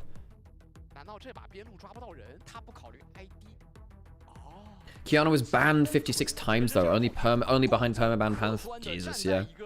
Kind of insane. Alright, into game we go. 这其实一大乱斗的逻辑套进峡谷也可行，就本质上它是一个在狭窄地形的5v5就是河道团。没事，大乱斗里面遇到的都是 AP 龙女，就这晚，就我礼拜也会是 AP，他一定是青龙刀，然后转那个面具 AP 的。对，所以这把我看的话，哎，GM 的 AOE 怎么这么足呢？对吧？是。就是下路跟打野2个位置补完以后，其实整个阵容的 AOE 就完全不欠缺了。OK， 暂停一下，看一下两边的技能，包括说即时符文。 哎，我刚才看了一下，虎哥不知道有没有点那个小移速，因为我看一眼就知道了。就现在瑞兹在中路有2个流。Ares is what they're calling him. Ares. Yeah. So at Worlds 2019, 7 games of Kiana in jungle, 7 in mid lane. In mid lane, it went 2 and 5. In jungle, it went 6 and 1. Tien played 3 games of it, went 3 and 0. Rookie played 3 games of it, went 3 and 2. He's in fact the only player to play it to win Kiana in mid lane. 我们一般人都觉得发条打瑞兹是优势线，我一直推一直换血，对不对？但是因为移速差，所以瑞兹 Was also banned 56 times. Yeah.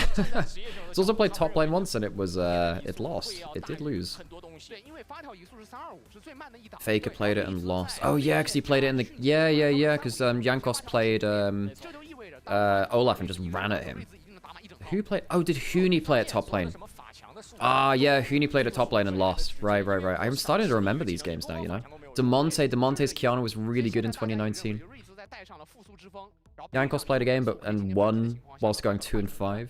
但我印象是第一波，就他们说在前3波线打完没有女神泪之前，第一个回蓝泪神得用。但这个得跟屏幕前的状态们说说啊，大家听听就好。Yeah, Rookie played it a few times. Played it versus Griffin and won. Played it versus Team Liquid and won. Lost in game 2 or 3 on it though. Oh, he played against Chovy's... of course he did. He played against Chovy's Scion mid. That would have been game 2, I think it was. Was it game 1 or 2? Game 2, maybe. And I do miss a bit of Kiana in meta.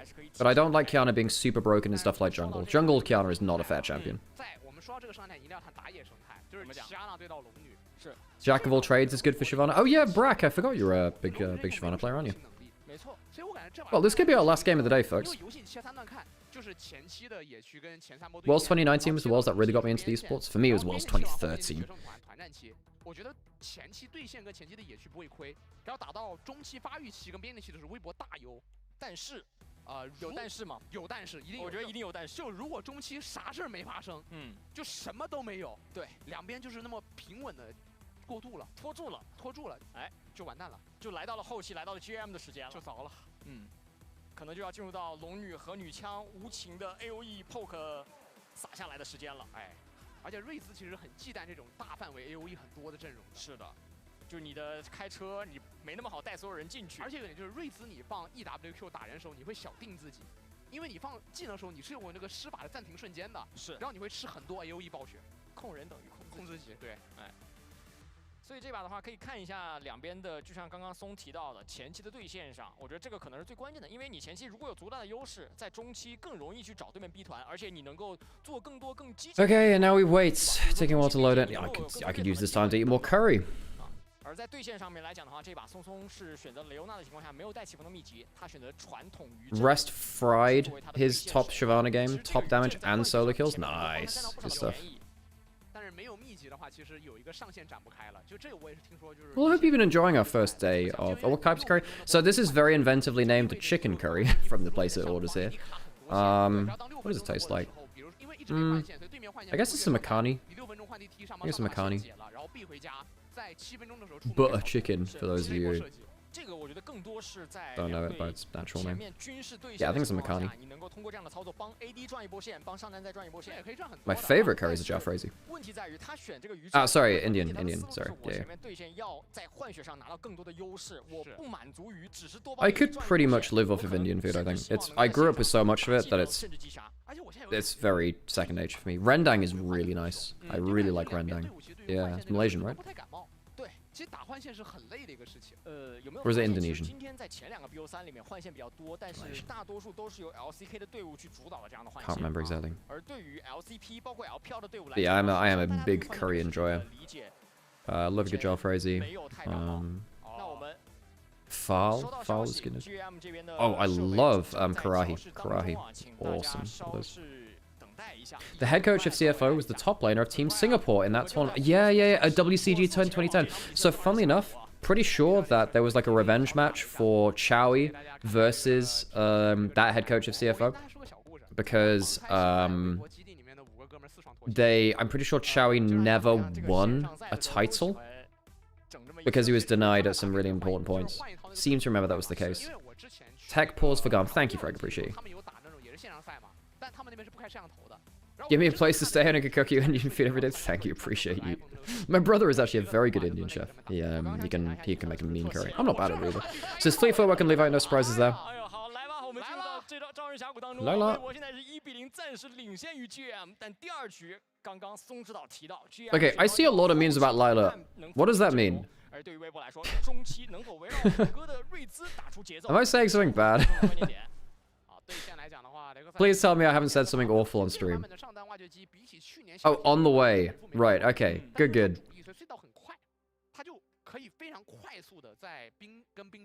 Okay, I can understand how that... Okay, I understand how that may be misconstrued at points. Appreciate you. Okay, alright, let's get into game then, shall we? Ooh, early 2v2.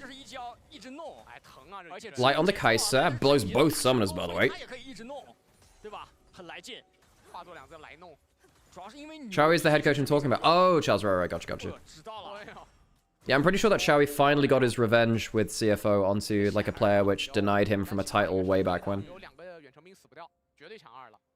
I like Chowie a lot. Chowie, Westdoor, they were, and Maple, they were all a very special sort. So if you haven't seen Rek'Sai top, Rek'Sai is kind of broken right now. Gets infinite mobility with tunnels, gets a ton of sustain, has a load of wave clear for free, and yeah, never really has to leave lane ever because of that, and because you're manaless. Two energy, it's not energy champions at the top lane. Kiaya is an energy champion on the Ambassador. That was the first energy champion, I want to say in like 8 years or something, maybe 12 years.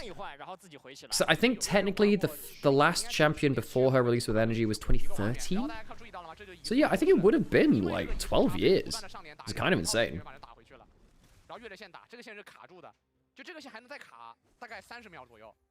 Shahu walking beyond the wave, doing quite well there. Ooh, good headbutt away from Elio. Needs to do that. One of the most important things you can do as Alistar is just make sure you headbutt the AD carry away so they can't follow up on the supports engages. You can't always get a good early game in with... Well, you very rarely get great early games with Alistar. Levi's power cleared through to the bottom side of the map. Tien's done pretty much the same, though. A little bit quicker on the clear of Shyvana. Shyvana's clear speed is disgusting. Tien will spot out Levi. I'm not gonna lie. Kiana is not a fair champion to duel against. Does he get the knockup? No, not quite.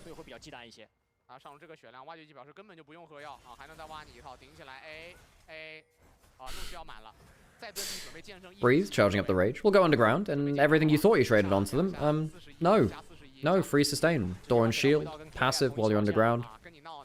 Bob's your uncle. Or maybe not. Maybe Bob isn't your uncle. Maybe you need to question your family connection with Bob. Who is Bob? Where did Bob come from? What does Bob mean to you? Akali rework is the last new energy champion. That's true. I suppose Akali does sort of count. Ooh, jumping into mid lane. Rune Prison lands. Ari still has flash. Tien has the roots and will be able to get over there. I'm pretty sure this will be dead. And that's first blood through to Tien with the top esports logo. Giving some love back to the team, which knocked them out with the Karthus bug at 22 Worlds. Oh, the top esports emote. Did it last game at the Nexus, by the way. Tien apparently has a score to sell here.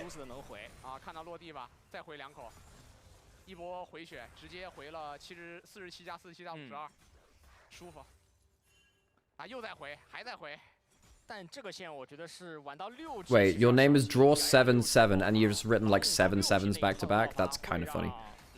Did you know there was a horse called Patu? Because the name was Pot 8 O's. There's Potate, and it's like pot, and there's just 8 O's in a row. So there, Patu. Breathe. Oh my god, the Rek'Sai has so much sustain. Why did we give this champion so much to stay in? They have enough already.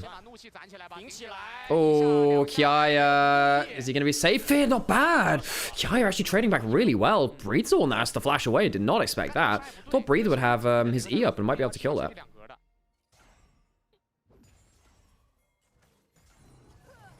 Leave our own bot side. Doesn't really have any gang pressure on early Shyvana. Shyvana doesn't really get to do much until level 6 in terms of actual fighting. Farms very well, but can't do any fighting, really.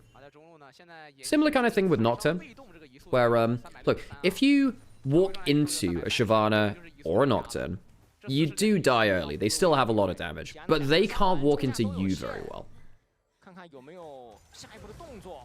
Light gets a single target Q pretty much there. Not bad. Passive coming through from the Kai'Sa. Not bad there at all, actually. Artemis gets the double up. Barrier used to trade back. Can you get the last auto? No, not quite. 10 CS lead for Artemis. Did have the Cull as well. Like going for the recurve bow for the extra on-hit damage early.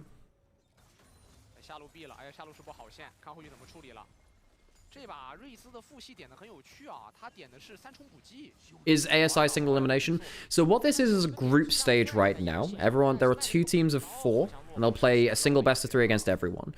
Then we get seeding from that, and I think it's single elimination beyond that point, I believe. Yeah, I think it's single elimination beyond that point, if I'm right.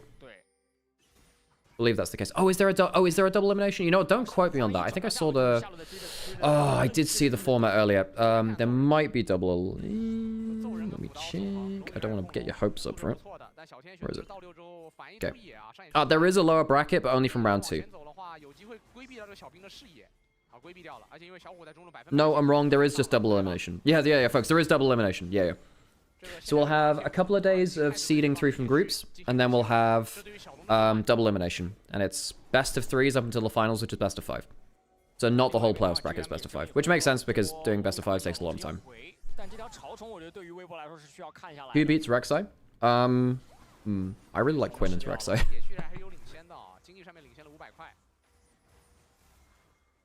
Quinn kind of destroys Rek'Sai, actually.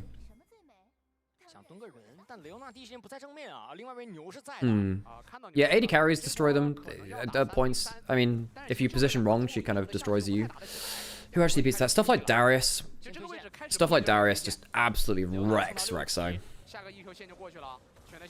Renekton probably does a lot of work because Renekton beats every kind of top laner early.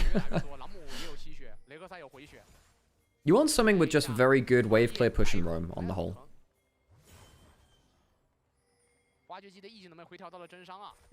Doublelift was in a game last night where they just didn't go near the turret where Rek'Sai was. That makes sense. Rek'Sai is very hard to kill, has loads of wave clear, can buy a lot of time with both the tunnel and the ult. It's just such a pain. So you just don't deal with it, okay? Levi's spot on this, has level 6. He can ult out to safety. Levi's actually a little bit ahead in terms of... he's a little ahead in terms of XP. Didn't expect that, actually. Has the grass blade to go invisible. Oh, Elliot's going in. There's the bullet time. Do they have enough XP? Yes, they do. The Supreme Display of Talent doesn't get the cancel they want, but it does force a little bit out of Artemis. How much damage can Tien do?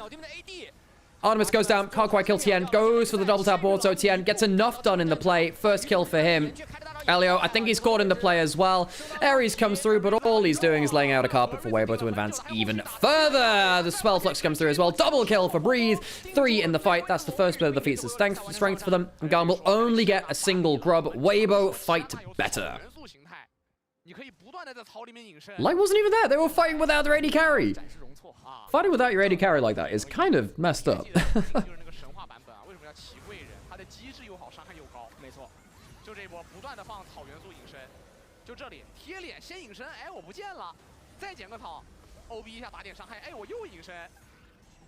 So close. Oh god, that's a heartbreaker. Okay, well now Tien has yeah. Oh sorry, he didn't get that first kill. Sorry, I forgot he had the first blood in mid lane. My bad. Tien is yeah, very happy with that. 103, 1,000 gold up. Got themselves... Oh, they didn't get any of the grubs, interestingly. They choose not to go back towards the grubs, instead giving Tien some farming time. Miss Fortune's such a fake champion, I swear. I'm not a big fan of Miss Fortune right now. I don't think that Miss Fortune is always bad, but I haven't been convinced by Miss Fortune much. What I think she's meant to do is win lane and give you a platform for other champions which are actually useful to win the game. It's so hard to get good ultimates without getting cancelled as MF right now. Her itemization and her stats are just not fantastic as far as it stands. Tian will get the first grab. Is he going to get both? I suppose so. You may as well get the first one because it's got double XP. And if there's nothing better for you to do. Tian did something quite interesting here, by the way, because typically you want to clear in one direction and you just keep clearing in that same direction. Tian did some bot side camps, went up towards Grubs, and now he can go back towards bot side, like bot clearing again when he wants to. Kiaya, oh, goes unstoppable, does have his flash, might have to use it. Tian, oh, gets the flash out. Tian, there was potentially a smooth move he could do there with an EW ult flash, potentially. Kiaya flash down, pretty quick gank there from Tian. Oh, not bad. Barrier used by lights. That's what you're kind of meant to do with the MF to a certain extent. Just control the lane. Make sure the enemy AD carry doesn't have HP to fight. MF was pretty good versus... Oh, flash forwards. Levi does have flash and ult, so he doesn't have to use either of them right now. Artemis has cleanse, has flash. That is an awesome display of talent. Supreme magnificence. Pretty damn good, might I add. Elio will get himself out to safety, but great Qiyana combo. Light finds the angle, and Tien is set up for success. Great ultimate. LPL Qiyana really thrives in these messy early game states. Tiana comes to play again. Tien has been so good on this champion. Has he lost a single game on it so far? I don't know if he has. I don't know if he has. Who are the best players of this right now in the world? Kanavi's 3-0. Tien's 2-0. Oh my god, folks. Tien has a 43 KDA on Qiyana right now. 43. Thank you, Doibu, by the way. Appreciate you. He has a 43 KDA. 43! And it's only going to go up, I think, in this... Well, okay, if he dies once, it'll go down. If he goes deathless, it's going up. Holy moly, though, that's a scoreline. Hey, Solly, good to see you. 但就现在这个情况来讲的话，下路岩确实不敢顶这个瑞兹的线的，一定是小虎先来。所以从地利来讲，我们再分析一次，又是微博优，没错啊，已经站住河道了，所有的视野能卡住，而且牛和女枪两个大刀都没有的情况下，想不出来 GM 接团的画面，所以他们选择上去抓呼吸，可能啊掉血是掉血，但请见证医学奇迹，呼吸摁下那个 W 开始加120，加120。Breathe. Look, I'm not gonna lie. I actually don't think he's under any threat here. Yes, Levi does. He's going towards the Shojin first. Yes, they're gonna die of him. Breathe still has ult. He has his passive. I don't think Breathe's in trouble here. He's actually gonna go and try and he's trying to cut them off with the pass. He has ult. Can he get himself the kill? I think he might be able to. So close he does. Solo kill for Breathe in the 1v3. Gar will stick around and get some good value out of this top lane turret, I suppose. But not before Kiaya goes down. Great angle from Breathe, who's now 3-0. Titanic Hydra completed. This Rek'Sai is so goddamn strong.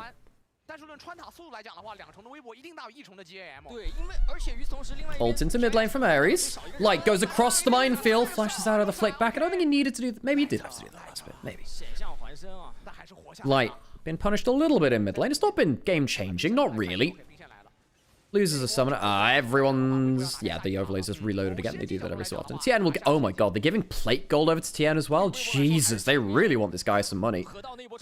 Levi got some gold from the top plates. Did get the kill as well onto Breathe, which I presume would have been a shutdown, actually. So the shutdown would have gone towards Levi as well. Even with that, Tien does have good gold in hand. Has the propane Hydra. He's cooking on gas. Kiaya has ult, has flash. Xiaohu actually needs to be a little bit careful there. Kiaya has ult. He just took a very good trade there. The two games that Tien has had on Qiyana were 10-0-10 and 12-1-11. Jesus! Does Breathe get to use the Demolish on tower? No, not quite. I didn't get the plate. Sucks. Tien and Kanavi are the two best Qiyana players in the world, really. This champion has been so broken in the hands of a bunch of players. Particularly in LPL, this has been kind of insane. In LPL, it's 9-1, by the way. 9-1 in LPL. That's the stat.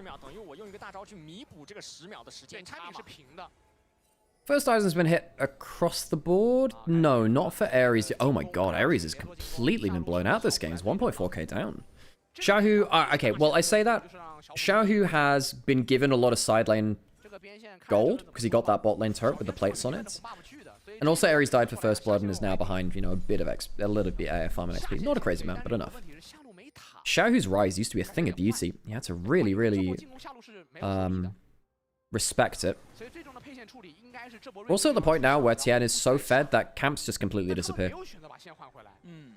Going towards the Axie Mark second for those of you that don't know the build so much. 他这波可能要进攻这个野区的。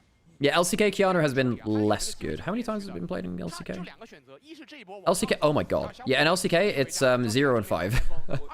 Including a game by Canyon, I believe, as well. Well, Canyon's... Hang on, Flash Force from Elio again. They really want to catch this Kiana, but he gets out of the combo. He gets out of the combo.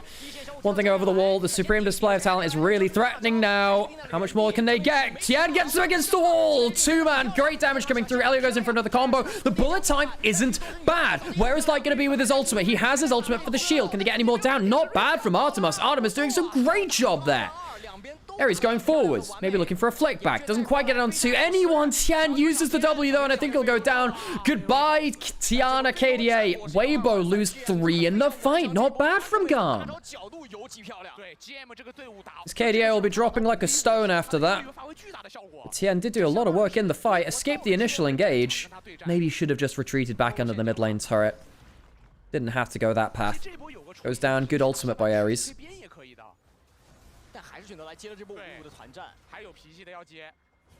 GAM really wanting to get towards this Herald. Did get that one fight earlier. Breathe is around, doesn't have ult. I think we'll call the end of that now. Herald taken by GAM.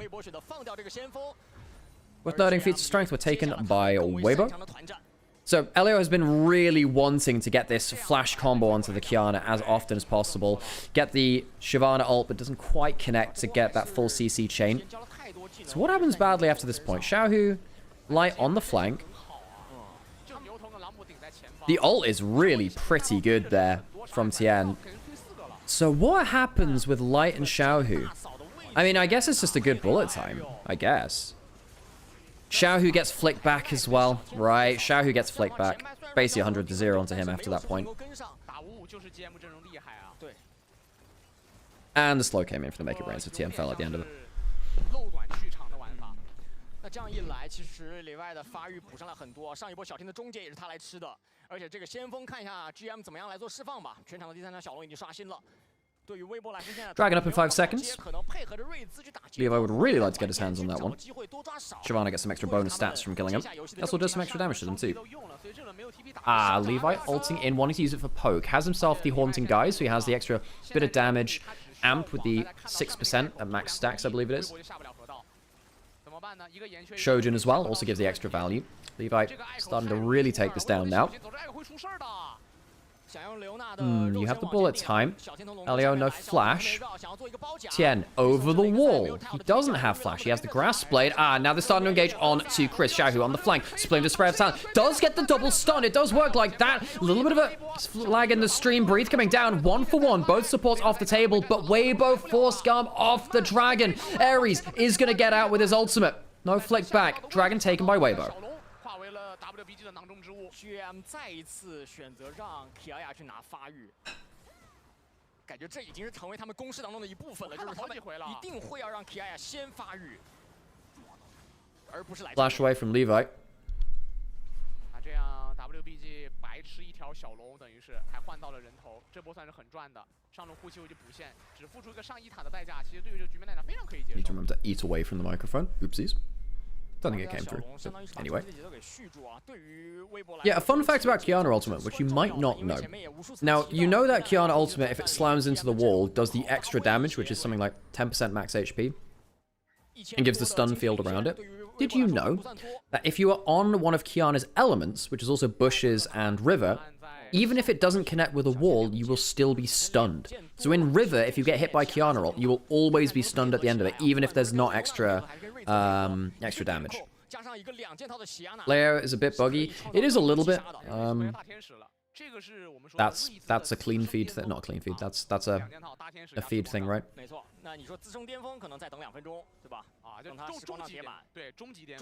2 items for Tian. Xiaohu has himself a crazy taxi. Crazy amount of value from the stacking items too. He's going to hit the 10-stack Rod of Ages very, very quick. You know, getting double stacking items completed by 20 minutes is kind of nuts, no? Before 21 minutes, that's insane. Getting the gold for both of them, never mind everything else, is kind of big. Getting tier, stacking up, Rod of Ages, getting that stacked up for everything. Yeah, kind of nuts. Levi using the artillery bot of the Shyvana ultimate. Herald into mid lane, do you get that one?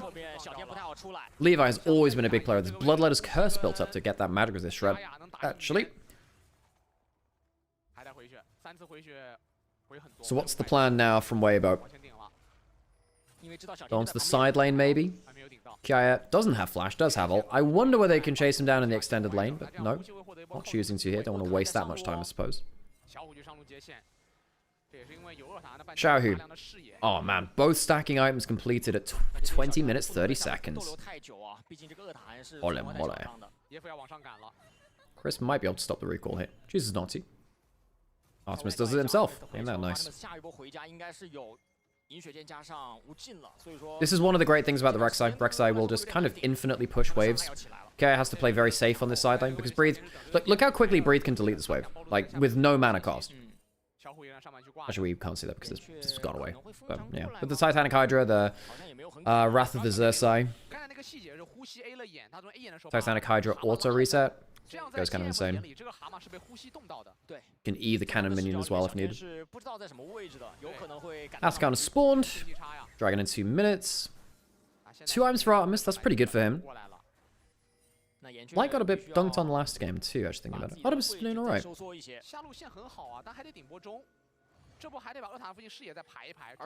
Jungler's working as intended. Well, I mean, Levi it does have 7 Dark Steel stacks, by the way. He died the first time, and then he's managed to pick up everything else after that point in terms of kills and assists.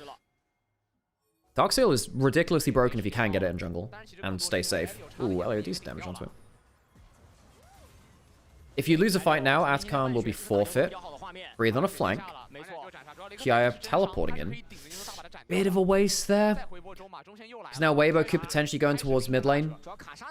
Artemis should be there to wave clear in time. The cricket has chosen Weibo! Oh, yeah. Our divine bug has chosen Weibo.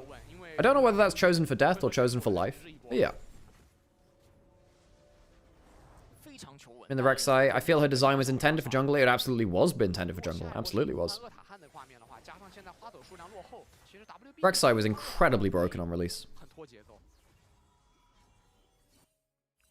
Tian, is he going towards Edge of Night next? He does go towards Edge of Night sometimes. It's not great. Yeah, he has. I don't love Edge of Night in this game, but it does give them lethality and HP, which is helpful to an extent.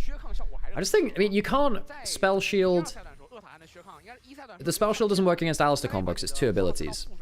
Remember Rengar heal on his release? Yes. Remember then when his ult didn't give you an indicator as well? Broken.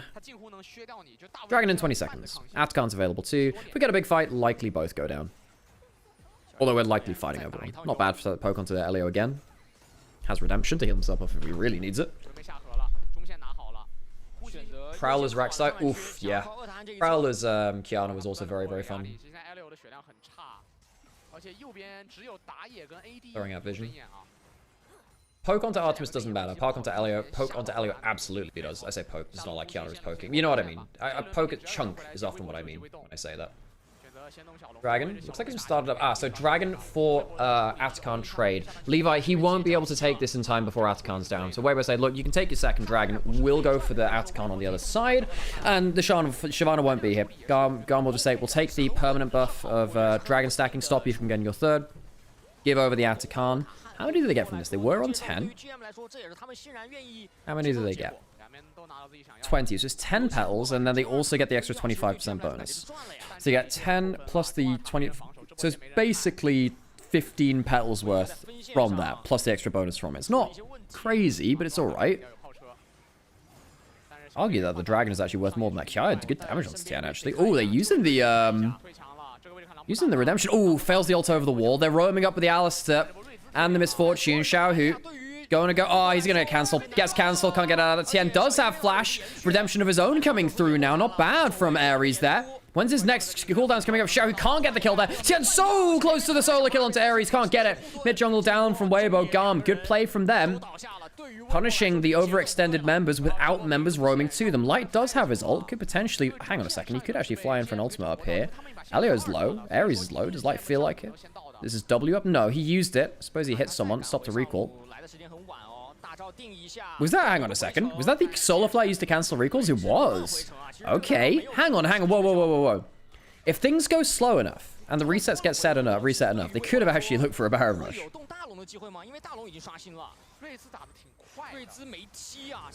Tien is also the name of a southeast. Hang on a sec. Oh, Levi's so close to going down. Breathe can't quite get the E, or at least it doesn't get the damage. Levi just about living. Flash and ult down from the Shyvana.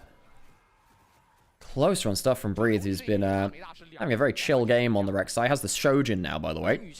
Often you see him go towards something like an Unending Despair. What's more damage?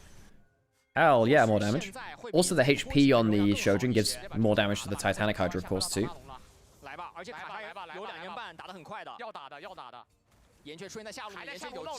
But now Levi's low, has to go back to base, doesn't have flash or ult. They start Baron. They're gonna have to somehow steal it.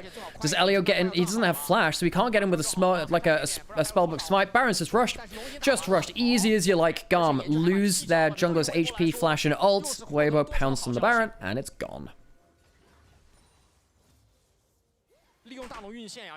Howdy. Yeah, well, Weibo ahead in game 2. Pretty confident game 1 for them too. Some fun moments, but on the whole, Weibo just skirmishing and team fighting just a little bit better.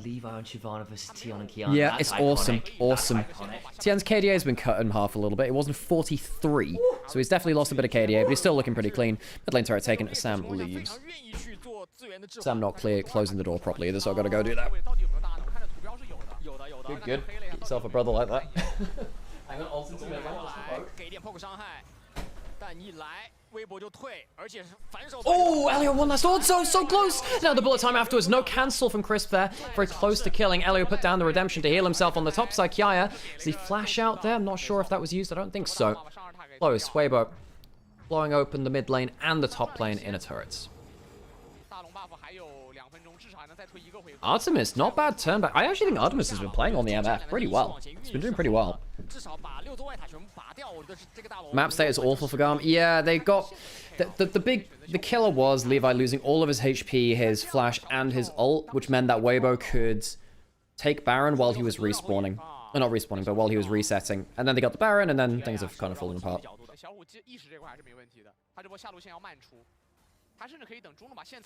Better than Jakalev MF? Hey, Jakalev's misfortune was actually pretty damn good in Winter. He was very, very good at it. Because what Jakalev would do was win lane so hard it didn't matter where everything else that happened, really. And his ults back in Winter were really good too. And then, of course, at first stand, it was not nearly as good, sadly. What a shame.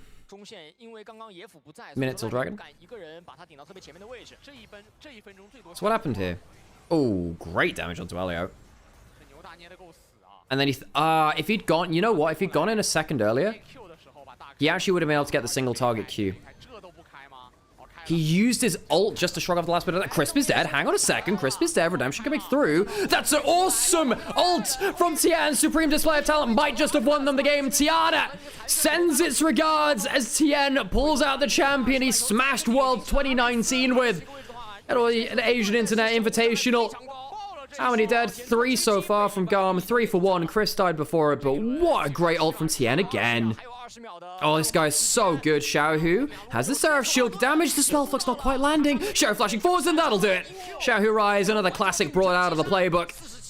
Flashing forwards to take down the enemy AD carry. Artemis has not even had a bad game. He's been trying his best, bless him, but not exactly been able to do much against all these Fed members. 2 grubs from Weibo walking forwards with multiple members. Levi doesn't have the ult. Will need to auto attack to charge that one up. Breathe going forwards, gets the knockup. How much extra damage do they have? Elio, not a bad knockup from him, but I don't think it's going to be enough, and indeed it will not be.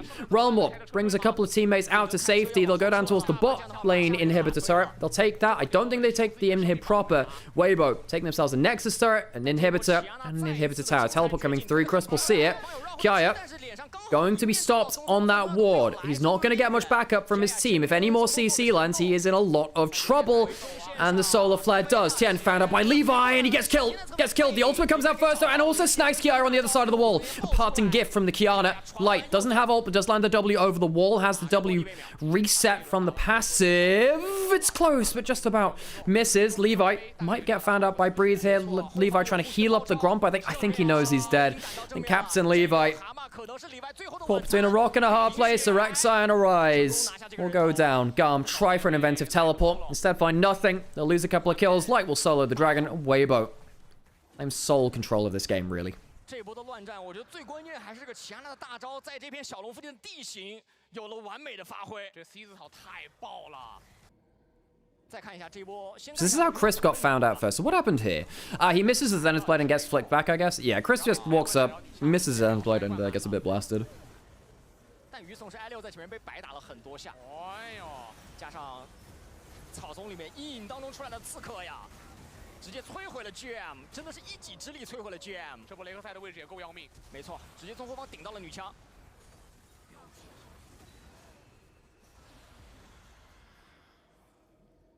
小虎，这就是大天使给他的自信啊！甚至里外过来帮忙挡了个虚空锁敌。And Shadow Flash forward for that one as well. Elio is on a creative flank angle. Not gonna lie, I don't really think Breathe should be your target. He has 3 items, upgraded boots, almost at a jack shot. Has an unending despair. Hang on a second. Does Breathe? No, Breathe doesn't know. Surely doesn't know. All right. Is that the 2019 Finals MVP TN? Hell yeah, it is. Oh, what a player. I miss Tien Kiana. This guy's been so good at it for so long. Very close. Went down to 1 HP there, by the way. 红 buff 最后还是落入了里外的口袋里面，但已经很赚了，把一整片野区视野都压过去了，而且中线的话也能往前推。虎哥选择一个人下路运这个线，不知道帽子差多少啊？这波线打完再刷一会儿，虎哥应该能把帽子做出来。但其实这个装备已经足够好了。 Elio popping the ghost, getting cycling through his spellbook a little bit. I just don't see how GAM get clean kills now. I mean, maybe you catch out Light. Maybe with a good enough bullet time, you have enough damage to take down Light. He's only got the barrier. If you CC him, maybe he can't use his ult. Maybe. I hope Weibo keeps the same roster next year, but Xiaohu Crisp reliability in too many games. I mean, Light occasionally joins that list too, right? I think he was more consistent in years past. 23 was probably his peak. Ooh, Tien jumping forwards, gets the ultimate, gets down to 2, including Artemis. Artemis, how does he get a good angle for his ult now? He needs to buy some space. Breathe, ulted by Kiaya. Good damage from Levi, back onto Crisp and Tien. Ult force from Ares. The team's a little bit split now. Xiaohu, he's caught. Does he have a flash? He goes golden. Great spell flex. Oh my god, the damage. Do they have enough to get the... What? It's pausing in the middle of it. Breathe, can't get the cancel. Onto the Misfortune. There's enough damage from the Titanic Hydra jumps forwards again, but there's no follow-up. Light doesn't ult into the backline, doesn't want to go too far. And Weibo actually lose 2 members for just the 1. Both solo lanes for support. Big victory for GAM in terms of the members killed. Not bad, not bad.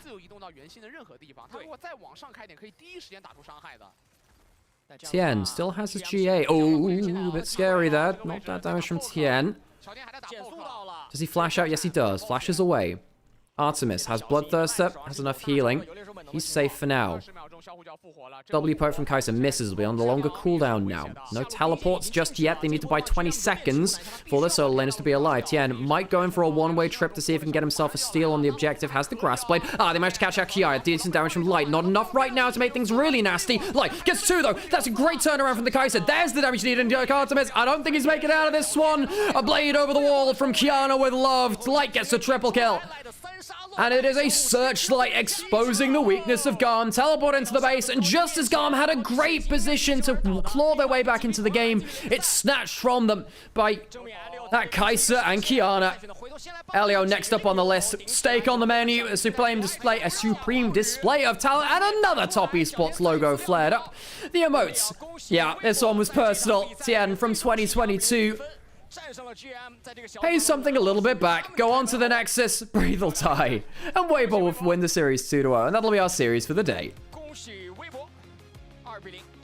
Well, that's one way to end the stream, isn't it? Well, folks, thank you very much for joining me. I'm going to go and play some Ghost of Yotei now, so if you're on Twitch, we'll switch over to that in just a second, and if you're on YouTube, the show will end here. Thank you very much for joining me.